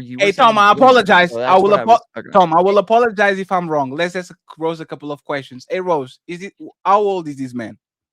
He is 32. Does he have kids? No. Is he good looking? He is. He's very handsome. Does he have money? You know what? I mean, he's in a very good career field. I'm not sure how much he makes, but he's younger than you? Yes, he's younger than her, 3 years. So no kids, 32, and that's good career. Hey, Tom, let's go through this together, okay? That's a red flag. Me and Tom are going to go through it right now, Tom. Hey, Tom. No, just so you understand, you're not coming anywhere close to what it was I was arguing. No. against. It's You're on a totally different fine. No, it's topic totally now, no, Tom. You won that one. I'll concede to you. You got it, Tom. Okay. But me and you have to talk about this thing real quick, right, Tom? So think about it, right? Okay. I'm gonna come back to you. This Rose. man is 32. He's not even on the prime of his life. He has an awesome career. You look like at least he's on a well-paid field. He's handsome, right? Is he tall, Rose? He is taller than me.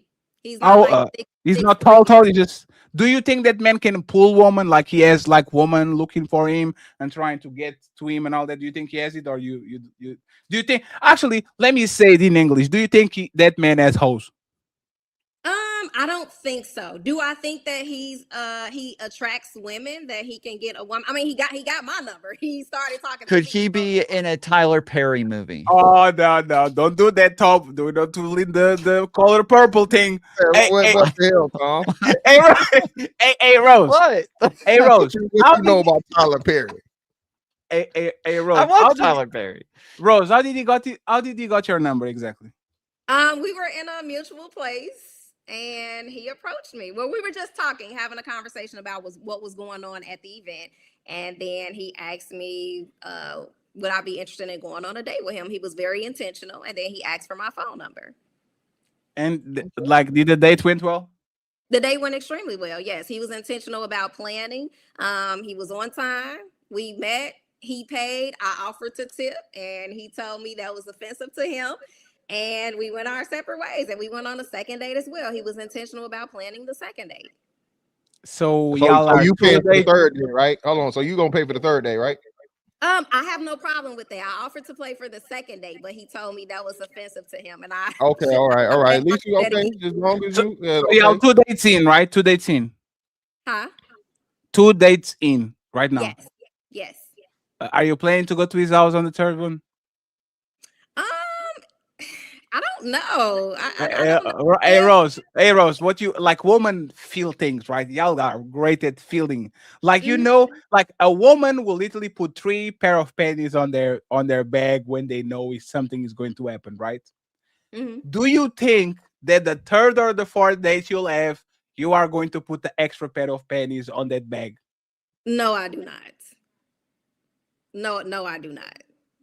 So if you want to marry this dude, or at least you want to be serious with this dude, what are you planning to do on the third and fourth date to show that you actually like him? That's a good question. I don't know, because he's been intentional about planning all the dates. Like, we do have conversations, and he asks me what I like. I ask him what he likes to do. And then we pretty much go from there. But like I said, he plans all of the dates. Hey, Rose, this is why I love your bubbly personality, but you are bullshitting us right now. Because a woman that is ready to be a wife and a woman that knows better should know exactly what she's going to do to show that man that you are ready to be promoted. Yeah, but she can't say it, man. That's only she's not. You're saying that she doesn't even know if she wants to be with the guy, though. No. Hey, to me, I will say what I think. I have the same tricks I had 5 years ago. I'm going to try to put some coochie on him and see if the motherfucker just stays there. I'm going to do the what is the Chris Jericho, the Chris Benoit special, sharpshooter. She's going to sharp shoot me with that coochie and see if he stays. Like Rose, let's work this through, right? If you want him like that, and you want to impress him so he can pick you and just only you, so y'all can at least give a try. And now you are a wife, and now you are prepared, things that you didn't know before and all that. Like, give me 2 things that you are going to show these men on the next 2 days that are going to show, you know what? This woman is better than all the other women that I'm asking for numbers on the nightclub, whatever you guys met each other. Like, the only thing I can say at this point, because we've only been dating for a month, is to reciprocate energy. Like, he has set the tone, letting me know that he wants to. So what have you been doing to him? He has set the tone, letting me know that he wants to intentionally date me. So I have been reciprocating that energy. You know, how? Having conversations with him. Well, no, wait. What's that? Wait. No, I got you. No, Rose, I promise I got you. I just wanted to pause for the room to breathe a little bit. Having conversations. You can go ahead. More. Yeah, having meaningful conversations with him. I did invite him over to my house because I cook for Thanksgiving. I did want to show him that I can cook. I have been intentional about giving him my time as well, and intentional about making time for him when he planned date nights, and I have been on time. So you haven't done nothing other than show up. The thing that I give you is a gigantic red flag. So you've been talking with him. Men talk with hoes all the time. We FaceTime hoes. We talk like we do. Hoes showed up on time if it's a plane ticket or it's something that is nothing that you said is different than probably what you were doing in 20s when you were 27, right? My question actually is not about that because I kind of assumed that you were not put your best foot forward. Why did you did your Thanksgiving have family around? No, my family, it was only my niece here at the time. He came over, my child was not here, my family was gone, so it was more like a intimate moment with just him. Why did you invite a man that you meet a month to your house like that? I mean, I just thought it was a good idea. I cooked for Thanksgiving and I wanted to invite him over to get something to eat. I did not see anything wrong with that. My main concern was just making sure my daughter was not around because I don't play those type of games. No man meets my daughter until we're really, really exclusive or damn near about to get married. Why did he say no? To what? To the Thanksgiving. No, he came over. He came over? Yeah, he didn't turn it down. He came Hey, over. what time did he left? He left about 8:45, 9 o'clock. Hey, last question. Hey, Tom. You are something. Hey, Tom, watch me, Tom. Watch me, Tom. Something else, bro. Watch me, Tom. Hey, Rose. Did that man try? Did he try? Did he try? Try to what? Like, when men are talking with the woman, says, "Oh no, baby, I'll never do that," and says, "Oh, just a tip." Like, did he try? Like, did he try to sit on your lap? Like, did he try at least? No, he was very respectful. He came over, we ate together, we talked, we had wine. There was another individual, which was my niece. She was present, and we were just talking. And then he was on his way to his family's house in the city. It was just that. Her niece was there. Her niece was there. Was she there as security? Like, how old is her? Is it like a child or a grown up? No, it's a grown up. She's grown. Yeah, damn. So she's part of the party. Would you invite him if the niece wasn't there? Yeah, I would invite him. Oh shit, Tom, help us out. No, I'm not part of this conversation. Why wouldn't I? Why is that a question? Why wouldn't I invite him? Because you don't invite men to your house knowing them for less than a month if you're not trying to. Very fair. It's a very fair assessment. Y'all drinking wine and y'all eating wine. You know it. Like, if a man has a nice wine and he has his belly full, you know what he wants to do next? Not going home to his family in Chicago. And I understand that, but we were very clear about what was going on. You were invited to come over to eat and be on your way, and he did just that. I mean, I know where he stays at. I know where he works at. We actually met at a mutual place where he was on duty. So I didn't. Well, on duty. What does that mean? Cop. Where he was working at. Damn, Diesel, that's crazy. Last question, and this is very important. Did you kiss him? No. So y'all haven't even kissed each other? No. We're a month in. We've only been on a few dates. Why is that hard to believe? He just came over, he ate, we talked. It was another party in the room, and then he left. Yeah, but would you consider this like a relationship? No, we're dating. Dating is not a She said they're not monogamous. Dating and relationship. Yeah, I think hey, Rose. She don't like him. Hey, Rose. No. I don't think it's that. Hey, Rose. She don't like him, and not only that, she's dating a younger guy. So a lot of times when women date younger men, it's for validation and ego. Feel like you still desire and you still proving you got it.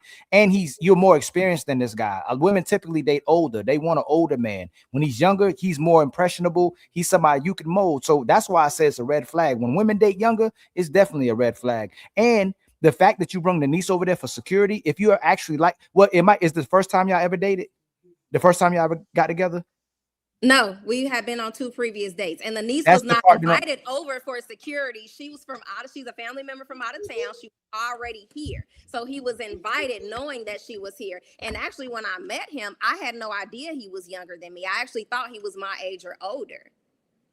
And when he finally told me his age, I didn't see a problem with that. Cops have good benefits, so I support this message. And it's time to close this show. Rose, thank you very much for being a good sport. Don't you ever ask me if I'm married again, because I actually went soft on you, and Fantastic actually went soft on the other lady too. So I'll give you props for that. Next time, come with the work. The only reason I ask if individuals are married, because I want to see what perspective they're speaking from, what type of experience they're speaking from. It's not a dig, it's not throwing shade. I just want to know, have you experienced these things that you're speaking of? Yeah, because a lot of people say what they think and what they feel. If you have not experienced something, how are you speaking from a certain perspective? It don't make sense to me. But the problem with that, Rose, is again, like, if you've never been on the road, either it's like an unfair question, and I understand you saying it's not a dig, right? But because we do this all the time, it's the ultimate disqualifier, excuse me, ultimate disqualifier and nullifier, to the point of where if you're not married, you don't know what it is to be in a relationship. When again, most relationships fail, right? Most relationships, be they casual, be they intimate, business, whatever. Most relationships fail. Very few people where you meet them at birth or early in life and y'all die together on the porch, you know what I'm saying, drinking lemonade. You feel me? Mm-hmm. So what people like to do, and women specifically, is tell men, if you aren't married, you know what you're talking about. So context, to answer your question, I don't think you asked me, you asked Fatty. The other lady asked me. No, it was clearly a dig. Fantastic. You know why it was a dig? Because she said, "Are you married?" And then I said no, and she said, "I see why." So she added, like, it was not I wasn't here for that. What she asked, it was not the exploring. Oh, are you married? She wanted to do the drop the mic thing. I see why. I see why. Shut up, nigga. So, I was married. I was married for 10 years. I was married for 10 years. I got divorced like 2 years ago, right? So, I didn't get married for any other point than what you supposed to get married for, right? So when the girl was asking me the other questions and shit, it was just like, these preconceptions that if you have a certain ideology on it, you must not know. That's just the thing to let a lot of women like to throw in motherfuckers' face. You're married for 10 years? Yeah. And to me is, and I don't have a problem with that. It's just that once again, it's short-sighted to ask a man that is not married if he is married or not, because in my opinion, married men are liars. Sorry to all the married men around, they have to lie.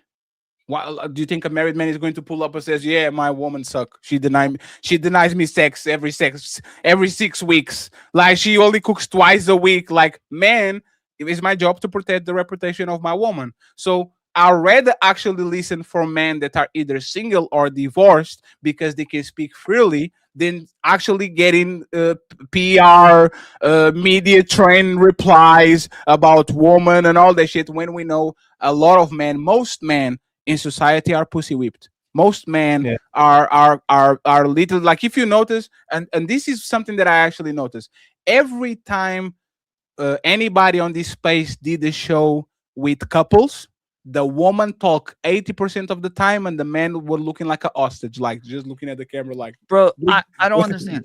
You guys seem to say that, like, men are looking for, like, sex, like they're looking for some, like, that is like the main thing is like is they're looking for sex, they're looking for somebody that's hot, but then you also call them pussy whipped when they find somebody that's hot that gives them sex, and then they're willing to give them because all the other it's not about, while that's also what you think men are doing anyway. Because it's not about chasing pussy, it's about what you do to actually keep it and what you do to actually get it. A man is not pussy whip because he's married. A man is pussy whip because he wants to keep that woman so bad that he does 1,000 concessions, and by the time that he thinks he is in charge of the relationship, it's like, what the fuck? Is in the middle of the ocean. That woman is actually running the relationship because he wants to keep her more than she wants to keep him. So pussy whip is not about being married. Pussy whip is about the things that you have to do to keep that relationship. And most men is yes, miss, no, miss. Most of these women is not yes, sir, no, sir. Most of these women are pushing. Like marriage to an extent is already, I guess, some sort of pussy whip. Like Yes. marriage is like always going to be like more beneficial to a woman, and it's something that women want more than men want. But it is also like it is something that is like men desire these things as well. Like they want the commitment, they want the long-term Not marriage, relationships. but they want the commitment. So this is what yes, they want the commitment, and yeah, that's right. But It this is was a what. trade-off, but you're but making this- it sound like it's not a trade-off, and the man is just giving all of this himself, and No, he's no, no, not no. getting anything in return. But he's getting the No, commitment. but that's the thing. You can get everything by being boyfriend and girlfriend, and this is why I was saying the marriage is for the woman because she's the only one that's getting more commitment. The man is Okay, I'm getting sorry. more You screwed. guys keep saying this. I like when. So I'm not religious. Okay, I'm not religious at all. Not neither in mine. Okay, so marriage to me is Mhm. still a contract. It's still something that Sure. like says like we are giving vows and like making a promise to each other that we want to spend the rest of our lives with one another. That is at least like what the way that we feel right now is we want to spend the rest of our lives together. Sure. That is still the commitment. That is a drastic difference between like, hey, we're For who? dating and like For who?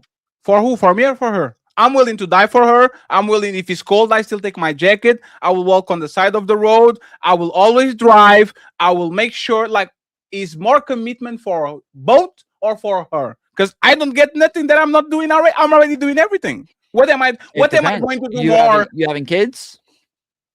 Yes, we can have kids, boyfriend and girlfriend. Happens all the time. So What's the problem? that's not some sort of like long-term commitment for a woman. No, no, no. Especially, There's like, a- they're no, the there- ones who almost always end up with Mhm. the kids and taking care of the kids until they're fucking 18. If you do get divorced, they end up having to spend the rest of their lives committed to those kids as well. And there's also a lot of like body changes that come with that. You're putting up the fucking brick wall talking about like, oh, these women are in a hurry because they hit the fucking wall. But that's like a lot of times they No. have kids earlier at earlier ages. This is going to make a bigger difference. They are making a pretty big commitment in that as well.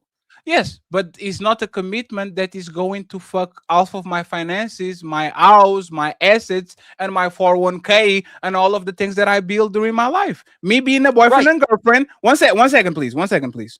I'm your boyfriend and girlfriend. We live together. While you are with me, you are going to benefit of the lifestyle and the things that I give to you. I'm literally willing to die for you, no matter if I'm married or not. Once you get married, this is only for her part because now she gets security.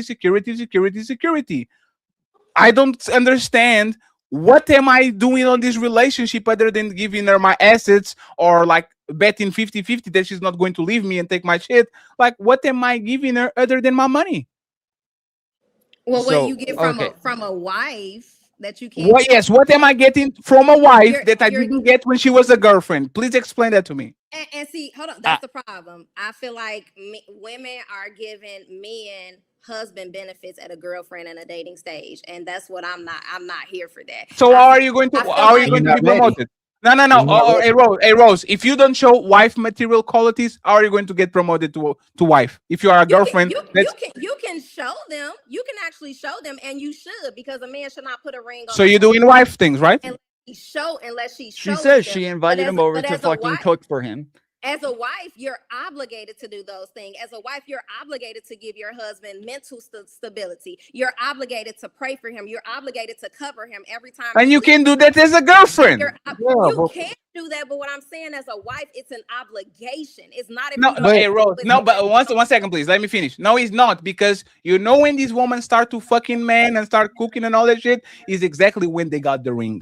Because when they don't get the ring, it's very rare that boyfriend and girlfriend that are not living on the same house, the woman denies you sex and no, that woman every time she sees, she tries to jump on you. You know when the woman starts to actually deny shit and start to do their job when they know, hey, I dare you to leave. I'm on the deed. I'm on the mortgage. I'm married to you. I know how much money to make, how much money. I dare you. I'm going to say no to you for 6 weeks, and I dare you to go cheat on me and do something that is going to jeopardize my shit because I take you to the cleaners. Women that are not married usually have a tighter leash. They're not just running around doing some stupid shit because if you're not doing your job, go about your business, take the keys, we go to... Right? Why don't you just get a fucking prenup and then now all of these because I don't have to. Terrified of because I don't have to. You don't have to. You're saying hold on, wait. No. You're saying that is the big difference maker for a man who's getting into a marriage. But now you just get a prenup. That is not the big difference maker anymore. It's because I don't have to. Why would I buy a car and fix it when I cannot buy the car at all and leave the motherfucker there? Bro, I don't have to. You just said that is the difference maker for marriage. You just said, hold on, no. Don't do this again. You just said that is the difference maker, is that you are giving up your 401k and all of the, your car and the money, the house. Like you said this, that is the difference maker for you when it comes to marriage. And then now when I say, so you just get a prenup, now that difference maker is completely gone. And now you still say, oh, but I don't have to. But what you just said earlier, that you want the commitment, men want the commitment from marriage. They benefit from this commitment. That is what they desire as well. Women are also giving up their bodies. It has nothing to do with his point, because he's saying, what does he get from her? What am I getting myself? Me? Can you? Hey, just 1 second, please. Just 1 second, please. Can y'all answer my question? Thank you, Ali. What do I get myself? I know it's better for her and for society and for kids and for the world. What does Fatty get from putting a ring on this woman that he wasn't getting before we got married? Please explain that to me. What do I get from that? I did. I already no, you didn't. You said what he wouldn't. The answer. You said what do I get from you? No, I did. So one, I talked about the fact that kids is obviously a big part of it. You get to pass down your genes and your. I already did. You also okay. So again, so that's why I'm saying this is the difference. I asked earlier when we're talking about marriage, are we talking about having kids as well, and that this is like part of the long-term commitment? And you said yes. So if you're changing it to now, oh well, I already did this. Okay, then never mind. That's not what I'm. But you did also say earlier that you do want the commitment as well. Tom, answer my question. I can have kids with my girlfriend respectfully. I can move in with her. I can do everything. She can cook for me. She can have sex with me. All of that. Rose, am I going to have more sex when I marry you? More. I'm married to you. I want 9 times instead of 7. Nope. Am I going to get more sex, Rose? And as a husband, you should be able to, because no, it's not that I should. Everything should, right? But do you think that most men that get married with women get more sex than we're ever? Hell no. Do you think they get more sex? It's at the level or lower. It's either at the level or lower, because again, now she doesn't have that to use as leverage to keep the man. She got him because she married. It all on you. Yeah, so Rose, what am I getting more? That's the word, right? More. You get more. We get with me. I signed on that line. You get more. What do I get more? More. What do I get more? I think that changes based on marriage. That's not based on marriage. That's based on how long you've been together. Hold on.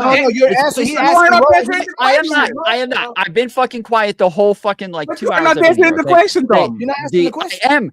I am disagreeing with everything that you just said. I already answered the question. You're not engaging with what it is that I said, but your response is that you don't get sex anymore, and I'm saying that just has to do with how long you're with somebody. Even if they're just your girlfriend, 10 years of being your girlfriend, you're going to have way less sex. That was not the question. Whether or not you get married doesn't change anything. But that's the point. Ali, one second. Question. But that's you're the just thing. not This is what I'm engaging saying. with what I said. Ali said, for example, and she said it, if I rather be on a 19 happily boyfriend and girlfriend relationship than being on a 10-year married shitty relationship. She literally said it. Ali asked her that, and she said that.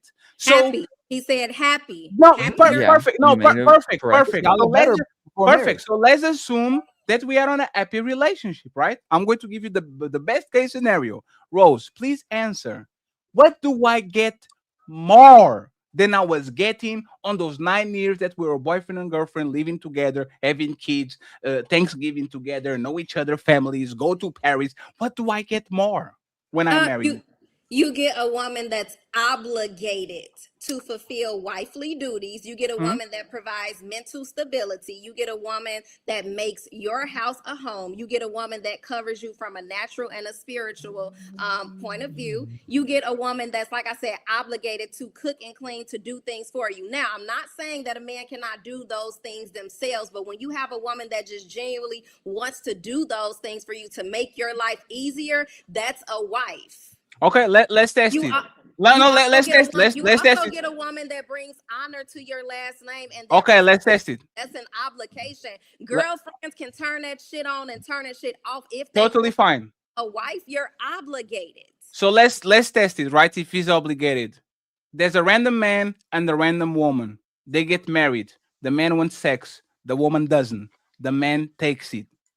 Is in the Bible. You should fulfill your duties, including sex, right? The man really wants it, and the woman doesn't want him at all. And the man takes it. Should she go to the cops and say, this man raped me? I told him, no. He said, this is my marital duties. So he went ahead and took it. Should that man go to jail, or should the woman take it because, like you said, she's obligated to their wifely duties, and one of them is sex? So all of a sudden, the man doesn't face no repercussions. What is going to happen to that man, Rose?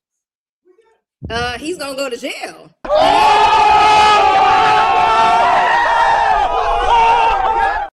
So marriage doesn't change shit. There's no obligations. That would go for the other way as there's well. no obligations. If she steals your fucking money, she should also go to jail. Like, that's not a big deal. Tom, you can deflect all you want, but there's the words. That is literally a direct contradiction to your point. Don't call that a deflection. That is a direct contradiction to your point. You just refuse to engage with anything that I say. You will pivot again because as soon as you start talking. You will move the goalposts again the second you start talking. Go ahead. Tom, do it again. What was the statement that I was addressing from her?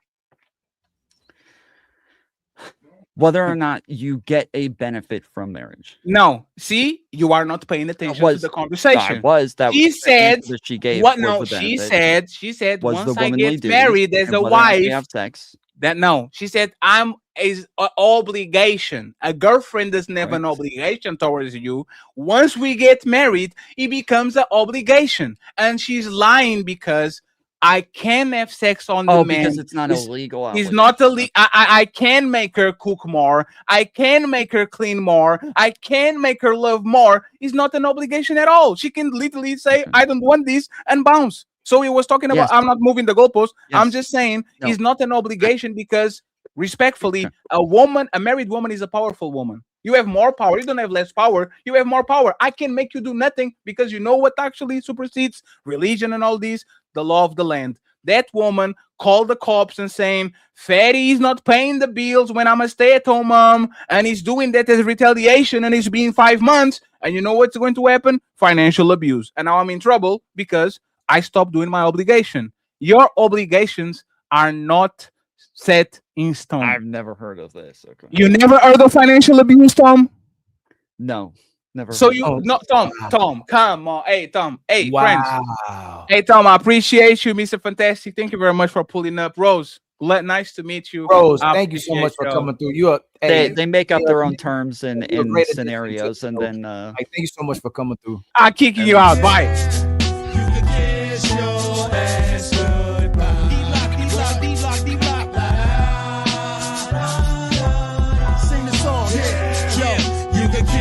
Your ass goodbye.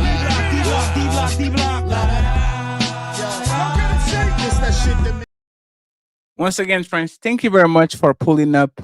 Awesome show. Extremely fun show. I'm going to send everybody to Nino Nation. Remember, smoke show tomorrow. If you have a problem, pull up. Early, ladies first show. And then on Sunday, 5 p.m., ladies first show. So see if you can pull up. Thank you very much, Sky Eye. Great. True. I appreciate you, sir. Tariq, thank you very much for the 5 Untouchable memberships. The Untouchable Empire, baby. And finally, the last super chat. Raised in a church, but not raised to be a wife. Ooh, shout out to you. I appreciate you. And player 1 pulling up with the 5 Untouchable memberships. on Ilkan Ali's side. I Let's go, believe play. that there's multiple so-called black leaders who believe that they are untouchable. So, you think you're untouchable? Thank you. I appreciate you, Player One. He says salute, fam. So, friends, I appreciate y'all too. But I'm going to send you to the Nation. Join the Patreon so you can download all these nice songs we are sending to you. Sunday, we are going to have a banger of the show. So I truly appreciate it. Shout out to my boy Thomas Legacy, 10 months. He says, I'm still here. You can see Thomas Legacy on Sunday show. He is going to bring all the smoke. Ilkan, any final thoughts before we send everybody to New Nation? They still sending men into burning buildings, but they will not admit what you don't get when you get into a marriage. You know, you get more problems, you get more demands, you get more stress, you get less sex, you get more complaints. It's crazy. All of this is a big scam. And Ali, I'm glad that you actually said women are going to side with the men that are defending them. Because if you saw roses, when I was talking against woman, and then as I started defending her, she was like, yeah. Like, wow.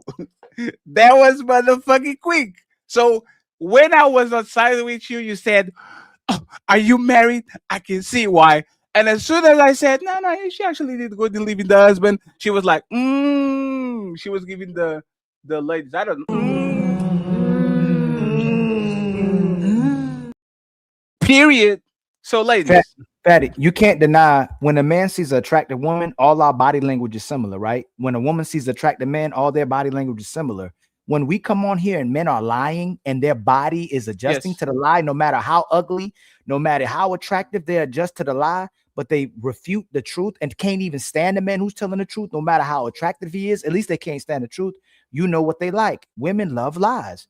Because it benefits them. Even if the lie fails, even if the lie ends the relationship, even if the lie ends up with us having no relationships at all, right? They still will pick the lie over the truth, man. You know what's hilarious, Ali? I was looking at Corey the whole time, the body language, and he was laughing his ass off. He was like, he knew it. He's like, hey, Corey, could you take this woman? Oh, depends on the woman. No, not if you're treating her right. In fact, the only way a woman will not know if a man lives in a house for 3 years is if she's lying to herself. I know this man ain't got no place. He probably lives with his mama. He probably lives with his daddy. He probably got no money. I'm gigantic red flag. You know what the woman said to me? Why you always take me to Airbnbs? Because I don't want you around my house. If I like you, you'd be with me. Like, it's what I'm saying. If I don't feel comfortable to have you around, I'll take you to Airbnb. And you know what?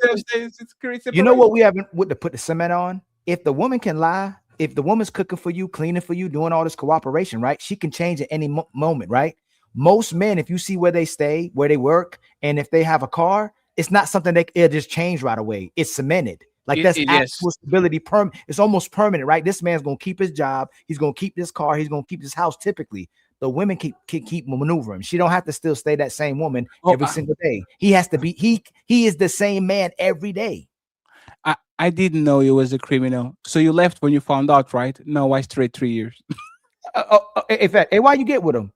Oh, he probably was a criminal. Why you leave him? Oh, he's a criminal. Why'd you get with this guy? He's a good guy. Why'd you leave him? I did him a favor. He's a good guy. I left him. They leave you for the same reason they get you. And then they say, Fatty, are you married? Ali, are you married? Are y'all in committed relationships? To commit the women who don't stay committed? To commit the women who don't stay loyal? To women who find reasons to leave? Why would we tell men, keep promoting men to get with women that are born and have mastered to like it seems like they're born to do it now, right? They're born to just leave whatever they commit to. And once again, shout out to the Clippers because this show is going, oh my God, everybody's going to review this shit because this show had some crazy moments. Shout out to the ladies that pull up.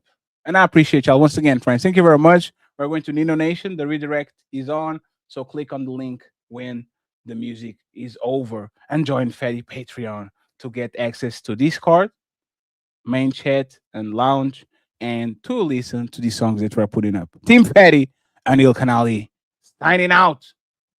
I see you tomorrow on the Smoke Show. You better not be pussy now. You be talking shit again. I see you on Ali comments. I see you on Fetty comments. You better pull up. Peace.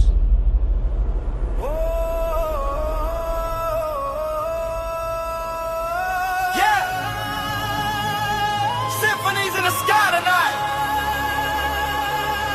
Untouchable Empire. Fatty Ali. We ride. Yeah, this that Empire march. Yeah, the throne gets shook. Red pill crashing down. Take a long hard look. True cut deep like a page out of prophecy book. Fatty calling out the lies. All it said no. Super pen and bring fire when the world turn cold. Voice booming like the brass in the drum we hold. Hold back, I'm in the pocket, yeah, he break that mold. One hand on the culture, other hand on the gold. Ain't no fear when the real ones enter the light. We expose, we collab when it's built all height. This the battlefield talk, this the warrior right. Empire stand tall when the world won't fight. We don't bend, we don't break, we don't break. You go broke when the empire waits. Did that war cry stand up? Empire mode. Fatty and Ali bring the smoke when the truth explodes. Super panel in the fire, but we never fall. Untouchable till the end, yeah, we built from gold. Raise that banner, let the whole world see. Revolution in the rhythm, that's the prophecy. Red pill falling down, but the throne on me. Untouchable empire, we were born to lead. We don't break, you won't break. When the empire wait, we don't roll. We don't break, you gon' roll. When the empire wait. Yeah, every beat like a drum from a long law land. Every word like a king with a sword in hand. Know the running through the chaos like he know the plan. Breaking like we break every wall they stand. We don't chase no cloud, we don't follow no trend. We ignite revolution that the weak pretend. Culture shift when the empire press start again. Super pen and lane to show it's a message we send. True heavy like the brass when the horns come in. Discipline like the warriors that never give in. From the ashes of the line, let the rise begin. We the future and the future ain't built for the thin.